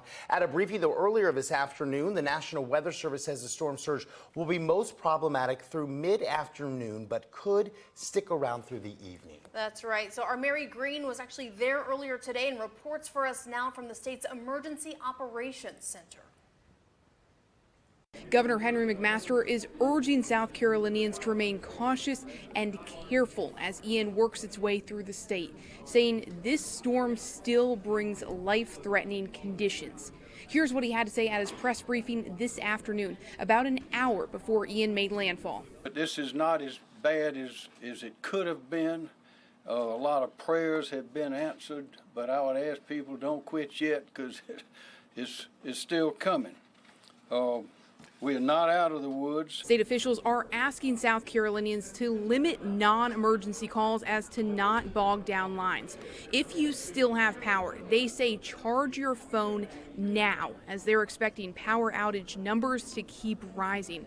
Crews will be moving in to restore power only when it's safe to do so. Now, with dangers of flooding in parts of the state, health officials remind people to stay out of floodwaters, not just because of risk of drowning, but also because that water can carry toxins and bacteria. If somehow you do end up in the floodwater, as soon as you possibly can, rinse off, get fresh clothes on. That will help protect you. And Governor McMaster also spoke with President Joe Biden earlier today. The governor says the president promised whatever help South Carolina needs in response to Ian. Reporting in Lexington County, I'm Mary Green. All right, let's get you caught up on kind of where we are right now. Again, we did have that landfall just after 2 o'clock, just to the south of Georgetown. Right now, the center of Ian continues to sit on top of Georgetown County, and we've got some nasty bands that are working their way now through the north end of the Grand Strand. Hearing from some friends up there that it is rocking and rolling up in North Myrtle Beach, as well as Cherry Grove. As we head through these next 2 to 3 hours, we watch this continue to move its way to the north. By 8 o'clock this evening, we're down to 60 miles per hour, so we're losing hurricane strength, but generally in the vicinity, maybe northern Horry County, Marion County into Dillon County, and then from there, we watch it continue to lift its way to the northwest. It crosses the border and then heads into North Carolina after midnight tonight, and by that point, things are a lot quieter for our area. I think we're going to shut the rain down before we shut the wind down, but as far as sort of a back to normal forecast, most of us going to have to wait until we wake up tomorrow morning. We're still kind of in and out of observing spots because of power outages, so unsure of the gusts in Myrtle Beach, but we can hear them outside the studio, gusting to 51 now for North Myrtle Beach, and still getting 40 to 50 and even close to 60 mile per hour gusts inland. There's that little calm spot that continues to move its way onshore. We had that come through the beaches, got kind of a lull, and then working its way onshore. That wasn't the Eye. Remember the Eye down here not too far from Georgetown, but look at the winds in Loris, only 16, only 31 in Conway. Heads up here, if you're in Conway, if you're in Loris, if you're in Longs, you're kind of getting a break. It's not over. You're going to get another blast of wind that starts to come in like we're seeing blowing across the beaches of the Grand Strand right now. We still have a decent shot at topping out maybe 60 to 70 for the Grand Strand, 55 to 60, maybe even close to 65 for a couple of those inland spots. This is the view from our Brook Greens camera, and it looks like it's frozen here, probably another power outage, but you can see there, this is the kids' garden at Brook Green Gardens. Looks like a big branch has fallen out of the tree from one of those live oaks. This is the view from atop our studio. You can see the bounce with the occasional strong wind gusts that are coming through. It's not steady, it's not sustained, it's kind of in and out, but those gusts are still packing quite a punch. There again is where we are right now with those strong winds in that center blowing its way onshore, and you can see those winds probably staying quite strong through 5 to 6 to 7 o'clock. Finally, as we head into sunset, you can see that center beginning to move out, and we'll start to bring those winds back down to 30 to 40 miles per hour. But even then, we're getting into sunset, and with gusty winds and it's getting dark, it's probably going to be a little while before we can start to get those power crews back out. As far as rainfall goes, though, we have had some rainfall flooding, mainly, of course, the significant storm surge we've had to deal with today. Matt Bullock has been keeping up with that storm surge all day long. And Matt, still down in Georgetown right now. Let me know how things are going down there.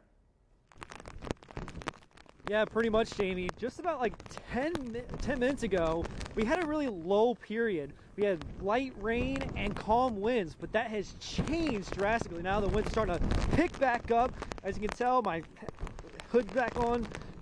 We're seeing tropical storm force winds at least here at the Georgetown landing. Now this spot was the first spot I was at earlier today where we had close to hurricane force winds. I had my little anemometer that broke, that measures wind speeds. Anytime it only measures up to 60 miles per hour. That system broke, and so we saw hurricane force winds earlier this morning. Now the wind's starting to pick back up as that low period has ended here in Georgetown. Again, I'm here at Georgetown Landing, and the marina where you had the Waccamaw River. And you see how much the water level has risen up. I mean, literally by 4 o'clock, we've seen like this water level completely come up. 4 hours ago, this water wasn't even close to where I'm at right now here along the Marsh Walk. But it's gonna continue to increase a little bit. But once the storm system continues to pass towards the north, we will see some this water to recede slowly. But as of right now here in Georgetown, we've seen plenty of things here with that rising waterfront storm surge and high tide. But now we're seeing that whipping rain that we're seeing right now.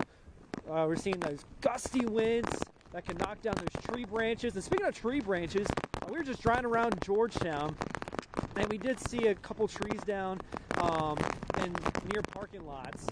Not only that, we had isolated power outages. One was by the intersection at Fraser Street and Church Street. We had some lights out there. But as you can tell, the rain is still coming down very steadily here in Georgetown, but now that wind's starting to pick up. 15 minutes ago, I mean, the wind was like nothing and light rain. But that's starting to pick back up here at the Georgetown Landing. We're going to drive around to see what kind of other impacts we'll see. But what I can tell you, what other impacts I've seen in Georgetown, I've seen a tree fell down earlier today on a house that caused a few minor injuries. Along with that, Front Street from South Carolina Maritime Museum all the way down to the intersection at King Street and Front Street by the Wells Fargo building. That road's like submerged. And so we're going to go back to that place, see what it looks like.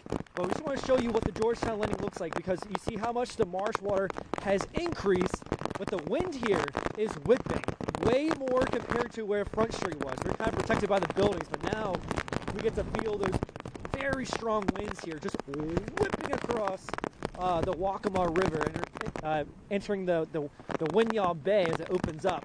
But we're seeing those gusty winds, heavy rainfall that steadily continues to fall down. It's caused some localized flooding here in this parking lot that we're at. We've had some standing water there. We had to turn around and don't drown. So some areas that's seen some heavy rain, it's important to know what rushing water can do. All right, so 6 inches of standing water or rushing water can sweep you off your feet. 1 foot of water can start to pick up small compact cars, while 2 inches of rain can pick up SUVs and kind of sweep them away. So that's a big thing if you do have to be out. You know, that's something to keep in mind. Not only that, with all the rain we've seen and this gusty winds, this can knock down trees and cause some power outages. So that's another thing to keep in mind. We'll keep you updated with the latest details, but right now here in Georgetown, the winds are whipping. The rain steadily continue to come down. We'll keep you updated with the latest details here in Georgetown, but send to you back in the studio. All right, Matt, just a perfect illustration of how a few minutes can make such a change with the uncertainty of this storm. Horry County Police want you to know have closed off North Waccamaw Drive from Melody Lane to Atlantic Avenue in Garden City because of the storm surge. Right now, you are taking a live look on our website, and this is the Apache Pier. And again, look at how high that water is. Boy, that pier right smack dab in the middle of it. Right, yeah, I mean, there, and you can see, it's difficult to see, but so what we're trying to be able to show here is there's damage to the end of that pier. Again, this is the Apache Pier, the end of that pier down in the water in this view there, and of course all around it those very high energy waves. This is not the first, in fact, this is the third pier that we have watched this afternoon get damaged. We saw the Cherry Grove, the middle of that pier at the last time we checked was missing because of the damage. We also saw the end of the Pawleys Island. Yeah, at least the end. When we checked that was at least 45 minutes ago. So at this point, I'm not sure how much more damage is received, but we know at least the end of that pier. And then we have the Apache Pier here. That's what we're looking with at damage as well. This. So thank you so much to Brenda for sending in this photo as well of the Apache Pier, the end of that down in the water right now. Let's take a next look at this video here, and I believe that this is where Horry County Police have closed off North Waccamaw Drive from Melody Lane to Atlantic Avenue. This is in Garden City, and that's because of the storm surge we've been telling you about. Officers say, as you can see right there, that the water is crossing over the road, so avoid that area for sure.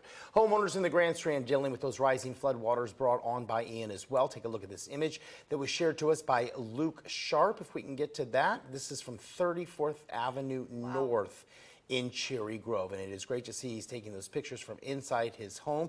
Not so great to see that once you step outside, it is completely flooded. Well, it looks like the inside is as well. I'm sure with that door open, yeah, he's probably going to get a little water inside, but you can just take a look outside how high that water is with that fence right there, nearly completely covered at this point. Absolutely. Tough to see that. Also taking some a look at some photos out of Aner. You can see the entire front of people's yards flooded. This water is all coming all the way up to this home, really just knocking right on the doorstep there, right up against that porch. This is off Highway 319 in that view there. Again, thank you so much. Looks like Sandy sending that in to us again from Aner right now. Meanwhile, the Electric Cooperative of South Carolina tells us just over 30 out-of-state line workers are in Horry County to try and help restore power. Right now, there are 8 members from Diverse Power, 14 from Snapping Shoals, and 9 from Coetta Fayette, all from Georgia, helping right here in Horry County. Currently, there is 164 out-of-state crews assisting across South Carolina in the wake of this storm. These line workers have come from as far as Louisiana, Kentucky, and Tennessee to help out. And just a reminder to you that if your power does go out, they ask you not to call 911. Do that only in an emergency, but rather call your electric cooperative to report that outage. We have just confirmed now from the Myrtle Beach Fire Department the roof of the Gazebo Inn has blown off. Fire crews are on their way to another building whose roof may have blown off. We also have a crew right now on their way to the Gazebo Inn. We're going to try and get a look and see exactly what is going on there as soon as we can. We're going to bring that to you again as soon as those reporters arrive there and we can get a better look. Right now, I believe we are going driving in the Myrtle Beach area near the airport. This is on Highway 17. You can see right there some of the familiar hotels. There's the Atlantic Hotel, I believe. Ian Klein is behind the wheel here, and you can see a little bit of water on the roads. Not a bad thing there, but do not be optimistic that that doesn't change, because as we've seen, like right there, you can see puddles of water. And in just a few minutes, if he continues to go south, you will see that there are lots of problems there in the Surfside Beach area, in the Garden City area. So it is best to still stay off these roadways. We are told from emergency officials they would like you to stay off until these storm remnants are over. Right, yeah, you don't want to tempt it. Even a lot of these power workers that we've been talking about have come here to help. They have to wait until some of those winds die down for power to be restored too. So they're all trying to take precautions as well. So hopefully you are at home doing the same, watching us from the comfort of your home, hopefully, or from your mobile phone or device as well. Again, very important to keep those charged up in case you do lose power. It's been happening to folks all over our area today as we're taking again that live look there heading down Highway 17. And right now we are continuing to, Ian behind the wheel there, but look at that palm tree right there. Do you see how strong those winds are? As we drive by each one of those are just being tossed around. As we go past the sky wheel there, it doesn't look like any damage to that at this point. Hopefully not. That is definitely a legendary spot right there that people love to go visit. But again, we hope that you do stay off these roadways. There is no reason to be on these roadways. Everything is closed for the most part, so until this storm passes. Let us do the work for you and just stay at home. Take those pictures, send them to us if you can on our website or on your weather app. You can just click on that, submit a photo. It is very easy. We will do the rest and bring these pictures to you. We appreciate you all. As long as you can take those photos or videos safely from where you are, we certainly would love to see it. And of course, we do have our crews. We're doing team coverage all day long, all up and down the Grand Strand, trying to get a look at what is going on right where you are. Bringing in Jamie now for an update on what the situation is as we take a live look there through Cherry Grove. Some pictures there from Cherry. Yeah, we've got to load more pictures. And again, we just cannot thank all of you enough for sending these in, how much it helps us tell the story. These are actually coming at us from our reporter up there, Corinne McGrath, showing, again, you can see the pier there off in the distance. And Emily, I know you're back there running things for me. I did get a better picture of the damage at Apache Pier. Okay. There's so many We've been talking about so many piers Apache today. Pier, the whole thing hasn't collapsed, but the end of the Apache Pier has dropped itself down into the water.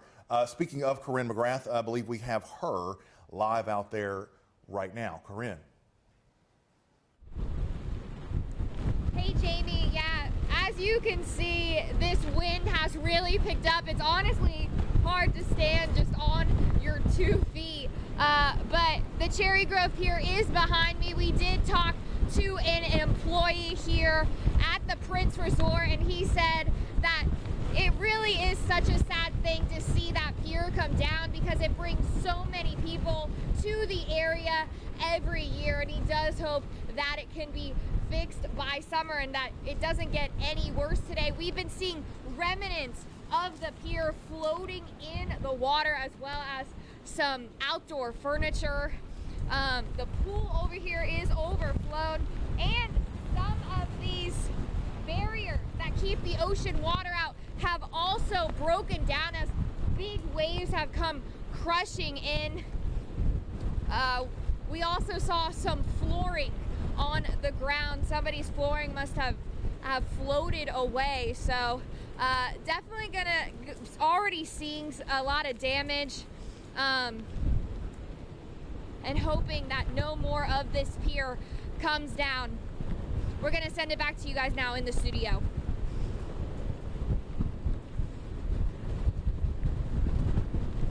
All right, thank you so much, Corinne. Certainly you can see there with the wind where she's bracing herself again against that metal post there as well, dealing with that. I'm going to make sure she's safe there as well. I think we are going to take a live look at our website, and we're working on that right now to show you, because she's standing there by the Cherry Grove Pier where we saw the middle of that pier was damaged.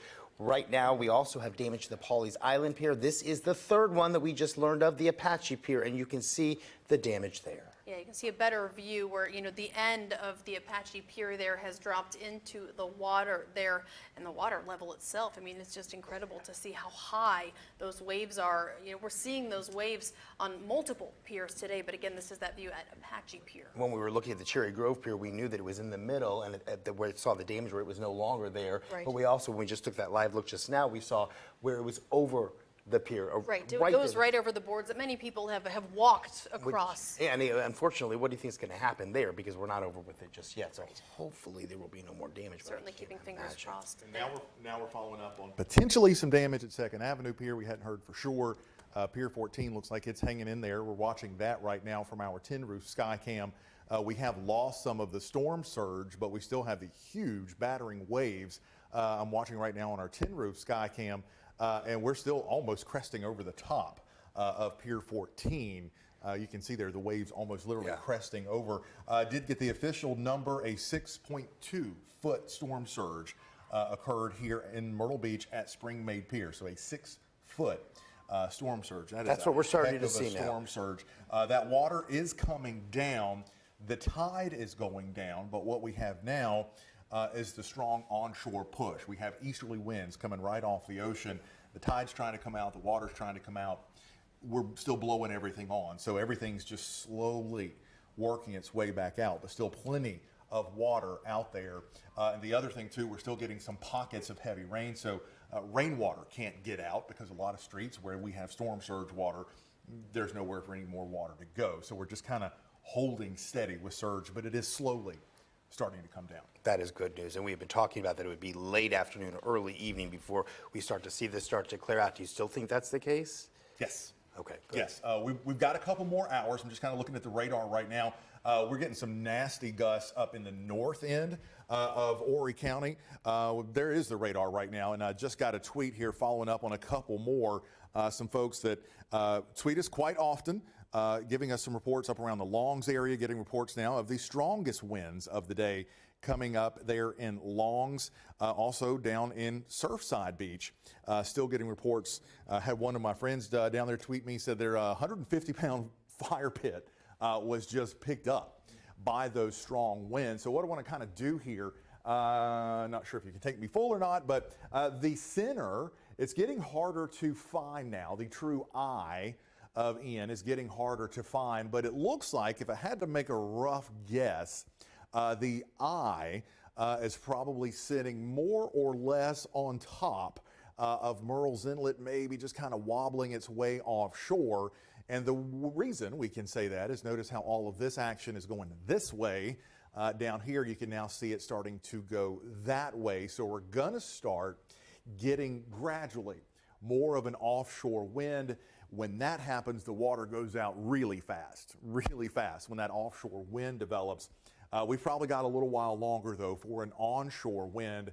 And again, we're going to watch that center just probably continue to drift its way off to the north. So we may actually get another bit of a lull here across the Grand Strand. I don't want to call it a true eye, but we may get a fairly decent break in the wind and the rain, but we're still going to have to deal with things that are happening there on the backside, which, as we were saying earlier today, down around Charleston, the backside was, man, it was wild, 60 to 70 mile per hour winds. So we're going to have to kind of see exactly where that goes.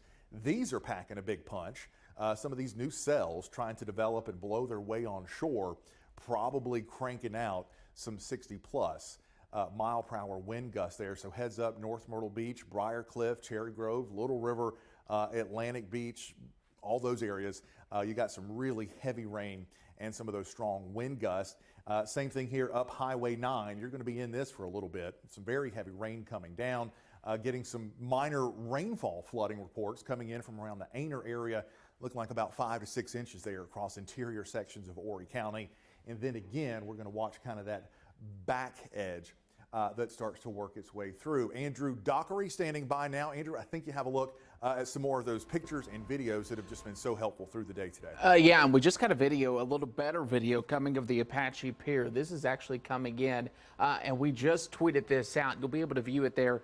It's on the Facebook page, but you could see the rough surf coming in, these waves hitting the pier.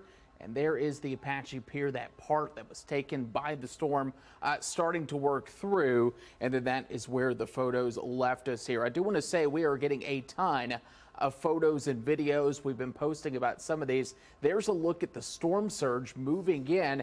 This from Lisa coming in at Arcadian Shores. Of course, Samuel Shelton telling us that many people have already once again closed those roads. We've seen police in the presence of Garden City, Ocean Boulevard. We continue to see those roads blocked. How about Ocean Creek Resort? We remember showing you this near 3rd Avenue of some of the damage and some of the flooding that's coming in there near Family Kingdom. So these are just some of the photos, some of the things that we're seeing come in. Of course, your photos help us out. There's a QR code there, and we're going to cipher through some of this stuff, and we'll post it. We'll go through and find some more coming in. Wanted to get that video in, and of course, those photos. Of course, for now, we'll send it back to Eric and Rachel there in the desk.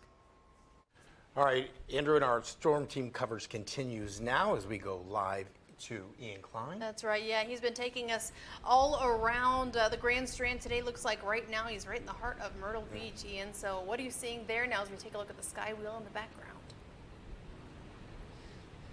Yeah, after we were done on the south end near the Spring-Made Pier where the road had been shut down, we decided to try to come up Highway 17, see if we saw any damage. Some of the more significant damage, I don't know if you guys can see behind me, it's kind of weird because the way Ripley's is designed, it's supposed to look like it's falling apart. Well, there's actually a part of the plaster you can see under the or not section has actually been ripped off the side of the building here and is slowly continuing to deteriorate as those wind gusts have been picking up here the past few hours. We also were down on Ocean Boulevard where a section of one of the hotel's roofs had actually come off as well.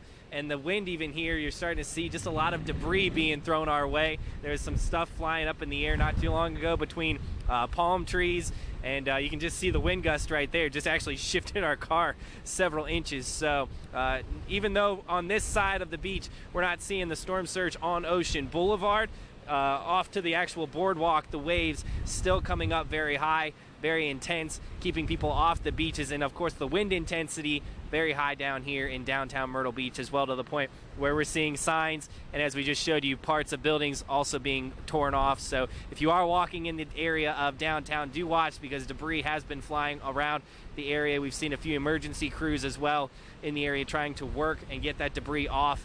That way it's not going to cause any more damage, whether that's hitting people or vehicles in the area. But we'll keep you guys updated if we see any more significant damage. We'll send it to you guys back in the studio. All right, please be careful, Ian. And so much happening right now in the heart of downtown. We want to continue our team coverage to take you to Family Kingdom. That's by 3rd Avenue South. That's right. Yeah, we want to go ahead and check in with Ali Espinosa right now. Looks like she's found some cover there. Good to see that. So, Ali, what are you seeing at this point? Yeah, that's right. We're on 16th Avenue at the gazebo, and I'm going to step out of frame just so you guys can see here. The roof appears to have blown off of this hotel right here. As you can see, if we pan down, there's debris from that roof just scattered all over the parking lot. Also, if you look over here to the right-hand side, there's actually a blue truck.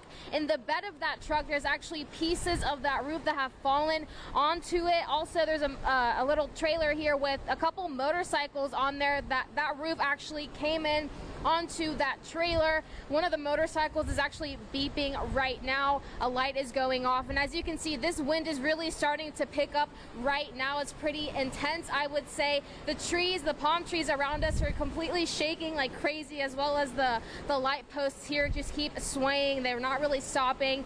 Right now we've seen a lot of trash along the roads, a lot of debris. We've also seen a couple of trash cans and actual dumpsters that have fallen over with trash just spilling over all over the roads because of that wind. That's all I have for right now. Live in Myrtle Beach, Ali Espinosa, WMBF News. All right, glad to see you undercover there, Ali. Now the storm surge. Those trees in the background as well. Yeah, I mean, and we just saw the roof on that hotel, which, my goodness, I mean, that just the shows. might and the power we're seeing from Ian, from all of these views we've been able to get from our reporters, and of course from videos that people have sent in to us as well. A reminder for you here that we are continuing our coverage of Hurricane Ian. We are on the air at WMBFnews.com, on our website as well. You can watch us live streaming at Facebook, so plenty of options. That weather app, don't forget about that. Want to talk about the storm surge causing a problem in North Myrtle Beach. If we can take a look at that photo that was sent in from Thomas Mulroy, shows just how high that surge is compared to the cars. Look at that. That car is all the way up to the gone. bottom of the driver's side window there, where you can see in that white vehicle there, and then that looks like a truck or an SUV, an SUV right behind that, and that water going all the way up to that license plate, covering up a part of that rear license plate. Right, and this is along 47th Avenue. We are getting new photos of the flooding now at the Lakewood campground. This is another example of just how high that water can go. This is on South Kings Highway in Myrtle Beach, and our Ian Klein told us earlier that part of Ocean Boulevard is underwater. That's why police have those roads shut down. That's why we've been telling you to stay inside, stay off those roads. Do not even risk it, because, I mean, how much more evidence do you need to see just how dangerous this all can be? Well, even 2 photos ago, you could see that right near the bottom corner on the right side, that man right here taking a photo at the end of that. I just don't understand it. Yeah, these are the things that upset us. You've been, that have been very strongly advised against making those kind of decisions today. Again, it's great to have these photos and videos. Certainly not worth it to go out and risk your life to do so. So yeah, our crews, of course, are out and about, but they're constantly taking precautions, moving as needed to, just because safety is the #1 priority here as we're bringing you all this important information, video, and photos throughout today. Yeah, we'd love to see your pictures. We'd love to see your video. We do not want to see you get injured, and we would much rather have you be safe. It is not a joke out there, guys, and it's not over just yet. So as we continue to monitor this, please watch us on television, watch us on your computers if you can, but stay indoors. That's the most important thing. Look, this is another example of why you want to stay off those roadways. I mean, imagine if you're driving down the road and that tree falls down right on top of you or your car. Not what you want to see. This is a tree knocked down at the Arcadian Shores Golf Club in Myrtle Beach. So this is shared with us from Erica. Thank you for sending that in. Again, that very large tree just snapped right at the trunk. All right, right now let's go over to meteorologist Andrew Docker. He has an update on the storm for us. And we just want to show you what's happening. Getting a lot of reports of trees coming down in the PD. Just a good reminder that this wind continues here. As you can see from our Tin Roof Skycam, we're starting to see and continuing to see those waves. The storm surge still coming through. Good news is at least the tide is starting to recede. While the winds are extremely strong, we are starting to see at least the waves be pushed back a little. Of course, you could see all of the damage to the beach erosion, significant erosion that happened this morning and throughout the early afternoon. But I just kind of want to reset because I know we have people in Florence, we have people in Marion and Darlington at the PD. There is still plenty of rain going there, and we're talking some pretty decent winds. Also, Little River, Cherry Grove, you're continuing to pick up on some of that heavy rain. That's extending into Green Sea, into Loris, into Longs. If it is allowed, we know those winds are rocking. Power outages all across the county. We have power outages in Georgetown County. Every county experiencing power outages in some shape or form. You'll notice that center of circulation continues to just slowly drift to the north, and right along that center is where we're seeing some of the strongest winds. Some of the strongest winds now in Charleston have started to shift a little bit further to the north, now across the Midlands into Columbia along Interstate 26 and Interstate I-95. Do want to show you some of the winds here. Notice those winds still tropical storm force as we're going through Florence. 49 mile per hour wind gust, 47 mile per hour wind gust across Marion. You'll notice in Hartsville 31, but just a heads up, this is coming your way north of I-95. If you're watching us in Darlington or Hartsville, just be prepared. That wind is working to the north. Meanwhile, in Georgetown, wind meteorologist Matt Bullock is 36 mile per hour wind gust. But here you go. We were talking about some of those storms working through the North Strand. Now, new update just bumped it up. 55 mile per hour wind gusts still happening up there in North Myrtle Beach, in Little River, and in Cherry Grove, and that will only continue as Ian continues to work its way even across the border into Brunswick County, Scotland County, Robinson County. We're looking at wind gusts of 45 to 48 miles per hour. We take a larger scale here in the picture. You'll notice out over the Atlantic, 45 mile per hour winds, 55 out there across some of the buoys. But there's the center. Of course, power outages still affecting our sensors in Georgetown, still affecting our sensors in Myrtle Beach and in Florence as well. Want to set it and take it to you. This is our view right here as we continue to watch this. Of course, Eric and Rachel, those photos and videos, they continue to come in. We'll go through some of those, and of course, we'll have another update to look at those as we go through. Yeah, in fact, let's go ahead and take a look at some of those pictures right now. Yeah, this looks like this is a video here. So this is in Socastee where you can see a power line explosion here. Just look at that. I know you kind of have to turn your head a bit to get a better view. So we're going to play that back again in case you missed that just a moment ago. So again, you can try to get a better view. Again, that power line explosion in Socastee. There you can see that burst during that explosion. Boy, just another example of why you want to be indoors at this point. Right, certainly. Love to see those pictures from you when you can do so safely. Here are emergency crews on the scene. This is from Carl, and they say, okay, this is that explosion right there. Yeah, in Socastee, and that response in that area there too. So we just saw a bit of a different view there. The response following that explosion that we saw in that last video there, where you can see again in Socastee dealing with that power line explosion. Some of the aftermath there. You can see those emergency crews on scene, and right around there too, you could also see some of the debris too from where all the trees have been blowing through the winds. So again, branches down, plenty of debris been moving around in this gusty wind that we've been seeing all day long so far. Another view there in Socastee as well from Carl. Yeah, this is a perfect example of the fact that Hurricane Ian is an equal opportunity destroyer. I think we are seeing damage in all parts of our viewing area, whether it be the trees down, you see those explosions from those power poles, you see all the vehicles underwater. It seems like everyone is being touched at some point in our area. It looks like someone out there assessing the damage. They're moving around. Looks possibly a downed tree or something near the back of that. It's kind of hard to tell. Yeah, they say Sakasi explosion there is what Carl tells us, but it does look like there's a big tree down there. Yes, it's again a bit difficult to see, but that was what we're taking a look at. So taking a look as well, this is another video sent to us from right near the shore in Myrtle Beach there as well, where again those high energy waves have been roaring in through a lot of the dunes being taken out, right, as some of our lights are going down here too. Right. Again, just seeing some of the might of Ian as it heads into our area and heads through our area now. It looks like Ian is sending this picture from a condo there. We see that the condo pool there, so some damage there as well. Let's go out. I guess now we are going to Ali Espinosa, who has been in downtown Myrtle Beach for us, and she's taking cover there around the 16th Avenue area. Ali, what's the latest there? I see the wind is still blowing. Yeah, guys, we're here on 16th Avenue at the Gazebo Inn, where the roof of the hotel has actually blown off from the wind. If you pan over here, you can take a closer look at all of that debris that roof has left in their parking lot. Also, some parts of that roof have actually come onto the front doors of people who are staying here, their rooms, just over in that middle corner there. Also, because of how intense the wind is right now, it's blown pieces of the roof onto the road. So I believe this is Ocean Boulevard. There's pieces of wood that are kind of flying at the moment. That's why we chose to come up here into a more secure area, because there are some pieces of wood from that roof that are flying. Also, these trees are shaken pretty intensely, as well as the sign of the hotel, the Gazebo Inn. You can kind of see it moving back and forth, along with that light post that's right behind it. And also just here a little bit further down near the actual gazebo behind it, that white fence is also kind of tilted over because of the wind and still flapping in the wind. That's all I have for now. I'm live in Myrtle Beach reporting for WMBF News. I'm Ali Espinosa.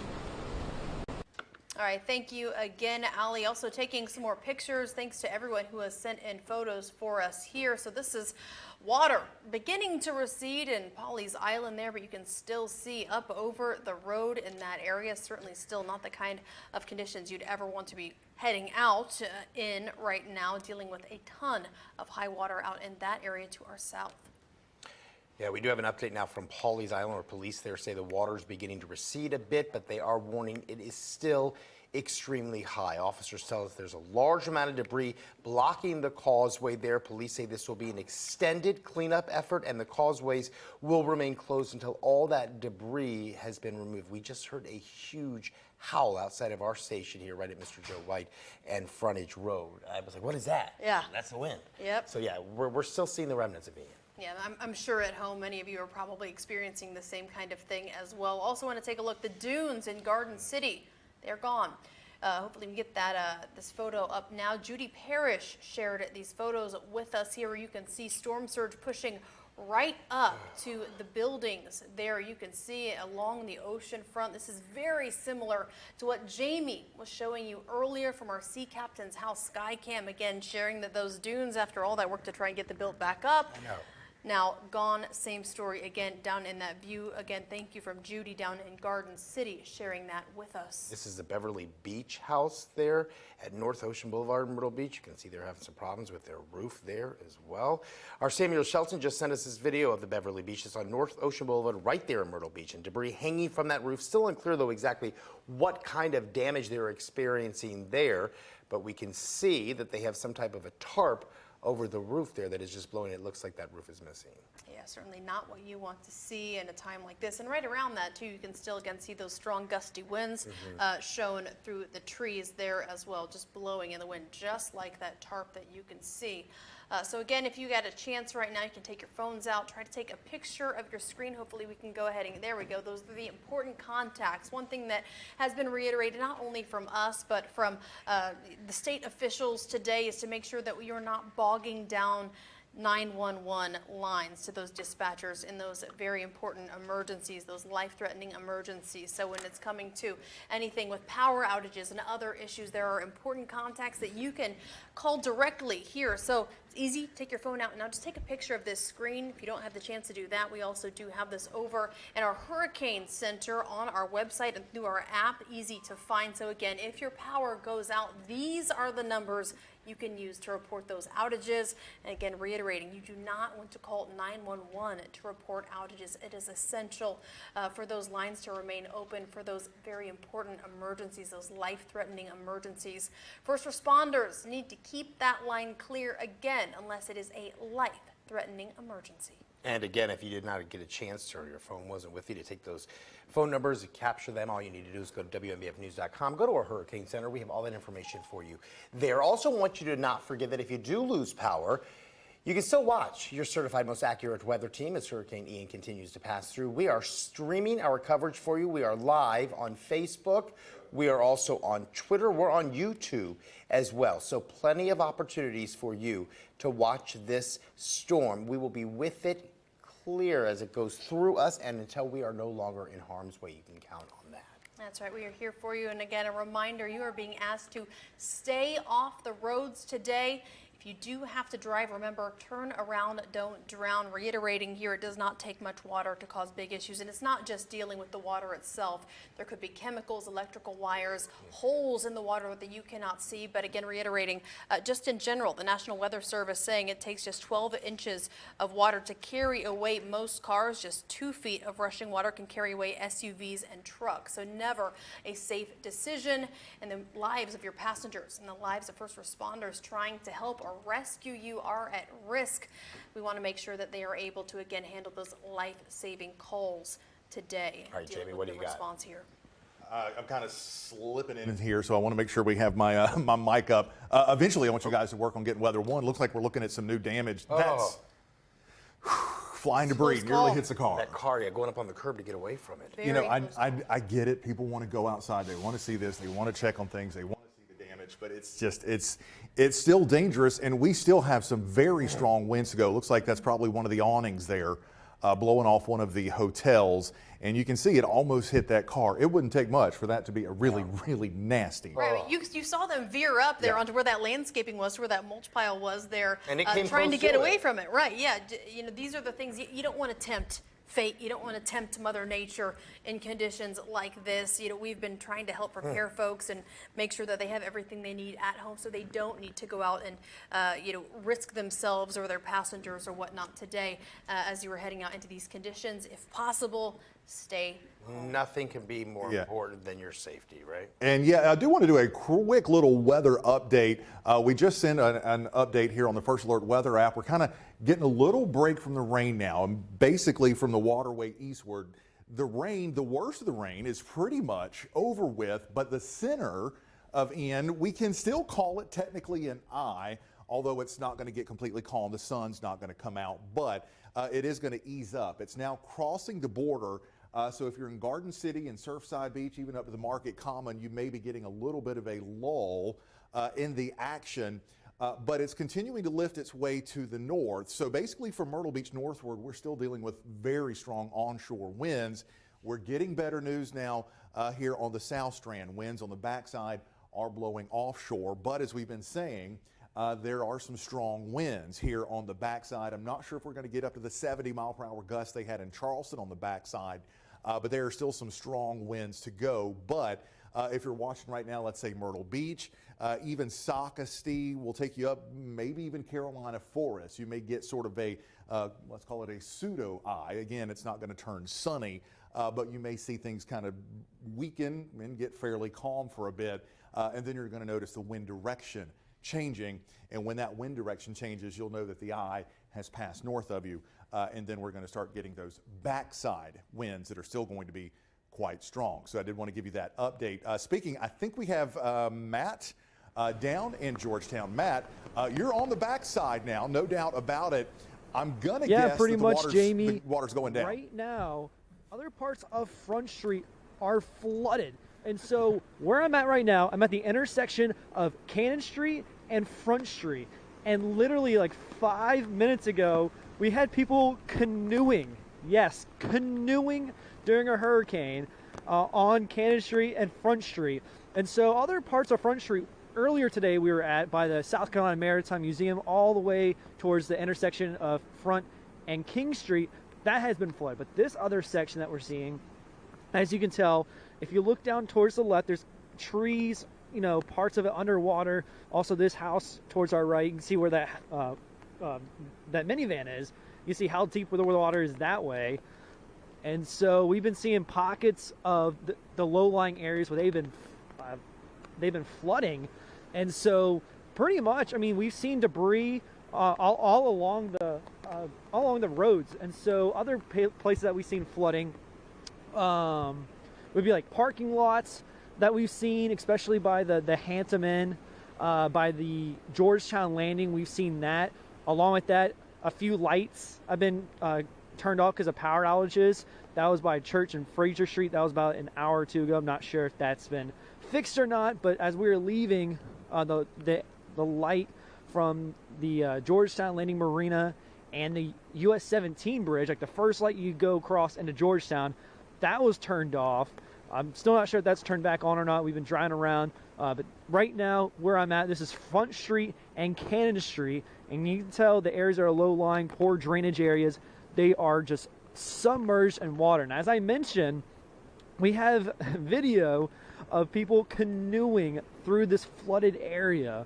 And so looking at the depthness, you look at the blue minivan, and you see, you know, it's close to about, you know, 6 inches to a foot deep. Along with that, still breezy winds, not as much it was compared to the past 20 minutes or so where we were at the Georgetown landing, where we had winds gusting back up to 50 miles per hour. But it's still breezy, but the rain's still coming down. And we're going to continue to travel different areas to see what pockets or what parts of Georgetown are continuing to see those flooding, what kind of low-lying areas. Still staying breezy. We'll keep you updated with the latest details here in Georgetown. I've sent to you back to you in the studio. We're going to take this picture again. This was of the Apache Pier falling. Take a look at this. We showed it, Andrew Dockery showed it to you earlier, but it just really shows the power of the storm here as the waves just rip apart the Apache Pier. And then we also had pictures of a portion of the 2nd Avenue Pier. And another one we're looking for, this was from Kevin in Garden City. He says, this is our backyard. I don't know if you can see this, but this is a fence right here. He sent us 2 pictures. Thank you, Kevin. But I'm glad you're safe, or at least I hope you're safe. But you can see this is the top of a fence, and he says this is his backyard. So you can submit your own photos if you want. Just make sure you're doing it safely. We've been saying that all day. And let's talk about power outages. So good news is some power seems to be restored, which is awesome. We're seeing some numbers go down. The number we've been watching right here with Duke Energy is Florence. It's down to 3,600. I believe it was up over 5,000 earlier. Santee Cooper numbers also seem to be dropping in some areas. We were seeing 10,000 plus people affected earlier. Now it's down to 6,400 up near North Myrtle Beach. Here we're still seeing about 10,000 people without power. And then also we've been following Ori Electric right over here, and these numbers do seem to be growing, especially in the, well, my map just lost a bit, especially in the Conway area. We've been watching that, and that was up to about 5,000 people without power. So always report it to your power company. Don't call 911. Please stay safe. Back to you. All right, Erica, thank you. We have video here of that tree collapsing on top of that power line. Again, this is in the Socastee area. The video was shared with us by Carl, who says he also heard an apparent explosion at that time. So we see that tree down, and if you look at our video, we saw that explosion. In fact, we saw a burst of fire quickly. Again, this is in the Socastee area where that tree came down and apparently hit a power pole there. Santee Cooper also just tweeting out pictures for us of the damage that they are seeing. Crews are working right now on 52nd Avenue and Kings Highway in the Myrtle Beach area. That's where we are now. Santee Cooper just providing an update for us. More than 28,000 customers in Georgetown, Horry, and Berkeley counties, all without power right now. And they say the wind speeds have made restoration efforts unsafe.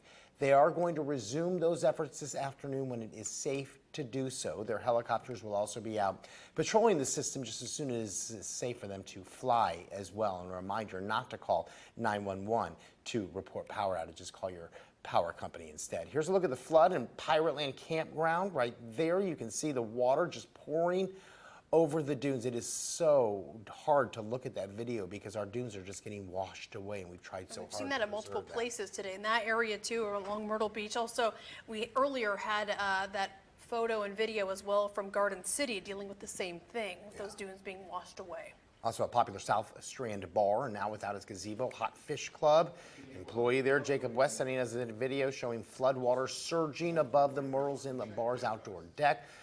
So many people go out there to hang out on the weekends. West tells us a branch hit him while he actually filmed this. Hopefully he's okay. Make sure you're staying safe as well. If you're going to go outside, send us videos, send us pictures. We would love for you to do it through the comfort of your own home because we want you to be safe. Absolutely. That is number one through this whole time of preparation, getting you ready for this. And now that we are in the thick of it, safety is our number one priority to make sure you are safe. Also, the Horry County Police Department says this high water rescue vehicle is being used in response to areas dealing with flooding right now. So if you see this, they say head out and steer clear and head home. So again, that vehicle certainly means business. That is what they're using to respond to some of these floods. Jamie? All right, yeah, let's give you another update here as we watch the center of Hurricane Ian wobbling its way to the north, roughly the center now coming into the south end of the Grand Strand. So we're gradually starting to push the water out now in Georgetown, but you heard from Matt not too long ago, the water is still high there. The good news, basically, if you're east of Conway, most of the Grand Strand now is out of the worst of the rain. So we escaped this one without really significant flash flooding. Unfortunately, we didn't with the storm surge, third highest storm surge on record, in case you missed it earlier, coming in from Ian. We knocked out Isaias by about a foot earlier today. Those waters are still high, but now we're dealing with a lot of just huge battering waves, especially from Myrtle Beach northward as that onshore wind continues. But again, the offshore wind starting to move in. That backside, though, does still pack a punch. Andrew, running the radar for me, just kind of put this into motion here and maybe zoom out a little bit so we can kind of get a feel for where the approximate center is. Again, it's not the well-defined hurricane that it was 2 days ago going into Florida.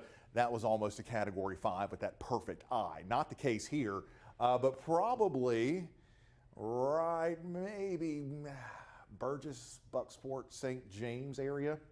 Probably where that center, yeah, right there, Andrew, right there is probably where we have that eye right now.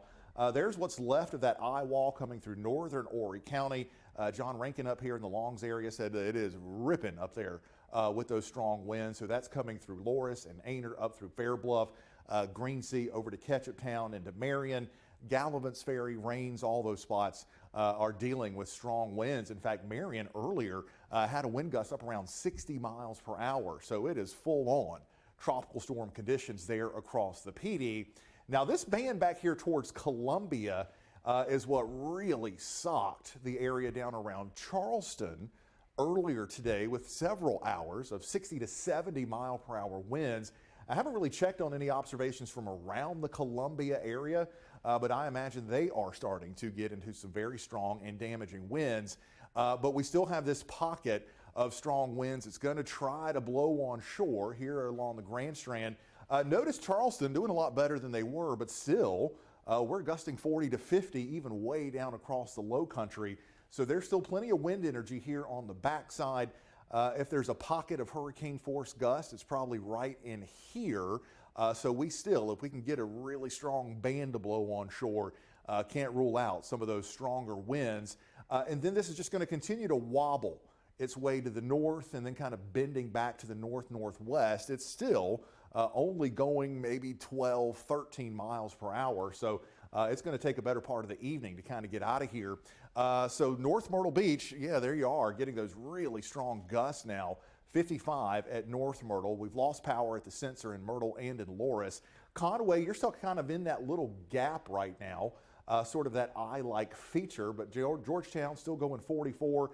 solid tropical storm in Marion and Florence, gusting now close to 50 there in Laurinburg, and we'll watch those stronger winds again continue, and then we'll finally start to switch those winds back around to that more offshore direction as we head through the Grand Strand for the next couple of hours. But still, you know, we were just showing you that video not too long ago of that awning blowing off a hotel and almost hitting a car. We're going to get into some still very strong gusts, and because it's not a perfectly well organized hurricane, it's one of those things where things may change fast. You may go from sort of relaxing and calm weather, not much going on, to suddenly you're getting those very strong gusts. Here we are heading through 5, 6, 7 o'clock this evening. You can see the storm, the center, pushing out of the area. Still, though, even through 7 o'clock, probably gusting 30 to 40 on the beaches, gusting a little bit lower across the PD as the storm finally starts to weaken, and we can finally say goodbye to Ian. But notice, pretty much done completely with any rainfall by 10 or 11 o'clock tonight, and we're still looking at sunshine making a comeback as we head into the day tomorrow. I'm not really sure where we're going next. You guys in the back, let me know. Keep me updated here. Live web. So yeah, I guess we're going to be taking a look at some more of the damage reports and pictures of boat coming ashore. Let's go back. I want to see that location there. That was on that was William Street. So Myrtle Beach Police just posting this a short time ago, 5 minutes ago, of this boat here washing up right near, again, at William Street. And they're also advising, do not go near the boat. Not that you should be outside anyway right now, but they said it is extremely dangerous. Do not go near this boat. Also saying that the information they have indicates no one is on board that boat.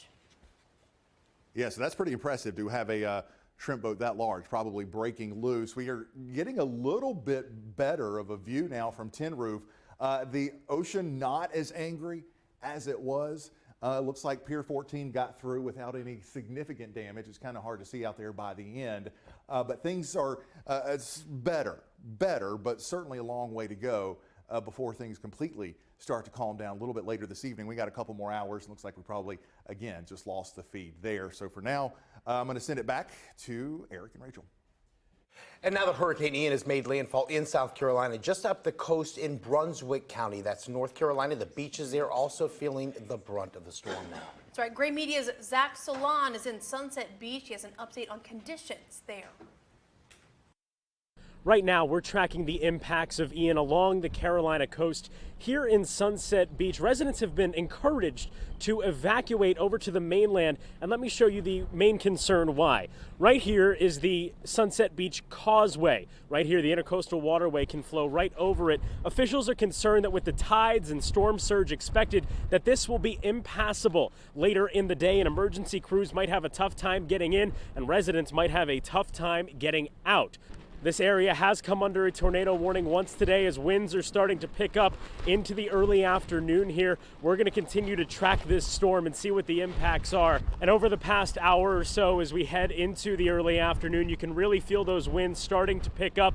Everyone encouraged to stay inside and be careful as we continue to see what Ian does as it makes landfall here in the Carolinas. Reporting in Sunset Beach, North Carolina, I'm Zach Solon. All right, Zach, you know, it's interesting. We watched it in Southwest Florida a couple of days ago and watched the devastation there, and then we watched it come to us, and now we're going to continue on to the North Carolina area. The Georgia area has been hit as well. Right. You know, like we've been saying all day long, we have all hands on deck here, and we are still in the thick of it right now. And this is going to be a long process. It's not just in the moment when it makes landfall. It's far after that there's so much to cover to make sure that you guys are aware of it, and that's why we have people all over the Grand Strand and all over our viewing area making sure that you are well informed. Yeah, I think it's important that we don't get a false sense of security right now, because even though the eye of the hurricane made landfall at 2:05 in Georgetown County, we've seen a lot of damage and a lot of destruction after that. We've seen 3 piers now be damaged: the Apache Pier, the Surfside Pier, the Pawleys Island Pier as well. So just because the eye is now, we've made landfall, doesn't mean that the problems are not over. Not out of the woods. We're watching a lot of intensification. Right, absolutely. Yeah, dealing with all this water as well. There's just so much that we are keeping a very close eye on today. And again, as we were saying, we have our reporters all up and down the Grand Strand here. It sounds like we do have our Allie Espinosa right now. We want to check in with her, see where she has moved. Okay. So where are you now, Allie, and what can you tell us? That's right, we're here on Williams Street on Ocean Boulevard where a large commercial fishing boat just actually washed up on shore. I've been told by witnesses that boat just keeps coming closer and closer onto the roads. I actually here have Master Corporal Tom Vest with Myrtle Beach Police Department. Now, Mr. Vest, you told us that you evacuated the people off of the boat yesterday. The information we have was from the Coast Guard that the boat was evacuated yesterday and that there's no one on board. The really important thing right now is to please stay away from it. Let us do our jobs. Let us secure the area. There's no reason to put yourself in danger going anywhere near that boat. We believe that there's a fuel leak. There's a strong smell of fuel. Don't expose yourself to that. Stay back, stay safe, and let us do our jobs. Okay, and any other information that you could provide us right now as to those people that were evacuated off of that boat? Again, right now, the only thing I know is that we were provided information that the people were off yesterday, so there's no reason to go near that boat. There's no reason to climb on it. Please stay back, please stay away, and stay safe. We don't want to see anybody get hurt out here. And also, I saw recently the Myrtle Beach Police Department tweeted out for people to completely avoid any flooded areas. From what we've seen reporting today, we've seen quite a few cars try and make it through those flooded waters. What piece of information or piece of advice do you have for those people? Take a few extra minutes and drive around. There's no reason to drive through flooded waters to save a few minutes. It could cost you your life, cost you your car. It could put you in a dangerous position, could put us in a dangerous position when we have to come and try to help you. So please let us do our jobs and keep everybody safe. Stay inside while this storm is ongoing. All right, thank you, Mr. Vest. Guys, once we know more information about this boat, right now we're also told that pieces off of that boat debris keep flying off and flying into the water, coming up onto shore near parking lots. But that's all the information we have right now. Reporting in Myrtle Beach, Ali Espinosa, WMBF News. All right, Allie, and that warning safety goes to you as well. It's looking like she was having trouble just standing. Yeah, that's right. But certainly good advice there from Master Corporal Tom Vest. Certainly stay away from hoping that boat. Everyone's paying good attention. This is North Myrtle Beach now. Sea Mountain Highway right there. You can see that the skies are very dark at this point. That's right. And we were also, you can't really see in the view right now, but when they are coming up to traffic lights, they are just swinging pretty aggressively there with those gusty winds. You can see right there that sign completely downed in that area off to the left of your screen now. Could not withstand the gusts, and here our lights just flickering. Which we're getting used to at this point, yeah, right? We've seen motels and hotels that had roofs blown off. We've seen a lot of trees down, like you just saw. We saw the signs going down. If you're just joining us, to reiterate for you as we continue our live wall-to-wall coverage that began at 11 o'clock this morning. Hurricane Ian made landfall in Georgetown County. That was right around 2:05. But right now we are continuing to see the remnants from Hurricane Ian. We know now that there are at least 3 piers that have been damaged, that being the Apache Pier, the Surfside Beach Pier, and the Pawleys Island Pier. Yeah, the end of the Pawleys Island Pier actually breaking off and then floating southbound after breaking off. And then you could just see there in this view that we were taking live right now. Earlier, there's that pickup truck going through the water here, substantial amounts of water, many areas dealing with tons of water from storm surge, a lot of areas seeing flooding. We've seen a lot of that water overtaking the dunes in several areas as well throughout Myrtle Beach, and then Garden City as well, receiving some pictures and videos of those areas of dunes just being taken completely out. Also hearing in Surfside Beach too, closures on the roads too, but even Pizza Hyena, some of those businesses there dealing with about a foot of water. Right, dealing with just being overtaken by water here now that we are dealing with some of the effects of what we've been preparing for. There's that view I just mentioned there where you could see those traffic lights just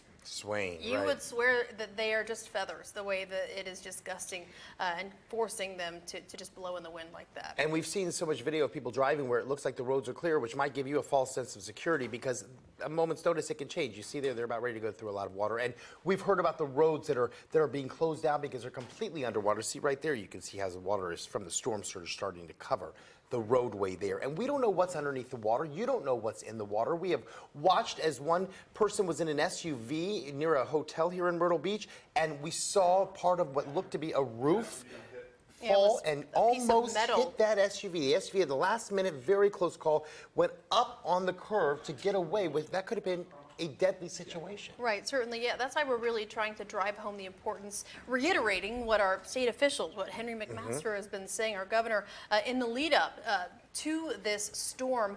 And again, taking a look here at more water on our roads. As Eric was just saying, it's not just about, the water itself. Of course, the National Weather Service always reiterating information, pushing out the information. It takes about 12 inches of water to overtake a car and really to push it down and take that with it. 2 feet of water will take an SUV or a truck. But as you were just saying, Eric, it's not just about rushing water overtaking your vehicle. It's also about any chemicals, any electrical wires as well. Anything in that water also could be very, very dangerous for you if you are out challenging Mother Nature and some of the after effects here that we have seen today. And no reason to do that. As we continue to have flickering in the station, in our studio with the power, a reminder to you that if your power goes out, do not bother 911. That is to be reserved for emergencies only, according to emergency officials. Just call your power company and let them know where your power outage is. Let's go to meteorologist Robert Whitehurst now with an update on Ian.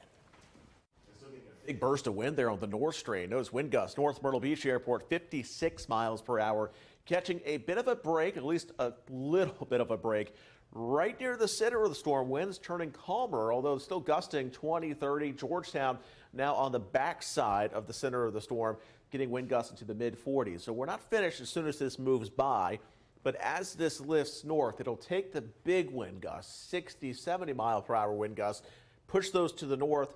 We're left with 30, 40, maybe 45. Unfortunately, that's still too high for a lot of the electric crews to go out, and the bucket trucks. Those wind gusts need to be closer to that 20 mark. Of course, not safe to be going up in a bucket truck with wind gusts that are still in those mid-40s, and that will likely continue here as we head through this evening. It's not until late tonight, likely after sunset, do the winds really start to relax. This storm has a very big wind field. We started to feel it yesterday. Those winds really starting to kick up. Here's a look at the radar now. The heaviest of the rain is now pushing far inland, Dillon County, Marion County, Green Sea, Loris, likely wind gusts here, 40, 45 miles per hour. Closer to the Grand Strand, catching a break from that very heavy rain as the center of the storm continues to lift north, likely passing through Conway here soon. The core of that storm pushing up. That's actually where the calmest winds are right now. You notice these areas up towards North Myrtle Beach, very little rain, but the winds are still cranking, and we may see that here along the coast. The rain chances overall trending lower. That chance of heavy, steady rain, like we've seen through a good chunk of the day, slowly coming to an end. But it takes some time for the winds to clear out. That dry air actually helps to filter down some of the stronger winds that are sitting a couple thousand feet up in the atmosphere. So we'll keep it very gusty here. Again, I mentioned that heavy rain. Green Sea, the Loris is starting to see some improvements. This is all lifting up into North Carolina, up into the border belt, dealing with very heavy rain and those strong winds, at least for the next couple of hours. But steady improvements as we head through this afternoon and into this evening. Future radar by 6 p.m. showing the core of the storm now moving up into North Carolina, continuing to weaken. Winds still very gusty, but a lot lower than they were earlier. Still dealing with that very heavy rain for areas mainly inland of Interstate 95. And then as we move past sunset, the rain starts to shut down for everybody. 7 to 8 p.m. The storm is now continuing to weaken and lift out. The rain exit, and eventually the winds really start to relax. Here are the wind gusts currently still pushing into the 50s and 60s as we head through 6 to 7 o'clock. Again, we're watching for the core of the storm to lift out by 8 p.m. Our winds now going below 40, and eventually they start to drop below 30, but that's not until maybe 10 to 11 o'clock tonight. But then you'll notice the rapid improvements as you make our way into tomorrow morning. Winds 5 to 10 miles per hour. That's a big improvement as we head into Saturday, and they will continue to drop a bit as we head through tomorrow morning. But again, the power outages are a big issue, but the crews just can't go out there yet. Those crews aren't safe until the winds drop below 25 to 30 miles per hour. That's going to take some time, and those outages continue to build. I believe Eric Edwards has a look at those latest outage numbers. Hey guys, just in case you have not seen this video, I wanted to show you again. This is from Brandon Garcia, okay, and this is near the Caribbean Resort. I'm going to blow it up full for you. And you can see as a piece of metal nearly hits a car and it swerves out of the way just to miss it. I'm gonna let it play one more time so you can see it. Did you see? I mean, the piece of metal comes out of nowhere, nearly hits that black SUV, forcing him to swerve out of the way. This is some crazy video from Brandon Garcia. Hopefully everyone's okay with that situation. And also, we wanted to bring you up to speed. Earlier I mentioned that Santee Cooper, some power outages were going down, meaning power was being restored, hopefully. And so this was a tweet from Santee Cooper earlier saying that the winds had subsided enough for our crews to get back out with their bucket trucks to start to return and restore power, and tweeting some of these pictures. These are incredible. Look at this. Oh my goodness, the power of this storm. And this is all from Santee Cooper, damage that they've been seeing. And this is the type of thing that they have to work around and they have to work through. So even though when you're thinking, oh, I wish I had my power back on, just know that these crews are not. They're fighting an uphill battle to be able to get the stuff back on for you. And for now, we'll send it right back to you. Just a reminder for you that Hurricane Ian did make landfall in Georgetown County. That was around 2:05. We've seen Front Street in Georgetown underwater at this point. That's right, and I believe that's where our Matt Bullock is right now. We do want to check in with him, see how he's faring down there to our south. Hey, Matt. Yeah, Rachel and Eric, right now here I'm at Front Street. So I was here about an hour and a half ago, actually an hour ago, and from this spot where I was, this was covered in water. All right, I want to show this little alleyway. Literally an hour and a half ago, the water, I'm not even kidding, was up to here. Look how much the water has receded in the past 90 minutes.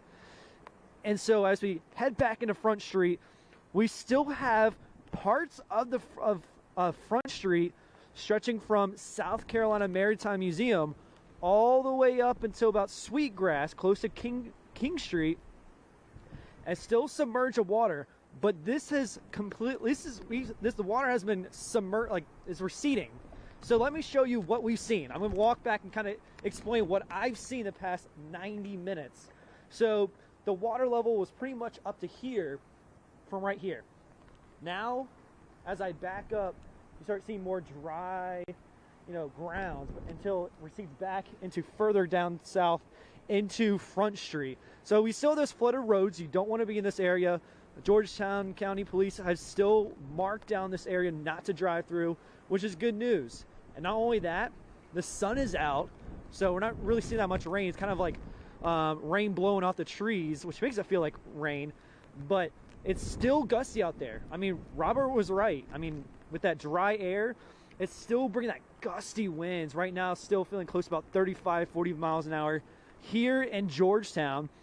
It's kind of hard to tell. I'm not sure if you can still see it. Can we pan to the right, Dustin? If we could look at the harbor, I mean, it's still up there, the water level. So again, earlier today we were at the harbor and we saw the water level from the storm surge rise all the way up in a span of about 2 hours. It increased by 3 feet. So that water has receded back into the harbor, but still with those gusty winds, you're still seeing white caps off on the rise. I'm not sure if you can see that.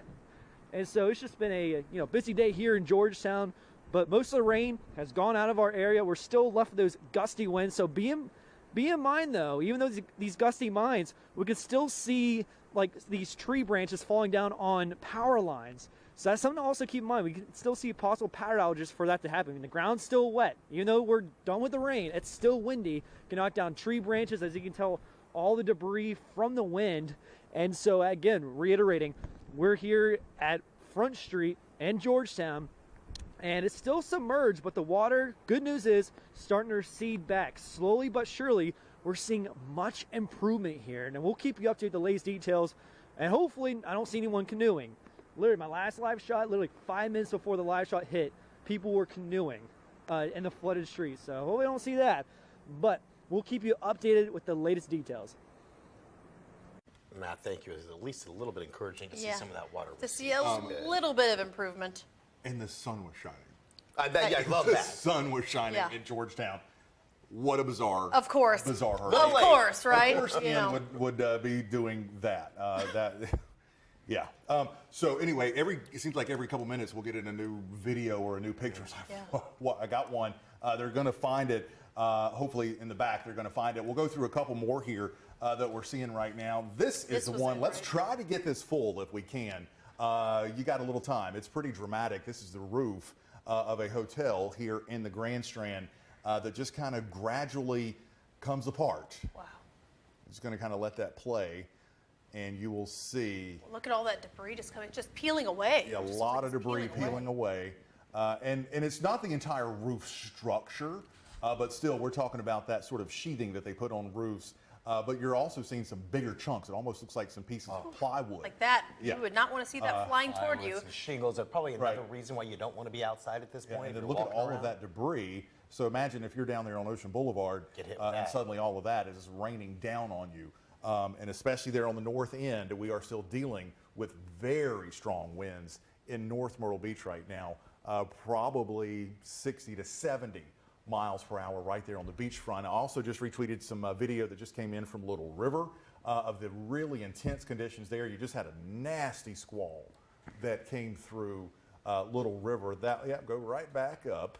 Yeah, right above that hotel. Yep, next one up. And that one right there. Yeah, really intense conditions. The water's still high, but just absolutely ripping wind and rain. So, Jeff, thank you. This is the fourth floor balcony. What a view of a hurricane. But just look at the sheets of rain. That's just that really intense northern Eyewall came through there, the northern end of the Grand Strand. Things are going to start improving. You're kind of easing up on the rain there in the north end of the Grand Strand. Let's, if we can, just for a second, take weather one. The center of the hurricane right now is pretty much passing over Carolina Forest, just to the north of Myrtle Beach. So that is some good news. We're going to start getting offshore winds now. If they're not happening yet where you are, they're going to happen here in a hurry. Those offshore winds, again, now blowing like this. And those are just now starting to come into the Grand Strand. And we're eventually, as the eye continues to work its way like that, we'll get those offshore winds. And once those winds switch around, if you've been here through these storms in the past, the wind switches around, the storm surge, it goes out like that. Yes. It goes out in a hurry. It's like pulling the plunger out of your bathtub. The water just drains out. But we're still dealing with the impacts of that big-time third record storm surge with that huge shrimp boat that has Right, that's right, yeah. That's where we're going to go to. Alan Espinosa actually is there by that shrimp boat, so she can bring us a live report from there. Alan? Yeah, we're at the Mystic Sea Hotel here on Ocean Boulevard, and that's where you can see this large fishing commercial boat actually washed up on shore. You can see just how many people are standing around here. Myrtle Beach Police is here, a really active presence here on the scene. Now, Myrtle Beach Police say that they evacuated everybody from the boat yesterday. As of right now, they have not released how many people were exactly on that boat or their conditions. Master Corporal Tom Vest has told us that they believe that there's fuel actually leaking from this boat into the ocean. No one was on board when the boat washed up on shore. Now there is debris that's coming off of that boat and coming onto over here on the hotel property and also alongside the beach. That's all of the information we have right now in Myrtle Beach. Ali Espinosa, WMBF News. We're going to be monitoring that very closely, of course, especially now that we're hearing a possible fuel leak as well. Yeah, which is why they're telling you stay away from there because they did smell some fuel leak there. That's right. Let's go down to sports director Dave Ackert. Yeah, he is feeling the full force of Ian right now, so let's go ahead and check in with him. Hopefully he can hear us. So if you can hear us, Dave, where are you and what are you seeing? Yeah, I got my own sport. I'm doing my squats. It is honestly kind of like a workout fighting this wind. It is crazy. If you see, I'm not exaggerating. It literally is knocking me off my feet at times. Not off my feet, but off balance. I literally have to stand in an athletic position. We are on Ocean Boulevard here in North Myrtle Beach and 31st Avenue. We're seeing siding come off of houses. We'll give you a shot of that here. We're seeing it skip across the roads. The road used to be flooded. The road was flooded, but it's almost as if the wind, maybe Jamie can fact check me, seems like it's blown the water off the roads, or I don't know if it's because high tides have receded, but they can obviously correct that. But there is still flooding off of Ocean Boulevard over to my left, probably your right. And the winds have steadily picked up this afternoon in the last little bit. And yeah, the gusts are quite strong enough to shake our news car. When the news car is in park, it feels like you're driving. Yeah, that's the latest here from Ocean Boulevard in North Myrtle Beach. Dave Ackert, back to you guys in the studio. All right, Dave, we appreciate the report. Now get inside, take some shelters. Find cover or strap yourself down, buddy. Now, although outside of the hurricane warning, parts of the North Carolina coast are still experiencing the impact of Hurricane Ian. That's right. Gray Media's Lauren Schuster is in Carolina Beach, where the town's main roads are underwater right now. Here in Carolina Beach, the wind and rain continue to come down, and that can be costly for the town, already seeing damaging flooding without a threat of a hurricane. Already today, we have seen some road closures and some driving hazards, which is something everyone will want to keep an eye on today, not just those on Pleasure Island. Talking with officials from the State Department of Transportation, they are ready to clear any roads that are covered with debris or ensure drivers' safety for those dealing with flooding and high water issues. I'm told more than 2,200 employees across all counties are prepared for whatever Ian brings to the state, and that includes crews right here. I will be out here tracking Ian for the rest of the day and seeing what other issues might arise. Reporting in Carolina Beach, I'm Lauren Schuster. Back to you. Let's take a look at video here. You can see people going out to save a boat that was swept away by storm surge. We would ask that you don't do that. Wait until this storm passes before you get near the water, even outside. Remember, you should not be on the beaches right now for any reason. Also remember, the WMBF webpage is there for you. We also have our our Hurricane Center. We also have our alert so that you can also get online, so you don't have to go out. We can cover this for you. You can submit your photos. This right here is that motel we were showing to you in downtown Myrtle Beach, which we believe has at least lost part of the roof there. You see all the water that's coming up there. This also was a fire on 4th Avenue South and ending up rescuing 4 people from the flood waters there. Fire crews say the 4 were actually trapped on the 2nd floor of that hotel, so hopefully they are safe now. We have some new video of the storm surge that's coming into Myrtle Beach's boardwalk, like we've been telling you all day long. Please stay home. Now is not the time to be anywhere near those beaches. And if we take a look at the rising water levels here, just off Sea Mountain Highway as well, you can see on the west side of the marsh, that's at Cherry Grove. The video you're seeing here sent to us by WMBF News viewer Lee Maynard. But just another example of the reason why we want you to stay at home and wait until all of this is passed. Absolutely. First responders in the Low Country calling off rescues. This is the weather worsens this afternoon there. Reports show Charleston County EMS and the Charleston County Sheriff's Office have temporarily ceased operations and ordered their first responders to shelter in place. The agency says service will continue as soon as it is safe to do so. We've been hearing that a lot as well with some of our power companies, where for them it is not safe for them to go out. They were hoping to be able to start those responses again later on this afternoon as the conditions allow for that. As we've been saying, of course, we would love to see those pictures from you. Also, the videos, you've done a great job so far sending in so many of them. And all you have to do is scan that QR code right in the center of your screen right now with your phone's camera. But we do ask that when you take these pictures and those videos, do it safely, or we don't want to see them. We do not want to see you put yourself in harm's way. And also make sure you're following Jamie and the rest of the First Alert Weather team on social media. We have put their Twitter handles right here on the screen. It's easy for you to find them. And also remember, as long as it's safe for you to do so, make sure you share those pictures and videos with your certified most accurate local weather team as well. All right. Time to talk about a little bit of weather. I'm over here at the BAM. We're in Myrtle Beach, starting off here with the view from our sky cam. And we're getting another little batch of some light rain coming back into the beaches, but this is nothing like the big time rain that we had earlier. We're sort of seeing that sort of loosely defined, cloudy, dirty kind of an eye work its way over Myrtle Beach and Carolina Forest and heading its way northward now. We've got the shrimp boat shot also, and I guess shrimp boat is the new red Jeep. The biggest tourist attraction in town now is going to be that shrimp boat, the 2022 version of the red Jeep. I'm trying to get my system up and running here. There we go. There we go. So starting to get some improvements.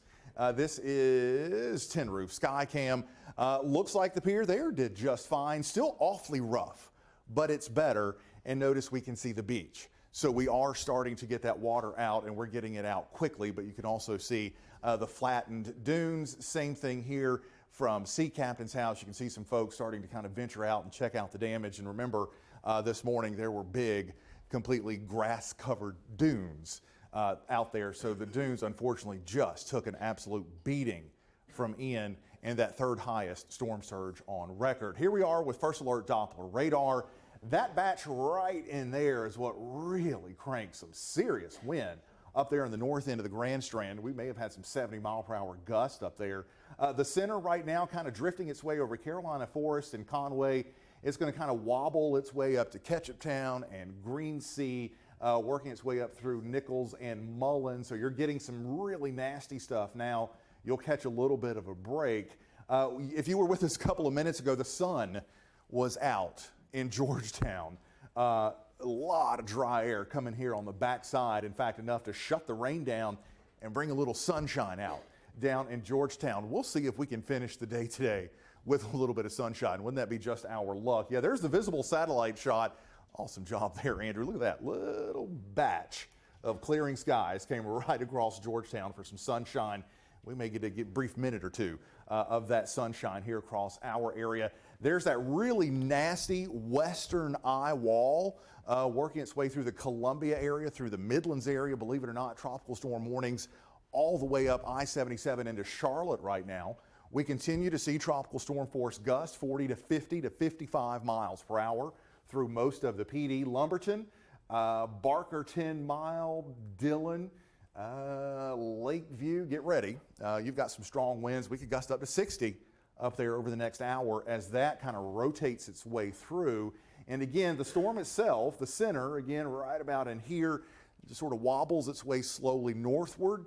We've still got this to get through, but a lot of that moisture is completely dissipating before coming back into the beaches, so it's just kind of misty and drizzly. But I still think we're going to probably crank out some 40 to 50 mile per hour wind gusts, at least off and on, for the next few hours as that kind of comes back.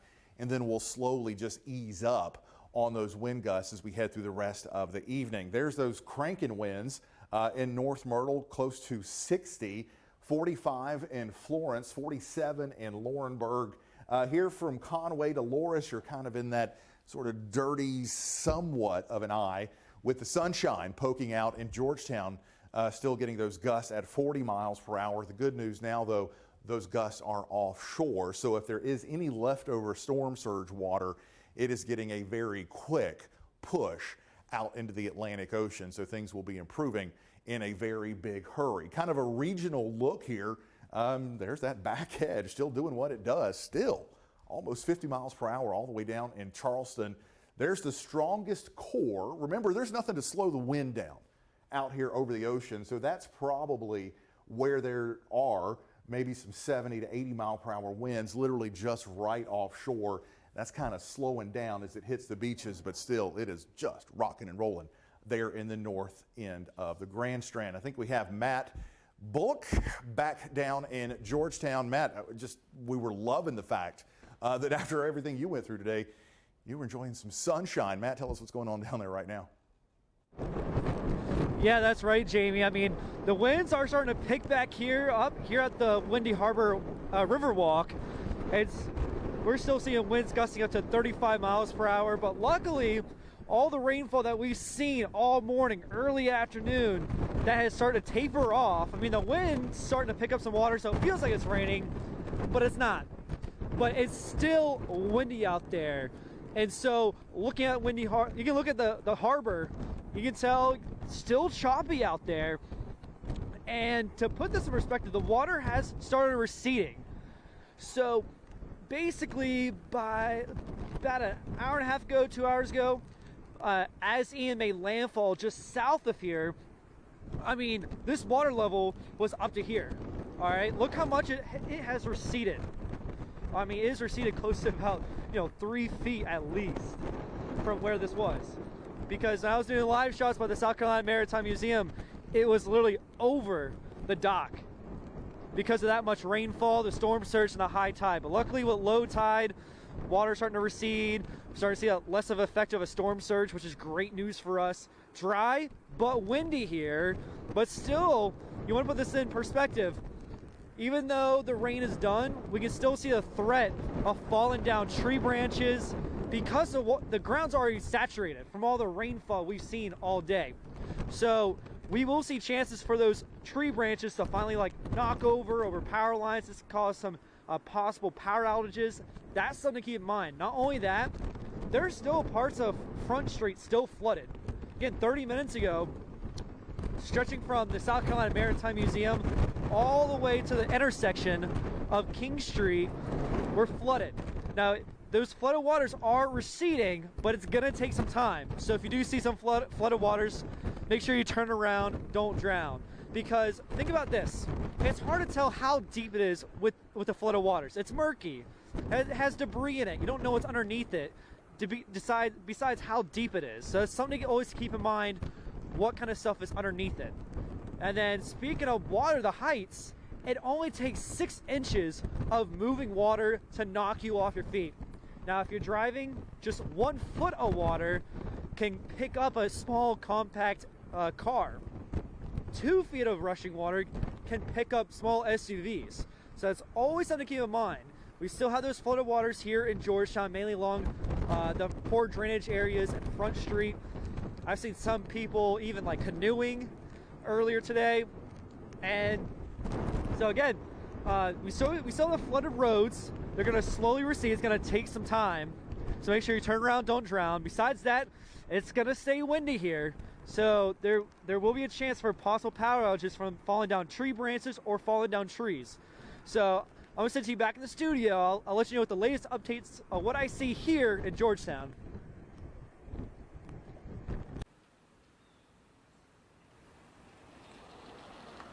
Yeah, we're here back in Garden City this afternoon. We were here earlier around noon when the high tide and that storm surge was near its peak. And as you can see, we've been pushed up even more further from where that water had originally been rising. They're now currently have the road shut down, sending residents down Elizabeth Drive. So if you're coming down towards Atlantic Avenue, had a lot of people coming down here earlier this afternoon just to look at the water level rising. Horry County Police have since blocked off this entire section of the roadway. There are a few people starting to walk down the sidewalk. We're going to try to get down there a little bit closer if we're able to see if there was any significant damage to the Atlantic Avenue bridge that takes you closer to the pier. It does look like there's been a significant amount of water that's receded since we were here earlier this afternoon, where at one point we were standing in about a foot and a half of water that was rising significantly. In a matter of 10-15 minutes, we saw the water come up several blocks. So, but as right now, this part is still blocked off. We saw one of those kind of police military vehicles go over. I'm not sure if they're trying to get some people evacuated.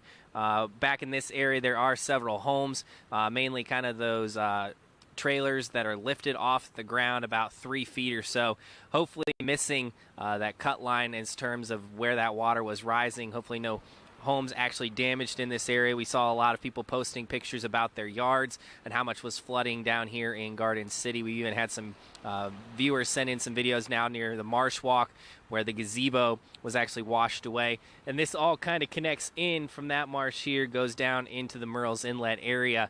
And about 2 hours, maybe 3 hours ago, it was just what looked like a rushing river with how much that current had come over. So we're going to try to get a little bit closer, and we'll give you guys an update as soon as we can. But for now, reporting in Garden City, Ian Klein, WMBF News. All right, Ian, and earlier we had Jamie talk about how that stranded shrimp boat was going to be the new red Jeep that you all probably remember from the last storm we had. But that is a boat that authorities are asking you to stay away from because they do smell fuel near that vessel. So that is not something you want to play around with. Right, yeah. So this was when Myrtle Beach Police tweeted about this about 42 minutes ago. They were saying, do not go near this boat. This is near William Street. Our Ali Espinosa is right near that area right now, at a safe distance right now. We want to check in. What are you hearing now? What are you seeing there, Allie? That's right, guys. We're here at Mystic Sea Hotel on Ocean Boulevard, where that large fishing commercial boat actually washed up on shore. Now, I actually got a hold of one of the workers here at the Tanya Brantley here. Now, Tanya, tell me a little bit, walk me through when you realized that this massive boat was in your backyard. I came out here to see what the water was looking like, and it was a little further out. When it started coming in, I was like, oh my God, that's seriously going to dock over here? Like, I had no idea what to even think. It was crazy. Yeah, and you told me a little bit earlier that you saw a couple of people actually try to climb the boat. There was somebody that tried to climb. He was hanging on the, I guess the netting or whatever. But yeah, it was it was crazy. Yeah, and in preparation for Hurricane Ian, I mean, did you guys ever think something like this could ever happen? Not at all. Like it's a fishing boat. Like seriously, no. This is the first time I've even seen one this close. So yeah.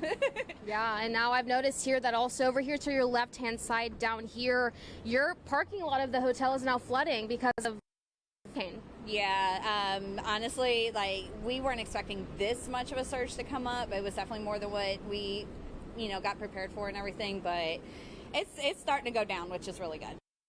Yeah. So what does cleanup kind of look like for you guys right now? Walk me through that a little bit more. To be honest, I don't even know where to begin. We had to already kind of start cleaning up before the landfall and everything. Some of the debris was already flying around, but I think just right now we're just going to take it day by day. All right, thank you so much, Tanya, and best of luck to you. Thank you. Now, guys, we did just get an update from Myrtle Beach Police. They tell us that the Coast Guard is investigating the cause of how this boat essentially got washed up here on shore. Master Corporal Tom Best has also shared that they had the boat anchored off just a little bit away last night when they evacuated all those people off of that boat, and then because of the strong winds and Hurricane Ian, that boat just kind of flew over onto this side and landed here at Mystic Seas. That's all I have for now. Reporting in Myrtle Beach, Ali Espinosa, WMBF News. All right, Ali, we've been continuing to keep our eye on that boat. We're also keeping our eye on those piers, the Apache Pier and the Pawleys Island Pier, given way, and at least partially, and also that Cherry Grove Pier we watched. That's right. Yeah, that's where we last checked in with our Corinne McGrath up there to the north of where we are now. It looks like she is still dealing with plenty of wind there, a lot of water as well. So, Corinne, what can you tell us now? Rachel, Eric, we're really starting to see a lot of flooding here in North Myrtle Beach. It really wasn't bad just a couple hours ago, but now, as you can see, I think this fire hydrant is a pretty good telltale sign of just how deep the water is here. Behind me, these off-roads off North Ocean Boulevard are pretty flooded. There's really no way possible to be able to drive on these off-roads. However, there was just a police officer who was out here. There's these two kids who were kind of trying to play in the water, and the police officer did come up to them and tell them that they needed to get off this road. They either need to drive to the place they need to be at, but you cannot be out here hanging out, swimming, or anything of that kind. It's also there's also a lot of debris. I don't know, Dave, can you pan over to this roof right here? As you can see, some of the roof shingles floating, blowing in the wind, some of them coming off, and we've kind of just been seeing that the last couple of hours here in North Myrtle Beach. I think we're gonna go head down now to the restaurants in North Myrtle Beach to see if any of them are open and how they're dealing with Hurricane Ian as well. For now, we're sending it back to you guys in the studio. All right, Corinne, I got to tell you. Thank you so much, Corinne. I would be surprised if they were open. Please be safe out there. Strong, strong winds still at this point there. And, we've been talking about the winds being a huge factor, that rising water. We do have more images of flooding right now. This time, this is in North Myrtle Beach, and the photo on your screen sent in by Chris Pence, and it shows just how high those water levels are right now. This is Main Street, and look at that, Rachel. You can see they are up to the storefronts there. Yeah, certainly is. Wow, take a look at that. Also, this photo shows the truck's roof just crumpled beneath a tree. So this is after that tree collapsed on top of that, what I'm assuming was once a probably very large and sturdy truck. This is in Conway. This image was sent into us from Melanie Murdoch. So, very difficult to see, but again, fortunately, hopefully, the owner of that truck was safely inside, not out in that truck dealing with that, because we have been dealing with a lot of downed trees today. That has been a reoccurring theme. This is not the first view we've seen of a tree destroying a vehicle. We had that earlier view as well, I believe, in Conway. Absolutely. Right. And Horry County Police are echoing that warning from the South Carolina Emergency Management Division that you need to stay out of those flooded areas. Officers say they are seeing literal dumpsters in the middle of flooded roads. Police continuing to warn that you stay out of flooded areas because there will be gross and dangerous things in there that you do not want to come across. That's what we've been telling you. Just stay out of the waters, whether it be by foot or by car. Right, yeah, you could have chemicals, you could have, wires, different things like that as well that you're dealing with. So certainly not good to deal with. Talking about those dumpsters floating, I know earlier we also had a video of a shed just floating down what was once a street. And all those branches have to go somewhere once they fall, right? Right, exactly right. And here's a closer look at the floodwaters in Murrells Inlet right now. This video shared with us from WMBF News from Milo Greer. Thank you so much for sending that in. Wow, just incredible. You can see that water moving at a pretty swift pace as well. We just talked to Corinne McGrath, who was going to check out to see if any restaurants were open in North Myrtle Beach, and she also sent us new video of the Cherry Grove Pier collapsing. And boy, this is something that we're going to be talking about for a long time. This is one of 3 piers that have collapsed, and we've shown live here on WMBF News. You can see there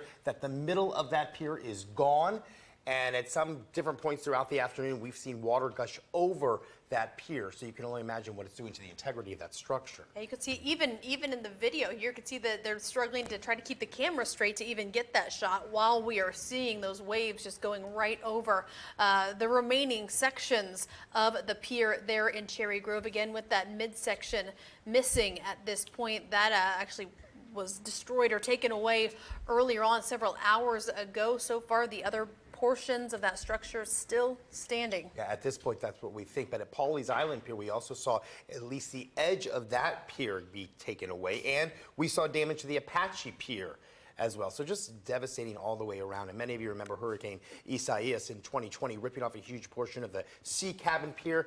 Well, that is also in Cherry Grove. So they're just not having good luck there with their piers. And the horrible thing also is just how long it takes to repair and get them back in working order. Yeah, and right now it sounds like we do need to go to our Erica Edwards, I believe, right now. We can get a check-in with her and see what she has to share with us. Hello, Erica. So we're following a tweet right here from Horry County Fire Rescue.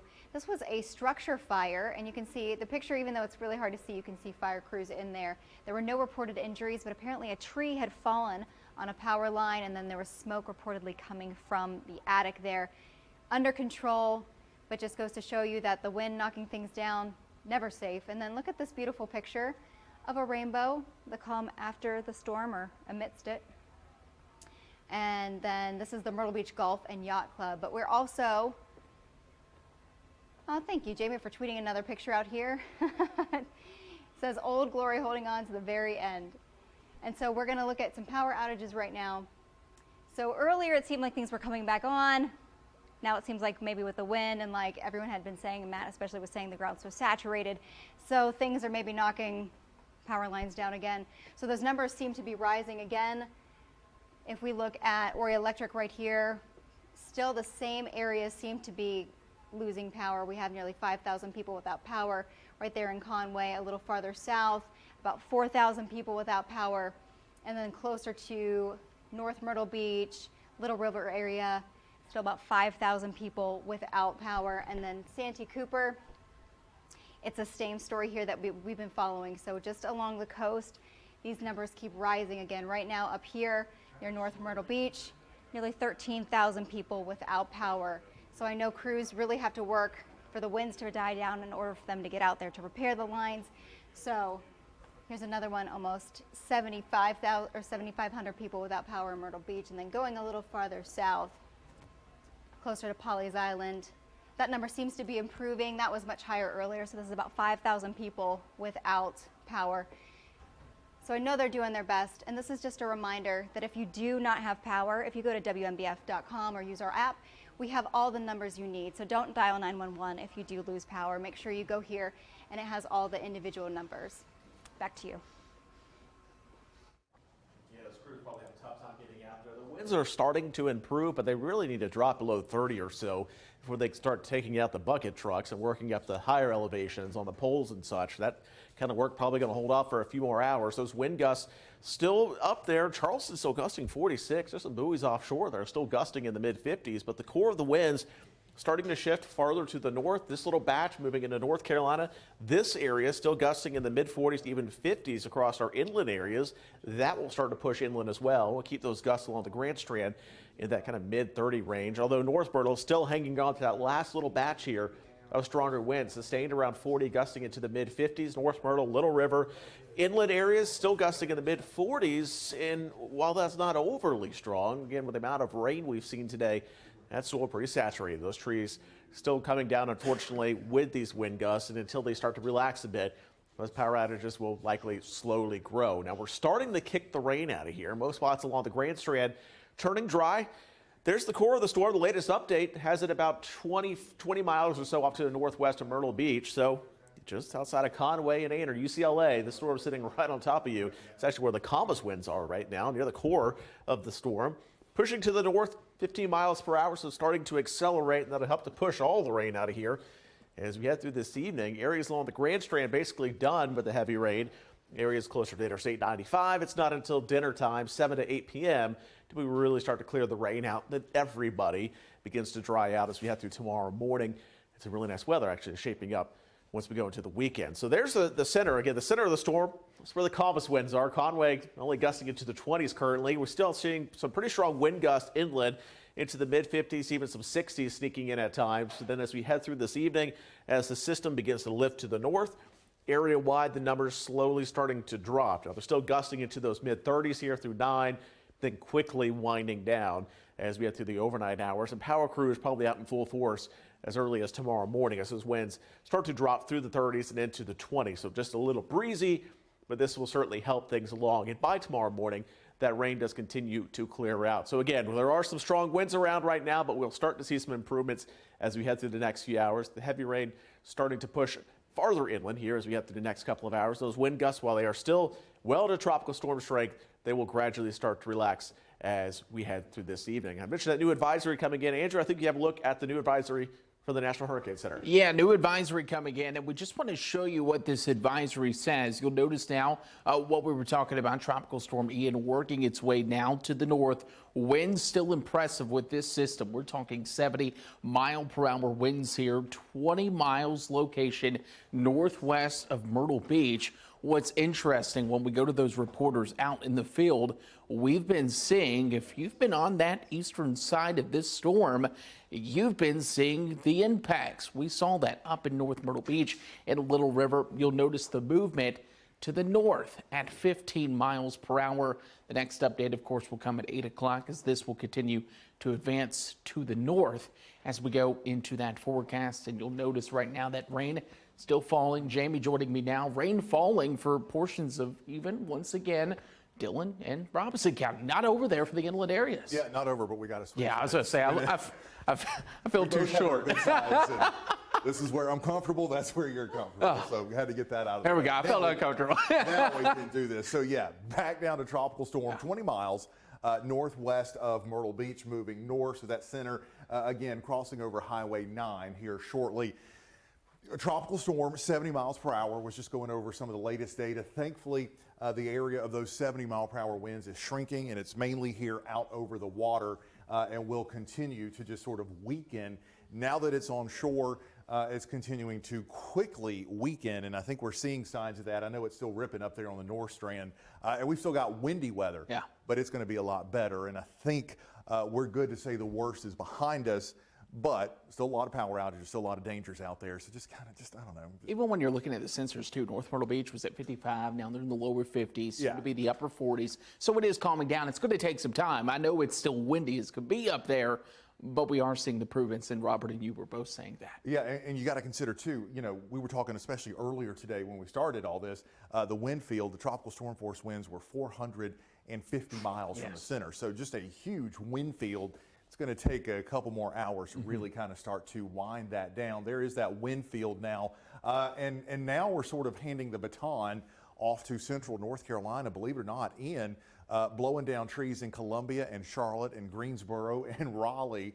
They're kind of getting into it, not like what we had, but still 40, 50 mile per hour winds up there in the Piedmont from a tropical storm hurricane. It's certainly definitely pretty impressive. And as we've been saying, still here and there occasionally, getting some of those 40 and 50 mile per hour gusts even far from the center. And you have to think, before that even arrived, the wind arrived in the Midlands. We were talking rain up there, so saturate the ground a little bit. You get some of that wind, and we're seeing some of those smaller trees fall. That was the story in the PD, and that's also the story in the Midlands as we head into the evening hours. Yeah, this is the updated forecast track. I'm seeing this as soon as you are. So yeah, there it goes.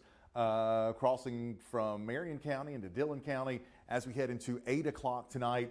And then from there, just kind of crossing the border, and notice how it just kind of finally unravels, and we stay breezy as we head through the overnight hours tonight. I still think a couple more of us probably see a couple of peaks of sunshine right around sunset, and I think a lot of us are probably going to wake up to that sunshine heading into tomorrow. I'll be interested to see what the sunset looks like for some of you, especially with some of the clouds moving away. Could be a cool little view. We'll keep an eye on that.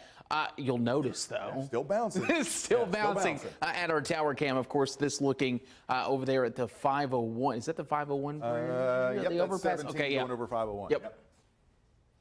And I think we're actually going to take you into downtown Charlotte, uptown Charlotte, as we say it, if you're from Charlotte, bouncing around there as those strong winds from Ian are starting to work their way into the Piedmont of the Carolinas right now.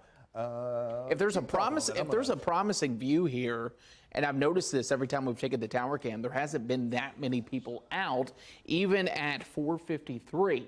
You have to think. You'll see the winds are still bad. And even as we take a look, not that many people out and about, which is always a promising sign.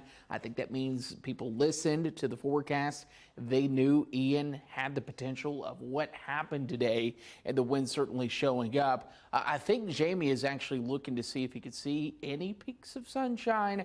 I'm not seeing any breaks in the clouds, but of course you could see that once again the wind continues to blow. It looks like there might be a little bit of sun trying to come out on some of those towers out there. Hard to tell though. Maybe the one to the left, I don't know. It could be saltwater at this point, I'm not sure. I didn't blow in 70 miles per hour. Yeah, so I don't know. That's good news, no doubt about it. Let me check on some of our other cameras here to see what we have up and running. Going to see if we've gotten power back to Sea Captain's house. Skycam, of course, that one was critical, especially when we were in the thick of it. Robert, if you don't mind, this must have just came back. One. Yeah, I think it probably just came back, and this happens. I don't know. I'm just kind of seeing this for the first time too. It's awful to look at. The dunes. The only thing you can see left of the dunes here are the dune fences. That's that fencing that kind of holds the sand in place. You get the dune grass, and that's pretty much it. You always have the folks that head to the beach after a hurricane because there's some pretty wild looking stuff. I remember when we were looking the other way too, it looked like we had a little bit of dune left, but once we lost power, I'm sure that's completely changed. You can even just see how far this came up. This is Sea Captain's house actually into the backyard there. You can see Robert's turning this and looking down. Just an awful situation. And like I was saying earlier in the day, like this is a part of the beach that isn't normally extremely susceptible to storm surge, but the fact that you can see how it just flattened. I mean, completely flattened the dunes all the way up. So we're looking into the heart of Myrtle Beach right now. Looks like the Pier 14, I know we've got some damage at 2nd Avenue Pier. It's still hard to see. It's kind of misty and drizzly and hazy and blowy out there. I think when we looked for the tin roof, that one was okay. I will say too, looking at through some of the photos and videos that were coming through, we think this is bad. The South Strand. It is completely flat. It's like you're going from the street straight to the ocean. There's no dune down there at all. But one thing to see too, and this is a nice little change, look at those big breaking waves, but also notice as they're breaking, you're getting that spray that's blowing out. That's that offshore wind. This is what the surfers want to see. I guarantee you there's some of them out there already, but yeah, you can see the faces of those waves now blowing back as we are transitioning into more of an offshore wind. So things are beginning to improve. Again, the worst of Ian is behind us, but a lot of folks are going to be doing a lot of cleanup. And I think Robert made a good point too. Power outages, I know we have plenty of them. It's going to take a little bit for those crews to even be able to get out to work, especially with some of those wind gusts. So keep that in mind. Robert's turning this to the other side here of where we, that looked way worse than before we lost power. No doubt. In fact, I think that looks worse at the other side. So again, remember this was all dunes. You can see how high the water got back behind the dune lines, and this is a fairly protected part of the beach. There was a lot of spots, especially the flood-prone areas, especially up in the Grand Dunes, the 70s avenues, that definitely dealt with a lot of flooding and a lot of storm surge. 6.02, the tally coming in for the storm surge value. If you kind of missed it when we were in the heart of it, we had, thanks to Ian, the third highest storm surge on record, at least from the records that have been kept at Springmaid Pier. Yeah, you can see where it just completely washed over. So yeah, third highest. Ian beat out Isaias's storm surge and now falls behind Matthew and Hugo as the number 3 spot. This is why we were saying yesterday and this morning, there's no such thing as a weak hurricane. Yeah. A weak hurricane. So unfortunately, where are we going next? I think we got a couple more updates, a couple more reporters. We're going to Rachel. We have, yeah, Eric and Rachel standing by. All right, the city of North Myrtle Beach sharing just under about 10 minutes ago that its non-emergency phone lines are down right now. So those officials, they have shared these alternate or the backup numbers that you still can use. Those numbers you can still call are either 843-385-6418. The other number there, 843-957-6450. You can also take out your phone right now and get a picture of the screen. That will also help as well. 911, they say it is still operational, but again, we do need to stress, as we have all day long, that that number is only for life-threatening emergencies. It's important that you leave those lines open for those who really do need it. Those other numbers are still available, again, for non-emergency calls. And then over on our website, the Hurricane Center, we have all of the numbers you could need for power companies and other issues as well, where you still can give them a call. Ian Klein has been surveying the South Strand for us all day long. He right now is live in Garden City on Cypress Avenue, and it looks like, is the sun out there, Ian? Yeah, the sun is out and a tree is down. We got a lot of debris out here on Cypress Avenue. This was kind of a little bit further down from the Garden City Pier off Atlantic Avenue, where we were around noon today, where we were showing you how much of that road was flooding not too long ago and just how fast it was coming. Now, I was told by an officer over by Atlantic Avenue that that road is continuing to be shut down because numerous transformers were actually exploding, and they actually had several lines down. So they're dealing with Sandy Cooper, I think he said, was on site trying to get power restored. But let's walk you guys over this way first, and we'll kind of take you around. You'll see down there pretty much the road's still shut down, and Samuel, I don't know if you're able to zoom in as much as you can, but you can still see plenty of water sitting over this portion of Cypress Avenue, kind of the similar bridge. Now, these bridges sit very, very, very low to the marsh, so it does not take a lot of water to kind of flood these roads. You can see a sign right there that says roads subject to flooding. But yeah, still plenty of water actually over this site right now. But as you kind of come out, Samuel, if you want to show them more, a ton of debris laying over here onto the roadway. We actually saw several neighbors out here trying to assess the damage. And of course, the biggest thing right here behind us now is the tree that came down. We're looking, it looks like it's kind of been rooted up actually out of the ground. And as we were even just walking over here, you could feel just how saturated the ground was. So with the mixture of how wet and soggy the ground is right now, and of course the wind that's been whirling through here, probably did not take much to pull this very, very large tree up and over, and is now blocking pretty much Cypress Avenue.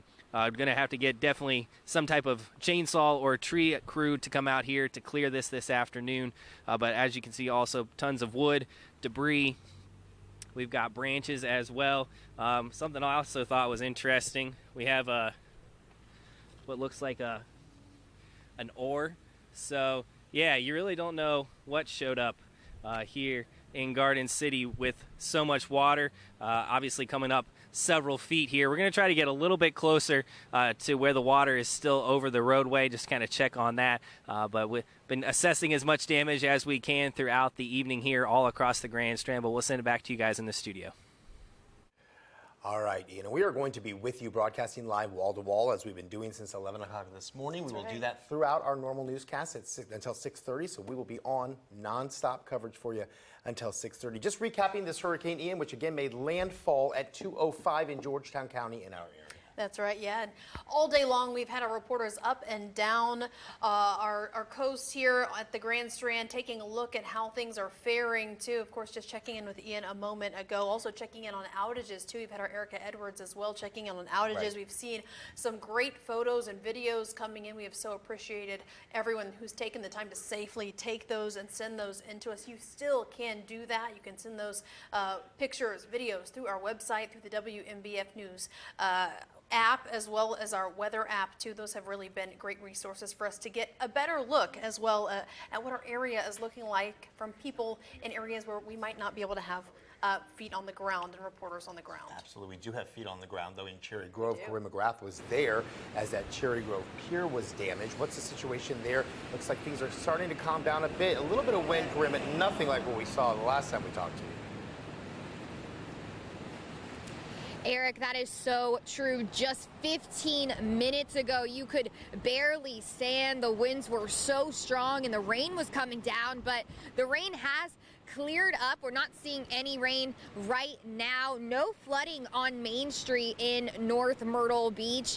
And like we said earlier, not as much wind. Now, it's kind of crazy to think that all of these stores on a Friday in downtown North Myrtle Beach are closed. A lot of businesses were saying yesterday that they weren't planning on closing, but obviously as the storm progressed, they did have to close their doors. We also spoke with a police officer, and he did tell us that they didn't want to see people on the roads. They were asking people to please get off the roads because there has been some down power lines. So if you do have to go out, please stay safe out there, as police officers will tell you to please get off the roads. We'll have more coverage coming from you from North Myrtle Beach. For now, sending it back to you all in the studio.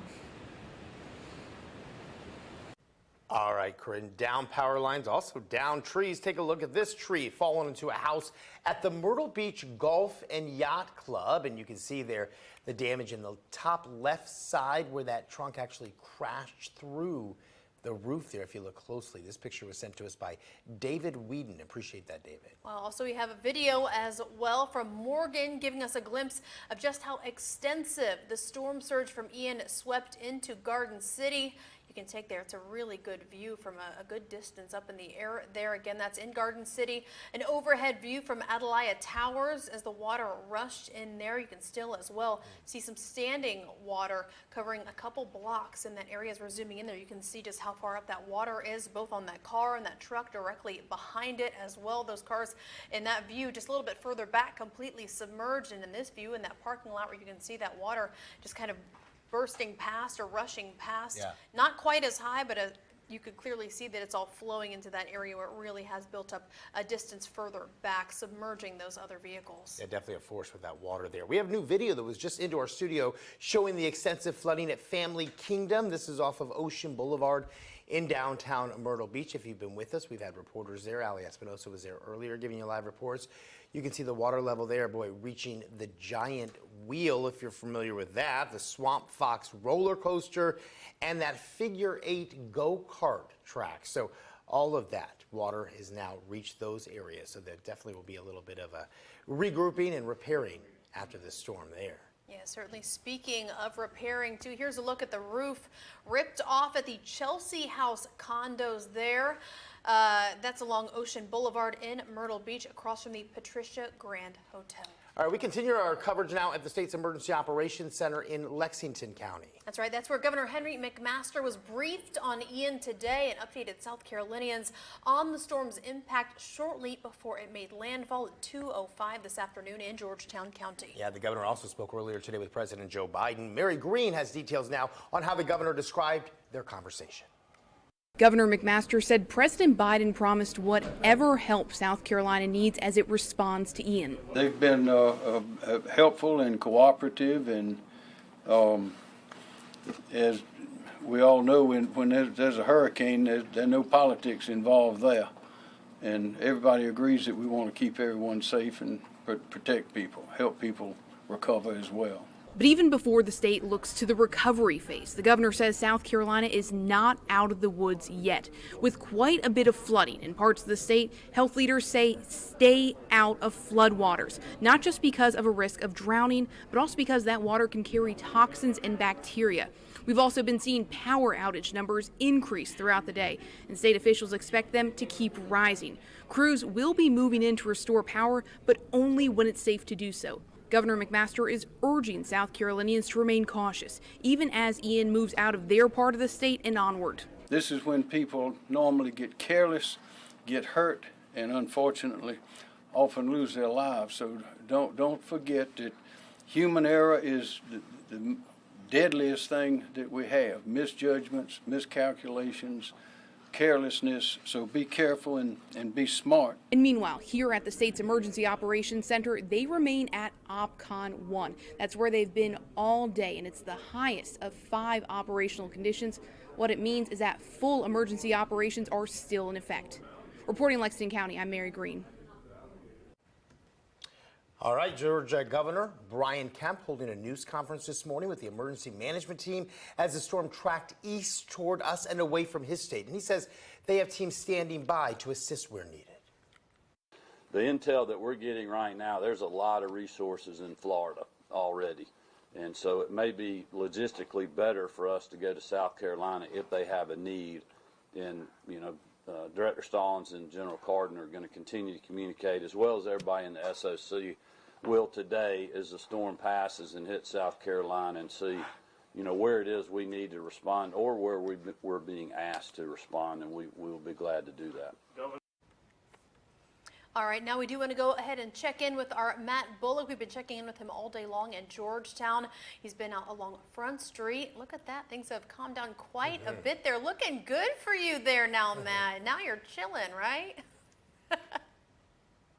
I'm chilling, but I'm still cold because even though we're dry, I'm still drenched. All right, my boots covered in water. I got to switch out my socks and dry it out. But right now here in Georgetown, the rain has stopped. The water has started to recede. Now, about 3 hours ago, this area where I'm standing on right now was covered in water, all right? And it was by more than just that. It was literally, the water was up to here, all right? To put in that perspective, and then look down this way.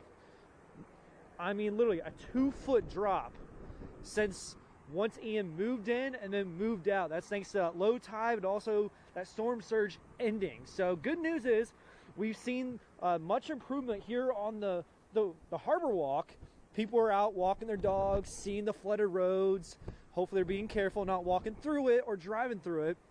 Still, parts of Front Street are closed. That stretches from King Street all the way down to the South Carolina Maritime Museum. Now, earlier today, I talked about a sailboat, and it was taking on water. Well, I didn't know it was a sailboat at the time. I thought it was a dinghy boat because the water just kept crushing over it. And so, looking off in the horizon, you see 2 sailboats. The one that was kind of leaning, taking on water, is the one colored in the navy blue. That was taking on a lot of water, turned to its side literally 3 hours ago, and now you finally see where it's at. You see the mast is leaning on another sailboat. And so we've had other instances where other people had their sails not properly tied, and it popped one of the sailboat sails. And so earlier today, I spoke with with the owner of the boat. He was there.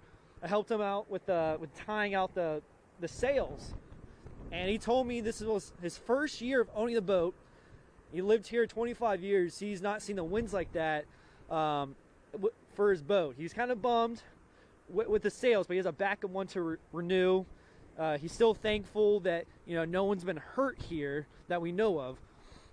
But what I've been also seeing, besides the sailboats, the water has calmed down.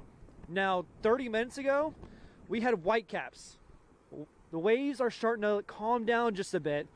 It's still windy out there. Wind's still gusting close to about 25, 30 miles per hour. So still gusty, dry, and cloudy. But other than that, we still have the flooded streets here in Georgetown and Front Street. So it is going to take some time for those flooded roadways to recede. So give it time. So if you do see, flooded roads, make sure you just turn around, don't drown, because you don't know how deep these waters are. They're murky. You don't know what's underneath it. And also, it only takes about 6 inches of standing water, rushing water to sweep you off your feet. And 1 foot of water, I cannot reiterate this enough, 1 foot of water, of rushing water, to sweep up small compact cars. 2 feet of rushing water will also pick up small SUVs. So something to keep in mind, but good news is conditions are improving here in Georgetown, but it is gusty here. Winds still up to 30 miles per hour, so still be in mind there will be times we'll see falling down tree branches because of the wind gust. That will cause maybe some possible power outages, but the good news is conditions are improving here. All right, thank you very much, Matthew. And we again have reporters spread out throughout the Grand Strand, and we want to continue now with Allie Espinosa. Yeah, it looks like where Allie is, conditions have improved a little bit. We're certainly seeing more presence for people behind you. I know last time we checked in, we were checking in on that shrimp boat that had washed ashore. Are you still in that area, Allie? What can you share? Hey guys, yeah, we're here at Mystic Sea Hotel on Ocean Boulevard, and that's where, as you can see behind me, this large shrimp boat actually washed up on shore. Now that the information that we know as of right now, Myrtle Beach police have told us that the people that were on this boat were evacuated off of it last night. We do not know any additional information on those people or how many people were rescued off of this boat. They also tell us that somebody tried to climb over here on the netting towards the right side of the boat. As of right now, Myrtle Beach police tell us that that person was handcuffed. We do not know if that person was arrested, but as you can see, a very active scene here. A bunch of people, they're actually lining up across the beach here. They go all the way down there over to your left side. People just taking photos of the boat. You can see people with their dogs out here. Earlier, I saw a little kid actually digging up sand in the area. But again, Myrtle Beach police are just kind of staying out here, making sure people don't get too close to the scene. As you can see, one officer over there is blowing his whistle, telling people to come out of the way. Again, no additional information available at this point, but as you can see, the skies are kind of clearing up. The sun has come out just a little bit, and we're just hoping for the best right now. Reporting in Myrtle Beach, Allie Espinosa, WMBF News. All right, and we're overall just kind of shutting things down, kind of in a hurry. We are seeing Ian now beginning to pull its way out of the area. A tropical storm right now. If we want to get technical, they've called it a post-tropical storm. Yeah, kind of taking on the characteristics of a nor'easter that you see in the winter now. Yeah, and you could tell that it was a different kind of a storm. We had those temperatures this morning into the 50s and 60s, not what you normally expect with a tropical storm or hurricane. And we're starting to get some of that cooler and drier air coming back in. A lot of you sending in pictures of a rainbow and sunshine out there, right there on that back end. We are getting some of that drier air punching in here. And the wind's finally starting to relax a bit. It's going to take some time. The power crews can't really go out until they go, I think 25, 30 is typically their kind of threshold there. It's such a big storm.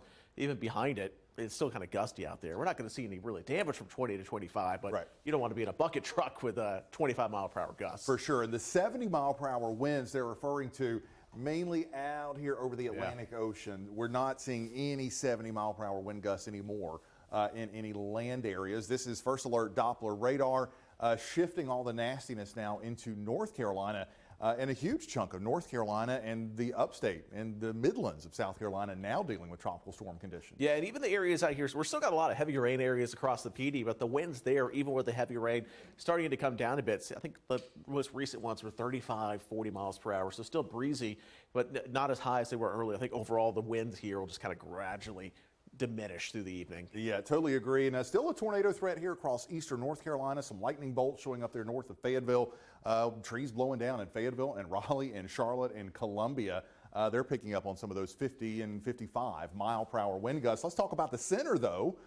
Best I can tell, Greensea, pretty much. Pretty much just north of Greensea up here, Nichols and Mullins. If there's a center left of it, it's right about there. Getting ready to cross the border into North Carolina, into extreme southern sections of Robeson County, the extreme eastern sections there of Dillon County, going to be crossing over 74. probably in the next 30 to 45 minutes. But again, that center, not that eye or that center that we were dealing with earlier this afternoon. Yeah, kind of your typical nor'easter look now. Yeah. You don't really have a big defined center, big broad area of rotation. And that's a typical sign of these systems that start to get sheared as they move to the north, start to weaken a bit. The winds start to relax a bit. Turns into a big storm. It'll be big and wide here through the Carolinas, but the wind's not near as high peak intensity as they were. Yeah, this thing is just really quickly kind of unraveling, and that's going to continue to be the case. There is the view again from our tin roof sky cam. Skies brightened up enough again for some peaks of sunshine. You can still see some of those brighter skies, and for a couple of spots picking up on a rainbow here was an appropriate way to finish what has been a wild day. Still kind of that ominous look out there over the ocean, and obviously things are churned up, but you can see the beach, which is a good sign. At least that you can see the beach. You can see the beach now. You just don't look at this part of it. Yeah. Hopefully we can keep it quiet through the rest of the season, because that's kind of our barrier. Yeah. And that barrier is kind of gone now here along the Grand Strand. It was already built up high here. You know, we don't get a lot of storm surge flooding along the Myrtle Beach area. Of course, Cherry Grove, Pawleys Island, but we've had a pretty firm system here set up that's kind of taken some significant damage here today, unfortunately. And you know, that's kind of what we had to deal with after Matthew. You know, Matthew left our dunes looking very similar to this. Then we followed Matthew up. They're all starting to blend together. So 17, we had Irma. 18, we had Florence. 19, we had Dorian. 20, we had Isaias. And we never really got a chance to get the dunes back to full shape, except for about the past 2 years. And then unfortunately, those dunes pretty much for most of the beach now looking flat. And again, you can see really nothing left there but the dune fence poles. So we're going to be bulldozing a lot of sand for the next couple of months. There's those wind gusts that we were talking about, 2 at tropical storm force, still 43 at Florence. Strongest winds now shifting across the border, still up around 50 up there in Laurinburg, and seeing more of those 50 gusts into central sections of North Carolina. Let's talk about this though. It's in and it's out, as we talked about. Yeah, it's not the forecast we started the week with, where we thought this may be a Friday and Saturday thing. Back to fall. Hello, October. We flipped the calendar and look at that. Daytime highs in the 70s, night times in the 50s and 60s, maybe a sprinkle showery 1 or 2 in a couple of spots heading into the weekend. But overall, man, we are looking good. 7 days and 10 days. Look at that. Temperatures dropping into the 60s. Maybe as we head into next weekend, those fall cold fronts getting more and more impressive. I think we have some more of the viewers' photos and pictures that have continued to come in. Let's get back to Eric and Rachel and run through some of these. But let's start with the good one, the rainbow. Look at that. I know you're talking about, finally seeing some light coming through the skies, getting some beautiful photos of rainbows sent in to us. So thank you, Brody. We earned that, didn't we? Yeah, we definitely did earn that. This is down near Murrells Inlet in the 707 area. Again, beautiful view there. Thank you so much for sending that in. There's another one. Even a bigger picture of that rainbow, almost from end to end. This is Sakasi, right? Yeah, this is from Deb. So we Deb. appreciate you sending that in as well. That is a beautiful, picture-perfect full rainbow on your screen right now. Almost looks like art that someone painted or something. It really does. It really does. Absolutely beautiful. Hey, look, I think I know that next one. I know this next name. If we can just scroll. These are my puppies. How did I know it would be the dogs? This is Nala and Callie. So the husband got this, and if you take a look quickly, it's not super long, but they're looking at the rainbow outside. Isn't that so sweet? Nala and her brand new sister. It was their first storm. And that's their first on your camera. Yeah, they slept through the whole thing, and then they woke up and got to see a rainbow. That's about the perfect way to do it, right? Yes, I wish my dogs would follow suit. Yeah, so if you happen to get any photos, still feel free to send those in to us. We certainly would love to see those, and it sounds like we do have some more. Not so much a rainbow here, getting kind of more back into some of the thick of things. A ton of water there in that video sent in to us, too. It's a little bit small. There we go. That's from Kat and Nick. From Arcadian Shores in that area. So up to our north, seeing quite a bit of water. We've been monitoring that area throughout the day today, and you can certainly see it whipping through as well with the winds. You could still see some of that. So yeah, here's video from the Hilton near Arcadian Shores as well. There's that water once again. And as we continue to scroll, again, we love the fact that you are sending us pictures now that it's safe to do so. And if, in fact, it is safe for you to do so in your area, we'd love to see what you can show us. We'd love to see rainbows if you have damage. We'll take a look at that as well. But the reality is also important to see too. From Joe here, this is in Garden City, where you can see how high that water is there, coming up right on someone's RV. Certainly hate to see that there, but that area we've been talking quite a bit about, not just about the water too, but the water taking out the dunes. That was something that we also have been checking in on as well. Surfside Beach here as well. Quite a bit of storm surge there up on those trees where you can clearly see that. Just showing you how high the water is rising there. And here is one from Surfside Beach and South Carolina storm surge, showing you there the row of those houses. Fortunately, those houses are row houses and they're all on stilts. And the reason why is for cases like this, so the water can surge underneath and hopefully not get into the structure. However, in so many cases, we have seen the water get into those homes.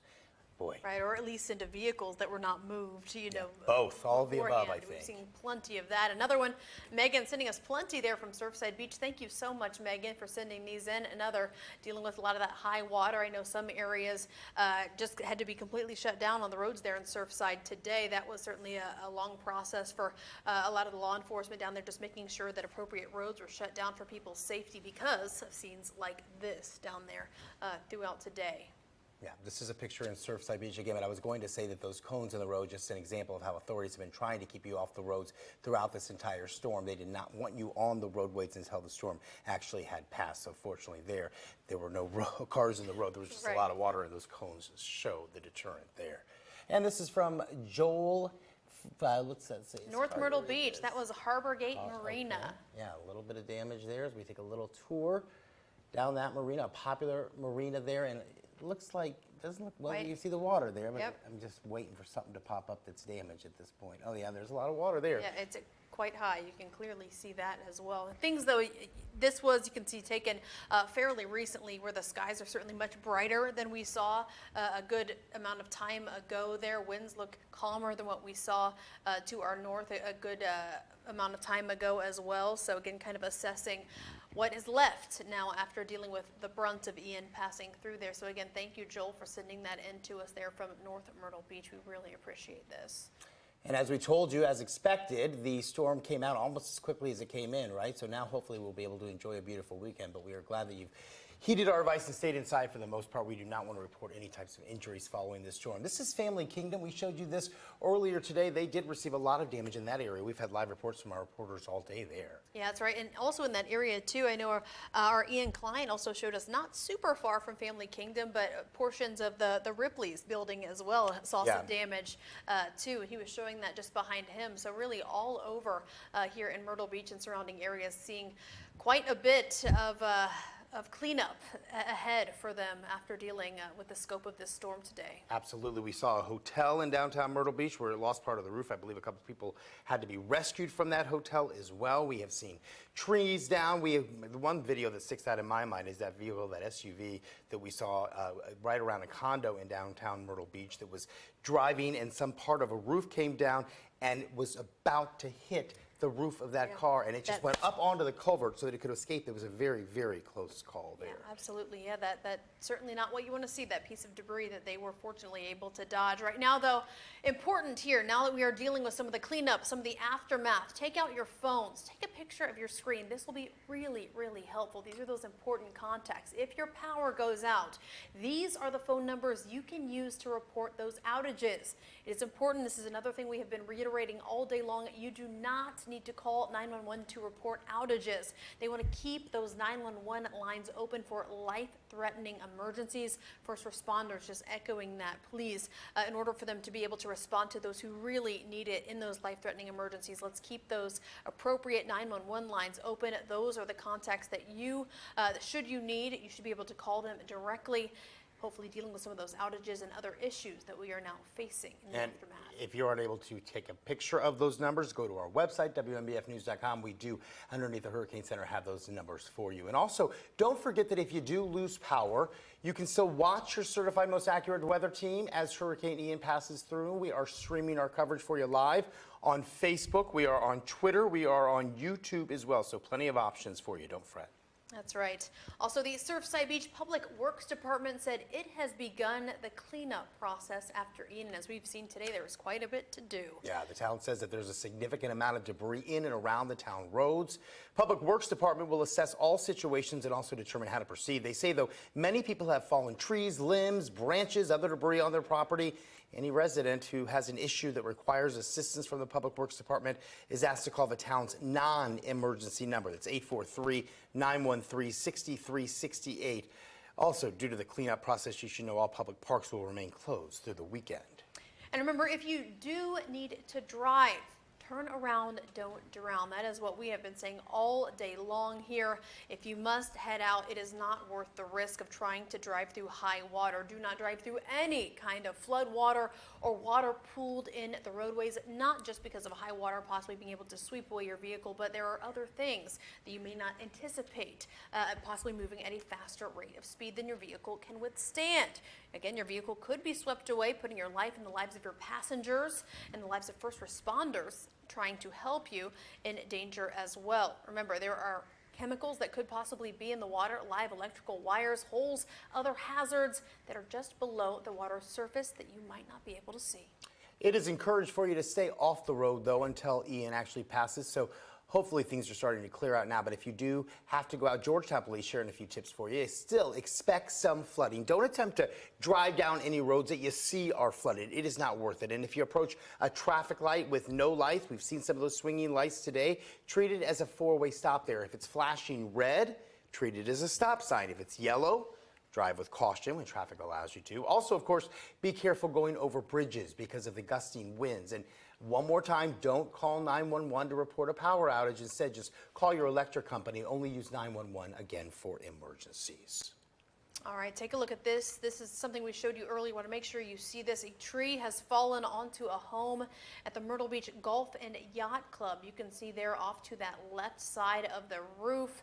That's where most of that damage is, where the trunk crashed through the roof. This picture sent in to us by David Whedon. Thank you so much for sending that in. Also have a video here from Morgan giving us a glimpse of just how extensive the storm surge from Ian swept into Garden City. It's an overhead view from Atalaya Towers as that water rushed in there. You can also see standing water covering a couple blocks off into the distance.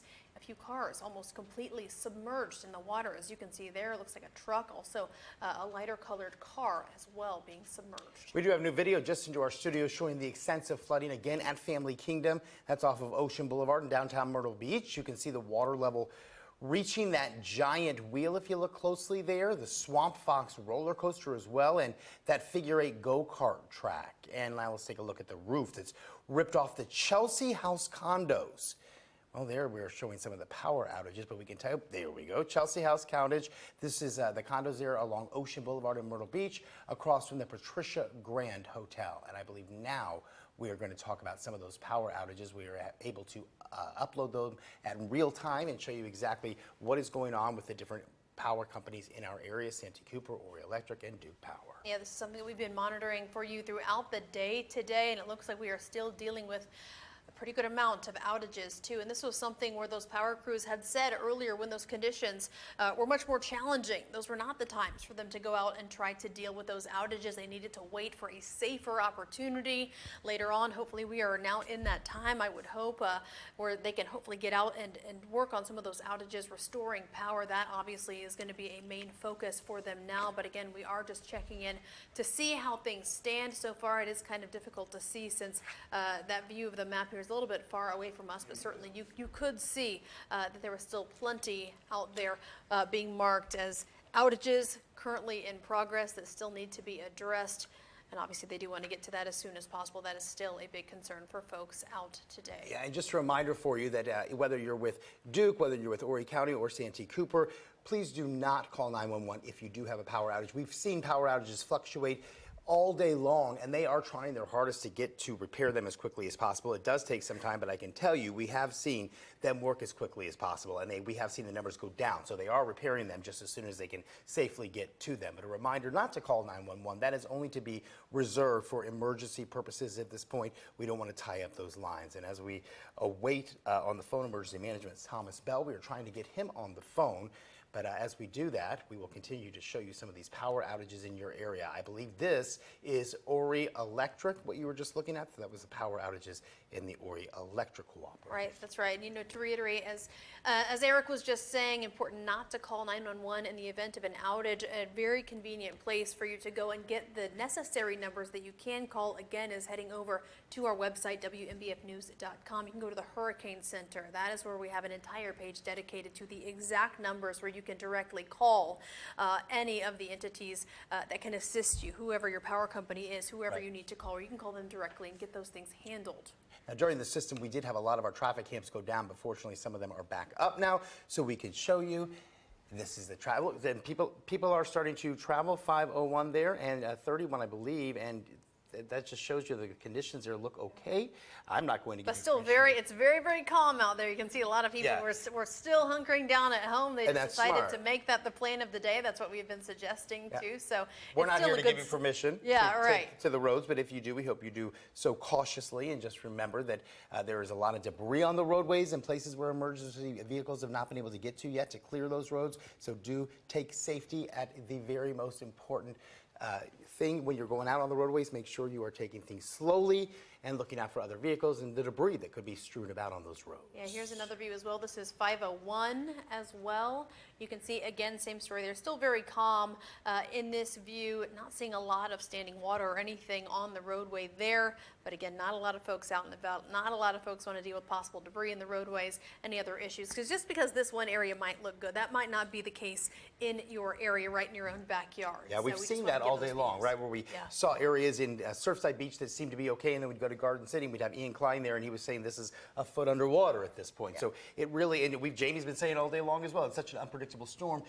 The effects are unpredictable as well, because you can go to an area that looks okay, and then you can go just a couple blocks down the road, and it's a completely different situation there. Yeah, right. All right. And we do want to get over now to meteorologist Robert Whitehurst for another check of how things stand for us now. Hey, Robert. Hey, and that rainfall kind of went to plan today. We expected the rain to fall in a hurry. It would cause some issues ponding on the roadways while it was coming down, but because we've been so dry here the last couple of weeks, it has plenty of places to go. It just takes time for it to get there. We'll start to see the rivers increasing a bit here over the next 4 to 5 days, but not expecting any sort of major flooding, if anything, just at the bottom of that minor flooding scale for some of our rivers here across the PD. Waccamaw River expected to stay out of flood stage. So some good news there. We had some sunny skies, clouds moving back in. Not expecting any more heavy rain here along the Grand Strand, but we'll kind of be in and out of the clouds here through the remainder of this evening. Some beach finally re-emerging after seeing surf crash over the dunes earlier this afternoon, and quite a bit of damage and erosion here to the dune system here up and down the Grand Strand. Of course, a lot of flooding earlier today. Those winds are now pushing offshore. We are heading to low tide. We'll continue to watch these continue to head down here over the next couple of hours. And the wind gusts starting to relax a bit as well. You see some wind gusts in the 40s, still a couple of 40s offshore, some 40s inland. We can handle that with those gusts that were in the 60s and 70s that were causing all the issues earlier. Those will continue to relax. Now that the core of the storm is moving inland, we'll continue to bring these numbers down. Still in the 40s, North Myrtle Beach. But as soon as the center of the storm lifts a little farther north, we'll start to see some improvements here. Everybody kind of in the 30s elsewhere, some 40s inland. We'll continue to drop through the 40s, 30s, and eventually 20s as we head through tomorrow morning. Still kind of breezy tomorrow, but nowhere near what has been today. Areas far inland still dealing with some heavy rain, although it's not as heavy as it was earlier. The heaviest of the rain is up towards I-77, the back end of the storm. This rain will continue to clear, and we'll see clearing skies, even some sunny skies as we head through Saturday. All right, Robert, I want to go to the phone now. We have Emergency Management's Thomas Bell standing by on the line. That's right, with Horry County Emergency Management. So, Thomas, obviously now that the brunt of that storm has passed through here, now that the real work begins. So what are some of the hurdles now that you folks are dealing with, that you are addressing right now, that are most pressing?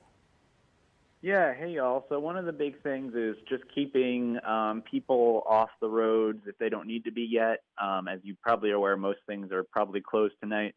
I'm sure people are curious about the conditions, but we just want to make sure people are staying safe. There are, there's debris in the road. There's still some roads that are covered with water.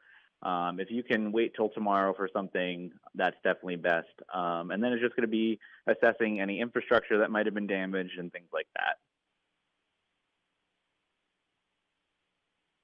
At this point, Thomas, have you come across any problems? What are your biggest issues right now?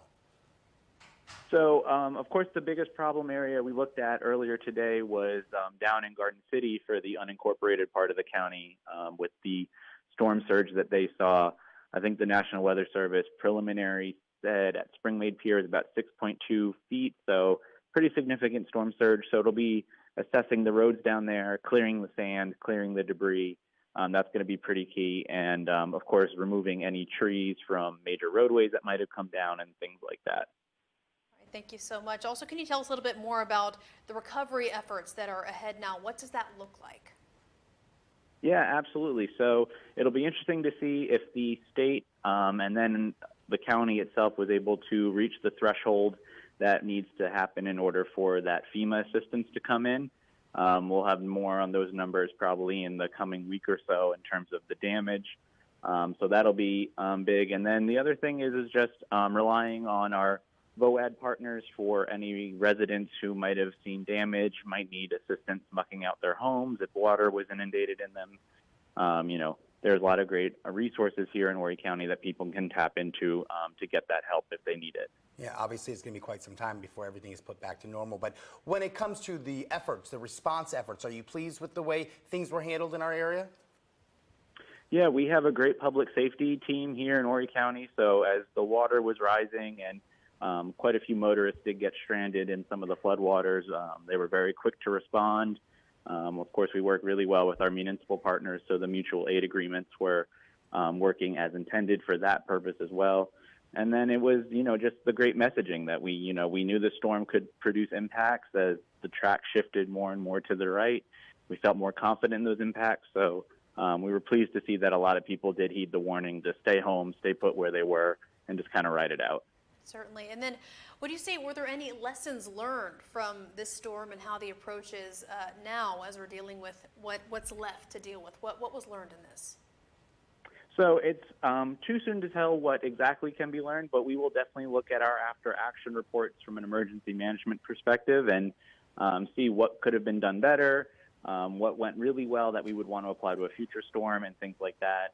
Every storm we face, we look to past storms to see what went well, what didn't, and apply those learnings. But, there's always going to be something we can always improve.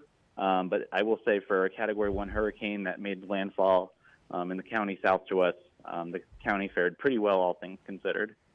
All right, we've been speaking with Horry County Emergency Management's Thomas Bell. Appreciate you taking time to speak with us. Good luck with your future recovery efforts, Thomas. And right now we'll switch gears and go back to our team coverage. Yeah, that's right. So we do want to go ahead and check in with our Ian Klein now. Looks like he's still down in the Garden City area. They're still hearing some wind where you are. So what are you experiencing there now, Ian?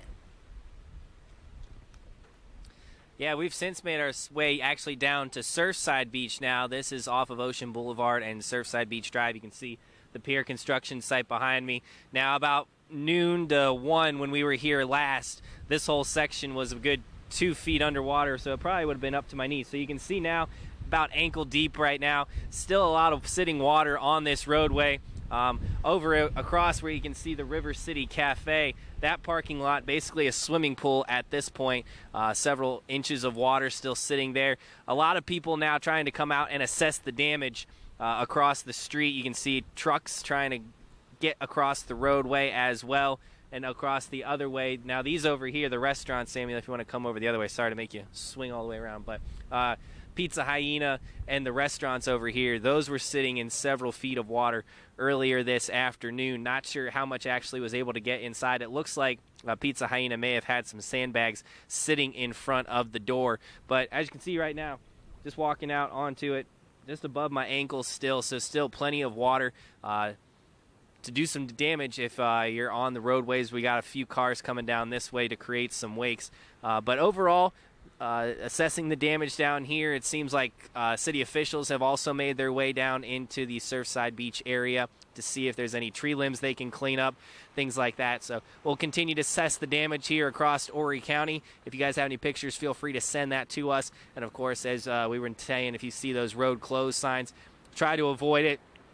even if it's not necessarily water on the road, maybe those roads aren't structurally sound if the water had saturated the ground that it might be on. So those roads are closed for a reason. So heed those warnings, and of course, help those out, those neighbors that might need help as we get into the recovery efforts now from passing Hurricane Ian. We'll send it back to you guys in the studio.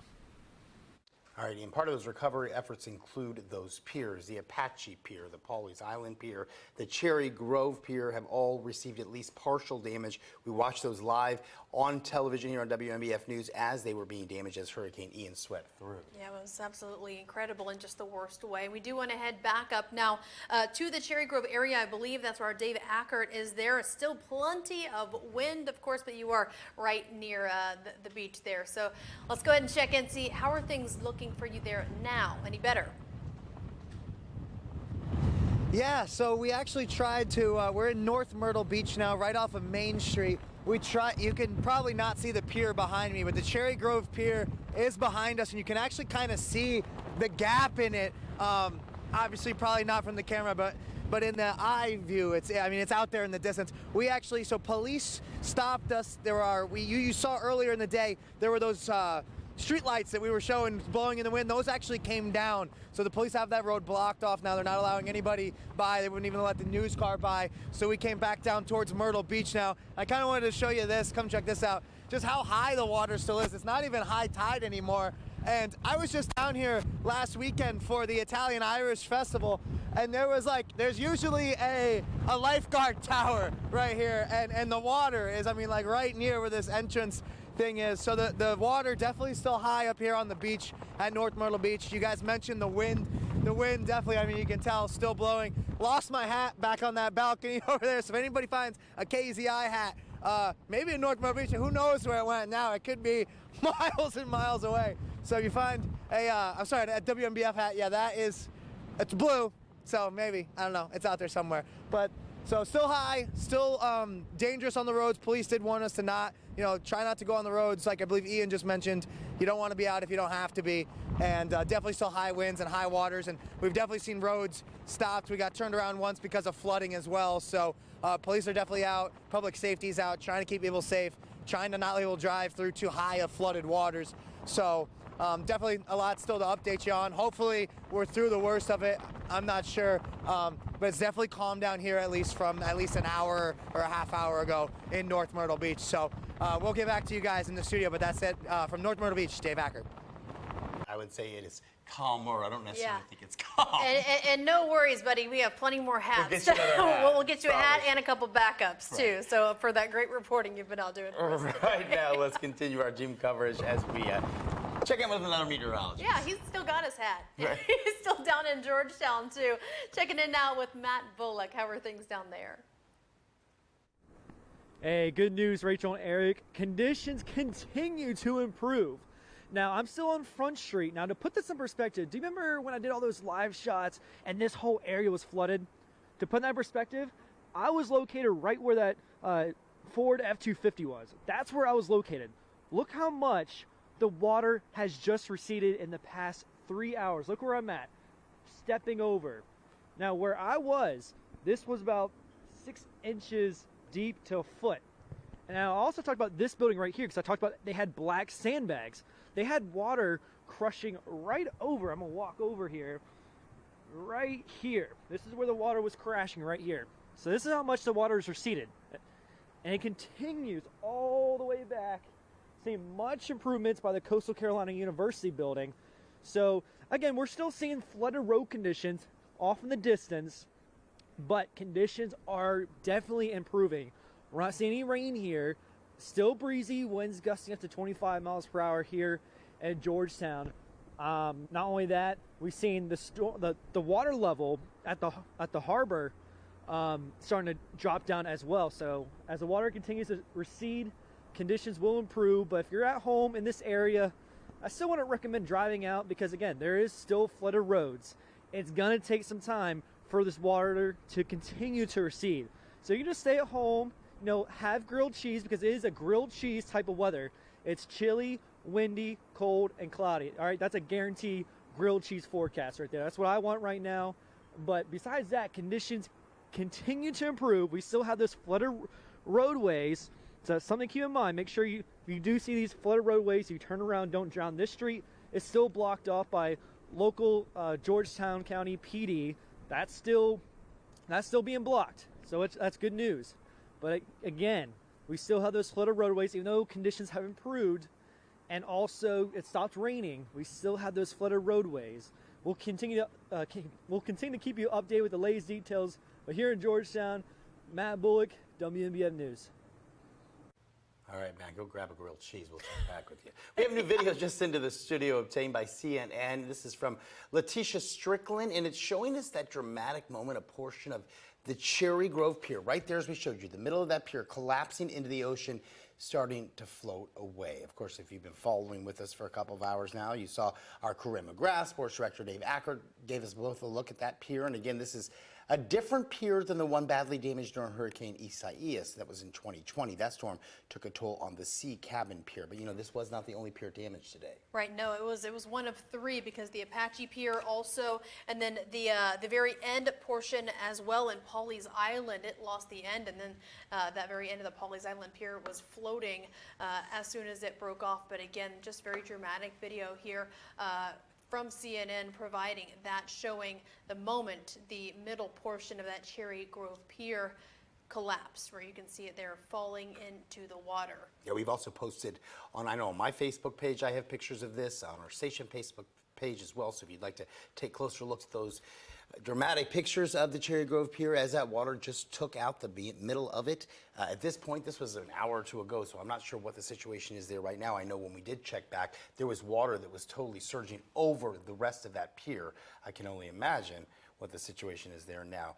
Of course, if you have the ability to send your pictures and your videos, we would love for you to do that. We always tell you to do this. It's so important to do it right now. Scan that QR code that is on your screen right in the center with your phone's camera.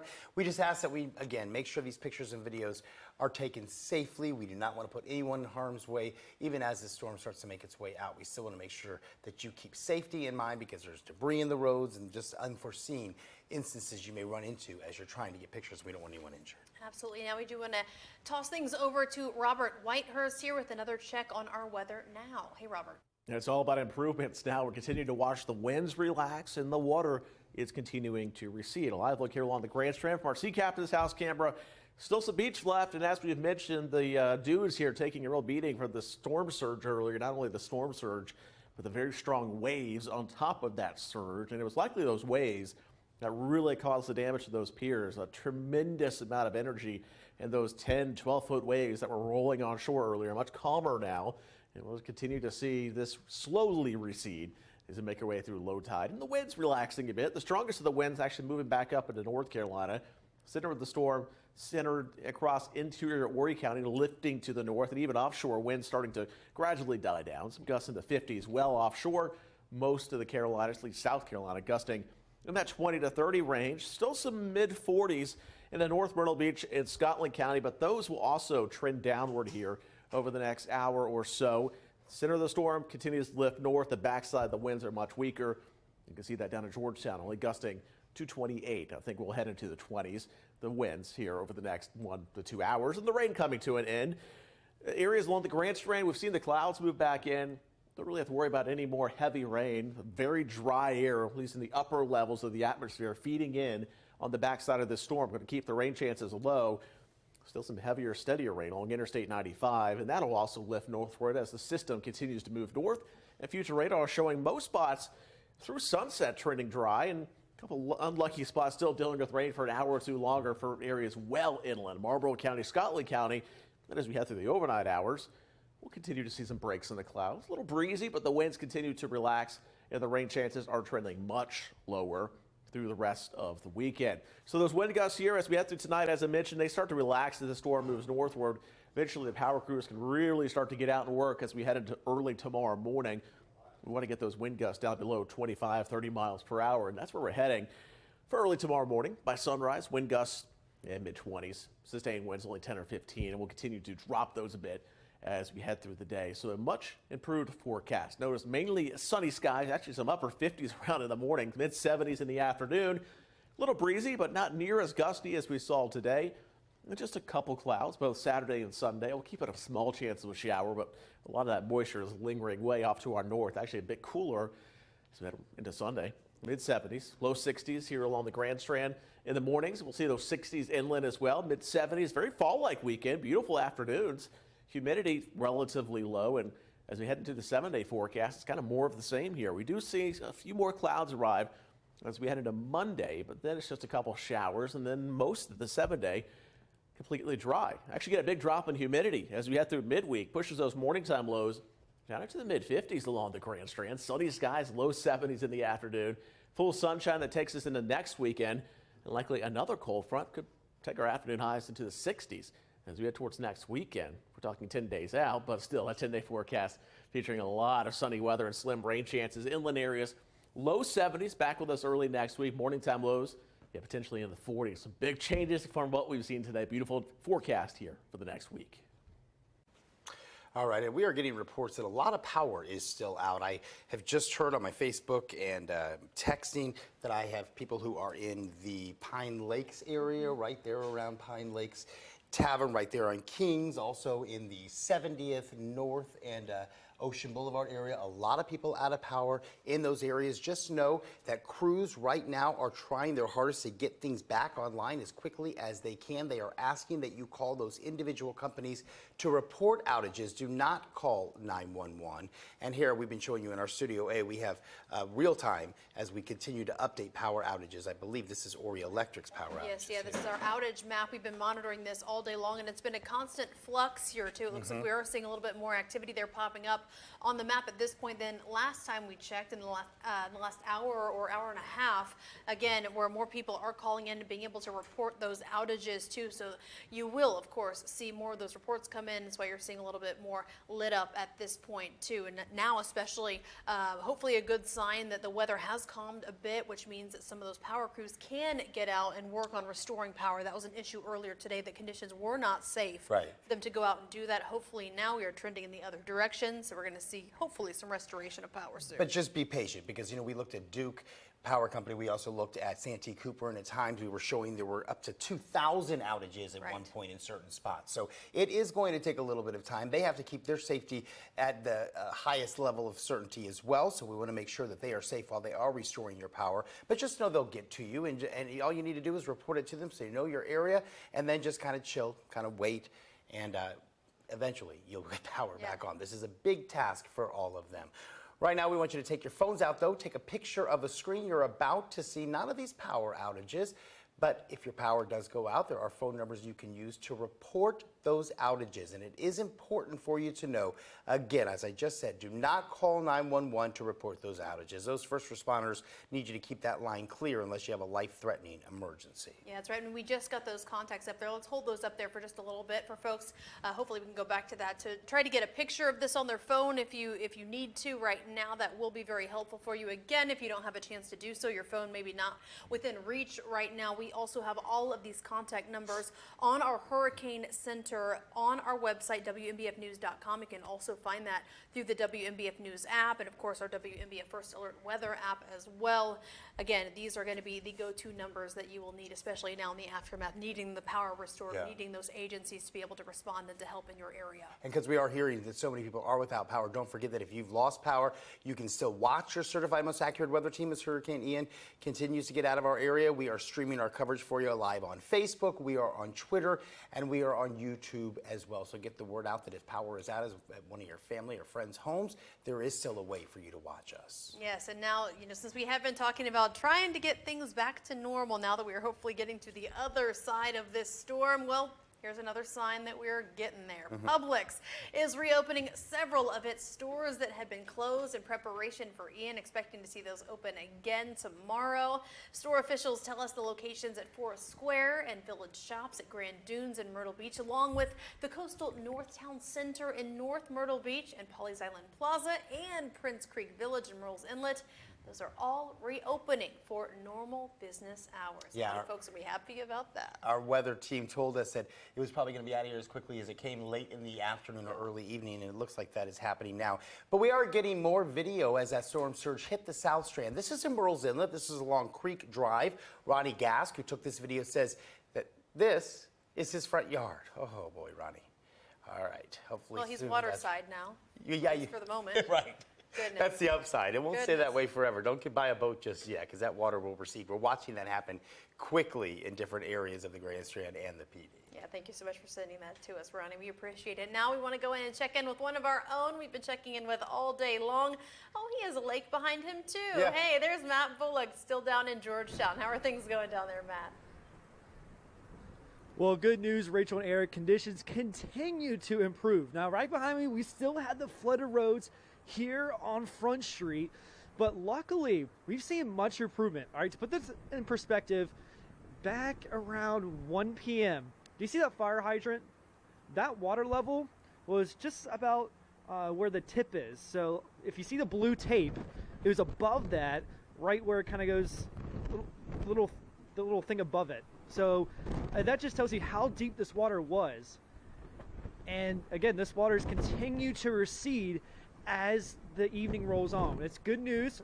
Rain has stopped. Still gusty out there. Winds gusting between 20 and 30 miles per hour.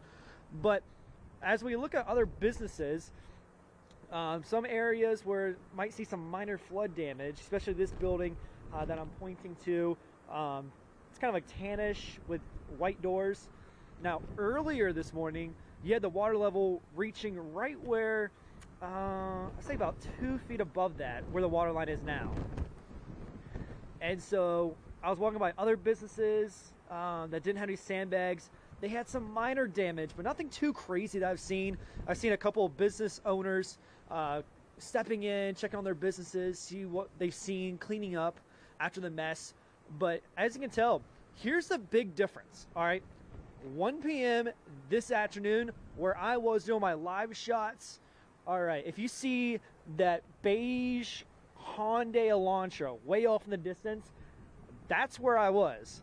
And after Hurricane Ian moved right on through, the water has continued to recede. So we're seeing conditions improving. It's still going to take time. So if you do live in this area, or maybe things are calm in your area along the Grand Strand, still want to recommend to go out just because we still have those flooded roads and those poor drainage areas. And that's something to keep in mind, because you never know how deep the water is, because the water looks like this the whole time. Let's pan one more way. It's murky water. You don't know how deep it is. Sometimes it can be as deep as 2 feet, few inches, but also you don't know what's underneath that. It could be debris. That could be a bad thing. A fallen power line. You can't tell that type of water. So again, I highly don't recommend folks driving out tonight. Just wait for the water to continue to recede. Conditions will improve as the night rolls on. We're just going to be cold, windy, cloudy. Perfect evening just to stay inside, eat your grilled cheese. I'm still hungry. I want my grilled cheese because it's cold and cloudy and windy. So I'm definitely had that for later for tonight. But again, just stay home and wait for conditions to improve, but still windy for tonight. And that can still cause a few power outages as winds are gusting here at 20 to 30 miles per hour. But if anything changes here, I'll let you guys know, and I'll toss it to you back in the studio. All right, Matthew, thank you. Anyone who has been around our area for any point of time probably knows from one of the previous storms, that red Jeep watch. Remember that Jeep that got in the ocean? Red Jeep. And we all watched it. It went viral. Well, this year, with Hurricane Ian, we have the shrimp boat watch. We've been keeping an eye on that now. Yeah, we have someone right there on the ground, and it looks like you're not the only one. We have our Ali Espinosa out there near that boat that washed up to shore, but it looks like a lot of people are out there making sure that they can get the picture for the Instagram memories as well. A lot of people capturing that behind them. How are things going out there now, Ali? Yeah, we're checking in back here at the Mystic Sea Hotel on Ocean Boulevard, and that's where we've been here for quite a while, and that's where this large shrimp boat actually washed up on shore. Now, Myrtle Beach police are still here. It's still a very active scene, but now what's changed, if you can see just right over here, they've put up cones around the area, the surrounding area, to where that boat is, so people don't or can't come up near it. They've had quite a few issues as of lately. Quite a few people have been trying to go around those cones, get really close to the boats, and they're not allowing it. They're blowing whistles every now and then to kind of tell people to keep people away, as it can be quite hazardous. As you can see, there's still a good amount of people here. Earlier there were more, but now again, because Myrtle Beach police have put up cones around, the crowds are starting to die down. Now, as of right now, we have gotten an update from the Myrtle Beach Fire Department. They tell us that they're bringing in a tugboat from Charleston within the next couple of days and 2 bulldozers to try and get this boat out of the ocean and out of the area. As of right now, they do not know, or they don't have an exact time frame. They say it could take up to a couple of days. That's all I have for now. Live in Myrtle Beach, Ali Espinosa, WMBF News. All right, Allie, again, I think it's important to reiterate that officials have been telling us they'd smelled some fuel possibly leaking there. Right, they were worried about that. That's why they're putting up cones, I think, to keep you away. So it's great to watch that shrimp boat through TV rather than going to see it there in person. Yeah, especially whenever Allie's there, but such a great view. Right. Yeah. You don't need to go, right? Our coverage continues at South Carolina's Emergency Operations Center now in Lexington County. And that's where the Emergency Management Division and state agencies have been working all week and determining how to respond today. Our Mary Green has been there with them throughout the day and has an update on how that situation is looking. They are still at OPCON 1 here, which is the highest of 5 operational conditions. That's where they've been all day, and what it means is that full emergency operations still remain in effect. Now, while it does seem a little calmer here right now, especially compared to a few hours ago, don't get it wrong, they are still paying close attention to Ian. Here's what Governor Henry McMaster had to say a few hours ago during his press briefing, which is right before Ian made landfall. But this is not as bad as it could have been. A lot of prayers have been answered, but I would ask people don't quit yet because it's still coming.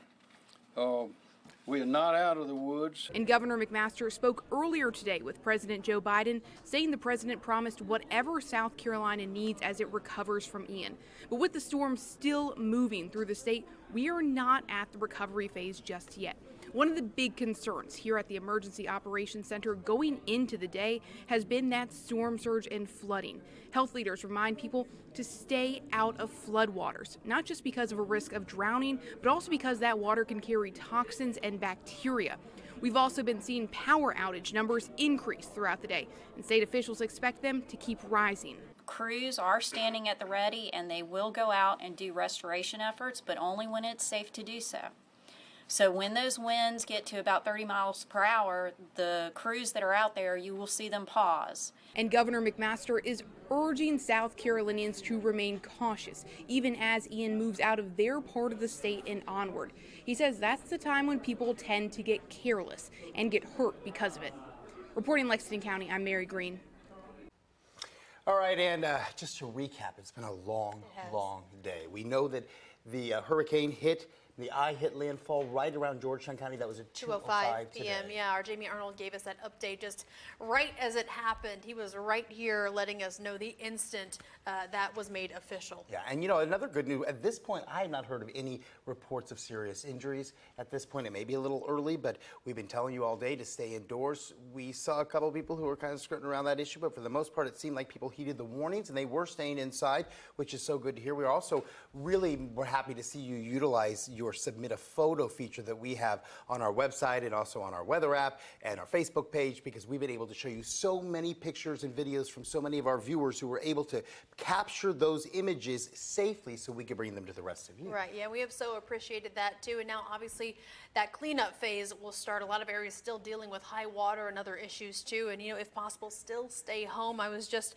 reposting here a tweet that came from the South Carolina Department of Public Safety urging people again that roads can get washed out, sinkholes can open up, the integrity of roads may become compromised due to heavy rain and flooding from Hurricane Ian. So they again reiterating just 4 minutes ago, unless it is necessary to go out, still important to try and stay home if you can. Yeah, because cleanup is one thing. Another thing is power outages. We're hearing a lot of power still out in different areas in Myrtle Beach and all areas around. So just know that emergency crews are trying their best safely and as quickly as possible to get that power back up. Please don't call 911. Do not tie up those lines. Call your power company and report that your power is out with them. All right, we want to go ahead and take another look at the Low Country now. At Gray Media, Summer Hector is live in Pawleys Island. We are very familiar with that area, Summer. It is one that is known for being prone to flooding. What's the situation there now?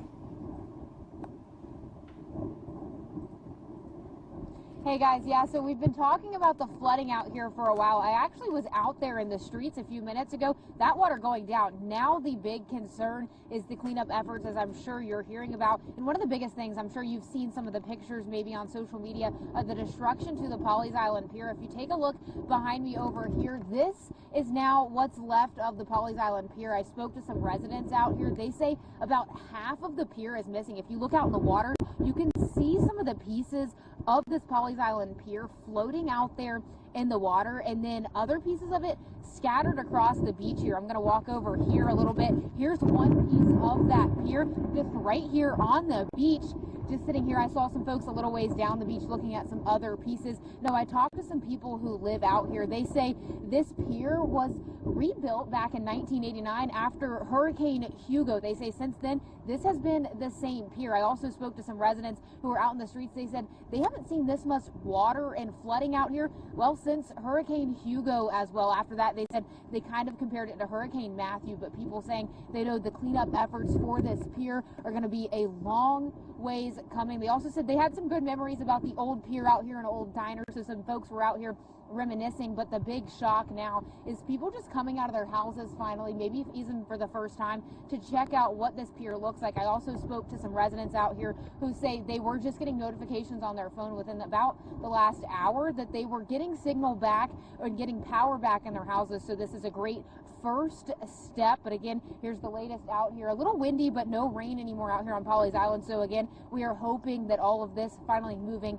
out of the way, especially as the sun starts to set here out on what the new pier looks like. I will go ahead and toss it back to you guys in the studio, but for now, live from Pawleys Island, I'm Summer Hector.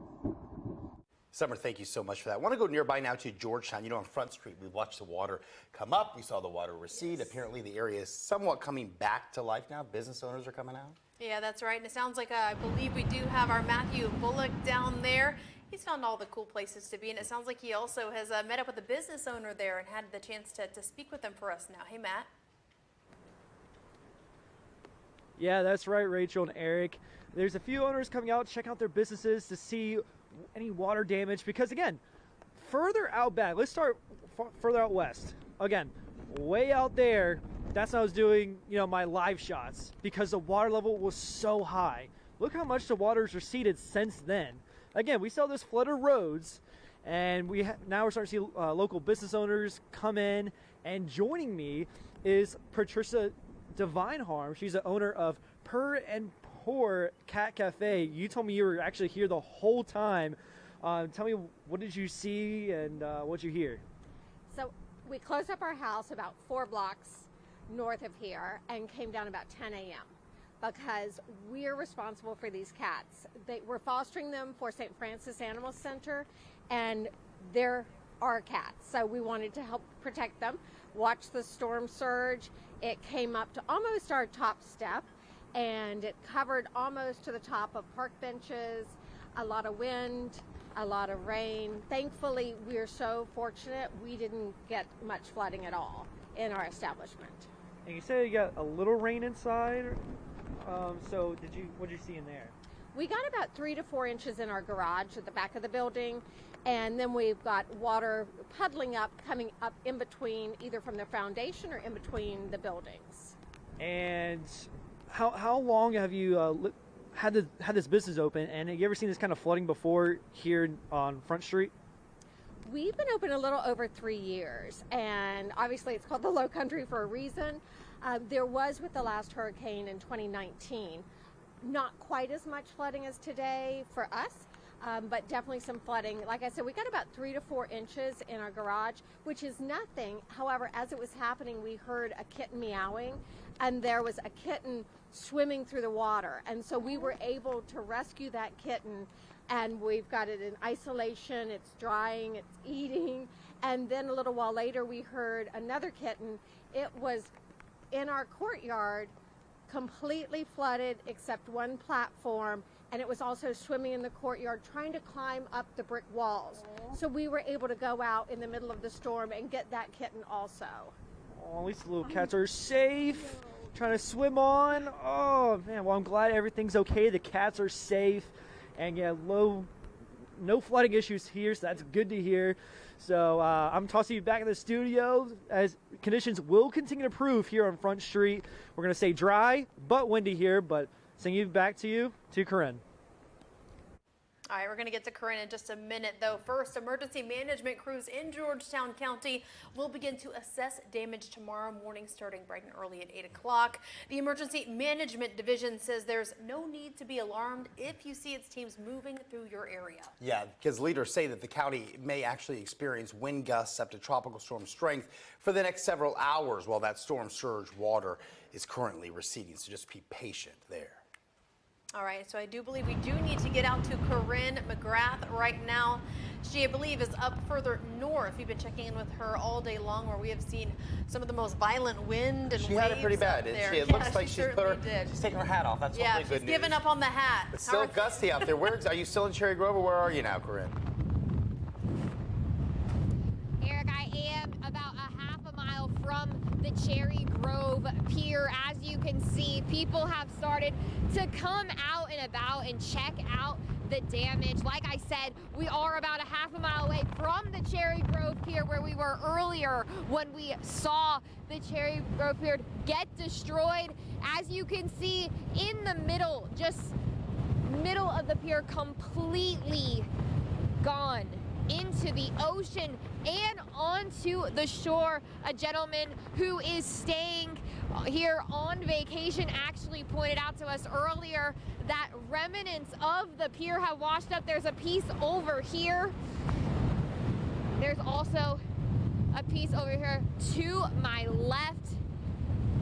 So we're expecting that pieces of this pier have just washed up all along the shore. We are about a half a mile away from the pier at this point, and we're seeing pieces of the pier as we walk down the beach. But it is nice. It was a bit of a ghost town earlier. It's nice to see people out and about. Some people are looking for some things that have washed up.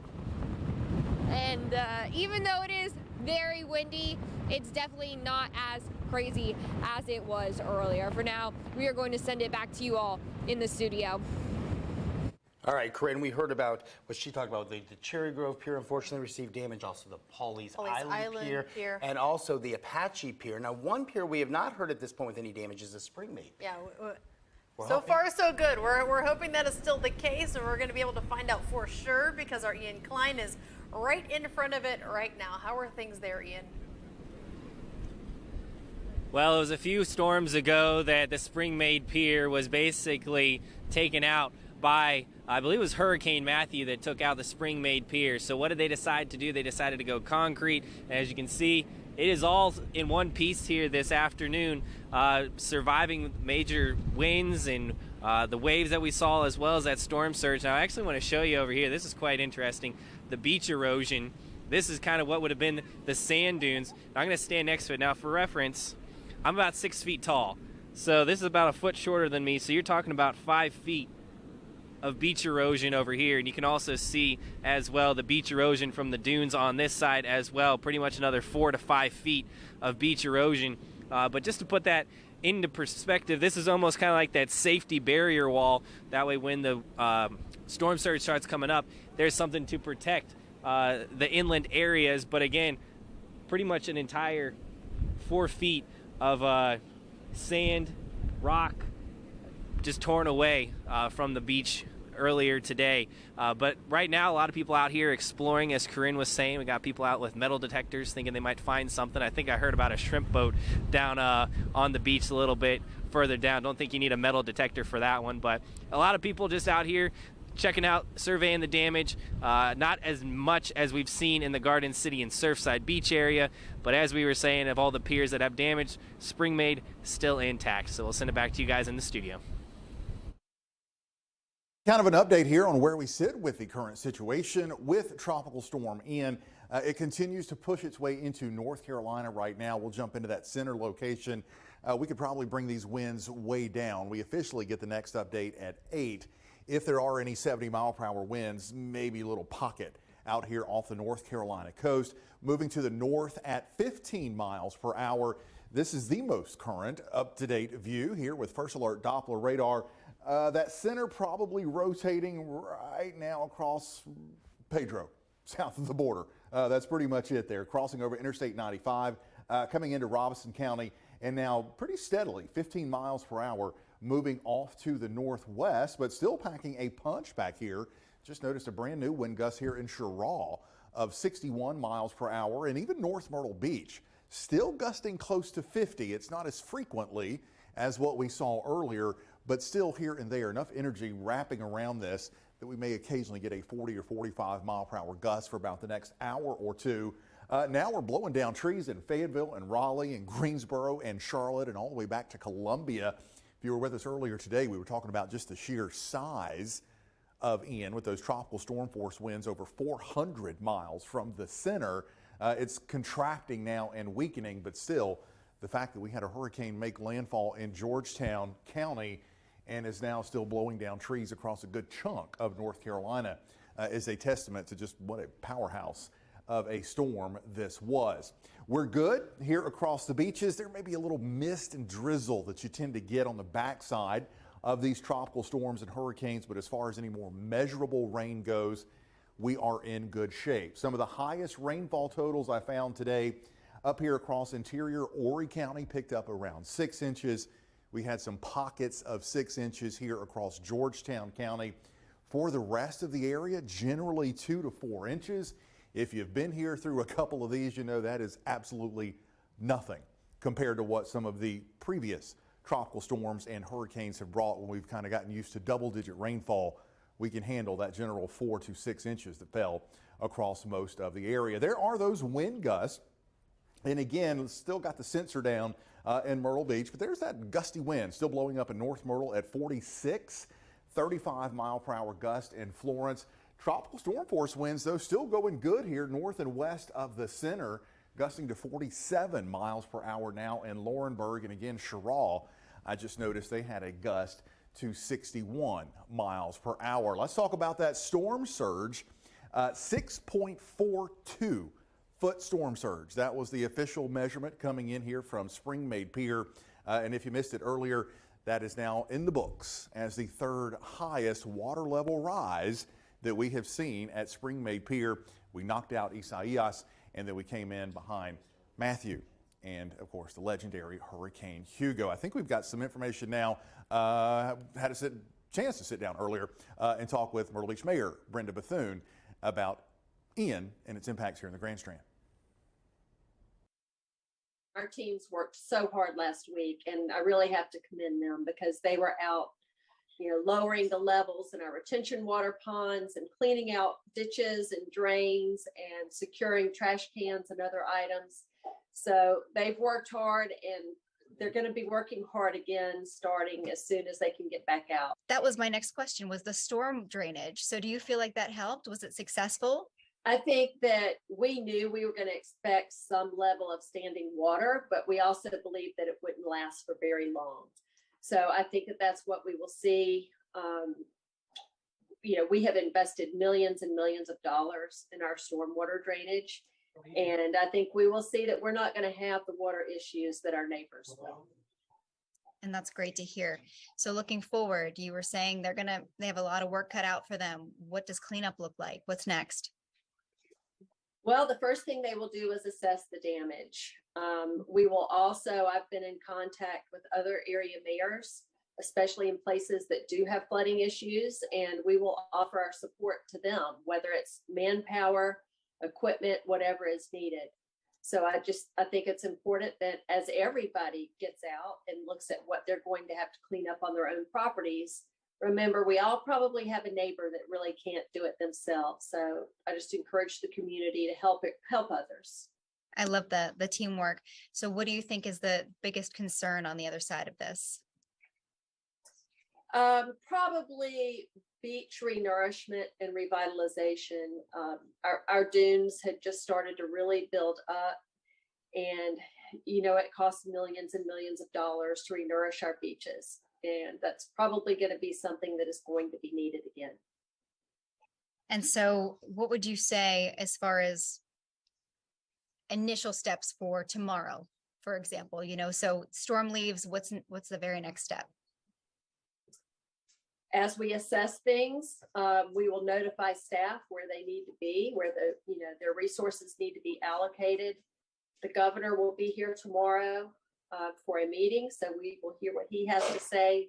He has been absolutely outstanding with his communication to us today, and to all of the area municipalities, and offering resources and help. And he's so great in situations like this. So he will be here tomorrow as well. And I know there's damage to hotels. I mean, we've seen signs, roofs, things going everywhere. What would you say to residents and even visitors for the weeks, months ahead? Well, Myrtle Beach has been known to recover quickly. So I know that will happen in this case. The hotels that have been damaged, I'm sure that they will rebuild quickly, repair themselves quickly. And we probably have a lot of residents that have some damage as well. So we want to help people where we can. We want to be a resource if people do need us, but we also want people to get their businesses back up and running, because I know that everybody's been stuck inside all day and we're all ready to get back out. And we do want to get back out, I'm sure, but stormwater, when there's floodwaters around, not always the safest thing, not even just for, getting through them, but just don't play in them. Is there any message that you have as far as that's concerned? Oh, absolutely. And I've been saying that all day long. It's not worth taking a risk. If we get another band of bad weather, stay inside. Even if this is over, give things time to just die down, especially the waters. If you see standing water, don't drive through it. And it's just some of those common sense things that people need to be reminded of. Is there anything that you feel that you've learned? Because each storm is a lesson, right? Something that we can figure out, okay, well, this worked, this didn't. Is there a big lesson that we can take home from Ian that you're thinking? From this storm, I would say, we thought it was coming as a tropical storm, and then very quickly it turned into a Category 1. And I think what we will realize and learn is that even a Category 1 can cause significant damage. Some people get lulled into, it's just a Category 1 storm, it's not that big a deal. Well, it can be a big deal, and we're lucky that we didn't have more damage than we already do. And, thank God we didn't have a Category 4 like Florida did. Absolutely. Is there anything else that you'd like to add? Just, again, encouraging people to help your neighbors, help those that need help. And please, if you have the resources to give to the Red Cross, we need to do all we can to help Florida. Many people have been there for us when we've needed it, and now's the time that we can give back. That's such an important message. Mayor, thank you so much for your time. I really appreciate it. I know you've had a busy day. You have too. So thank you for all you do. Thank you, and please stay safe. Thanks. All right, again, that was our Erica Edwards talking to Mayor Brenda Bethune. Now we have some more pictures for you of trees snapped and down power lines there. This is along Highway 17 in Myrtle Beach. These photos were sent in to us by Bobby Greenfield. Thanks so much for sending those in. Unfortunately, I can only imagine the kind of headaches that go with having that kind of damage to your power lines. Yeah, and how many pictures like that have we seen today? So many. Trees down on power lines, on cars, yeah. Houses. We would love to see your pictures, even your videos. If you scan the QR code that you'll find on our website, you can send that in right now. This is a live web picture, though.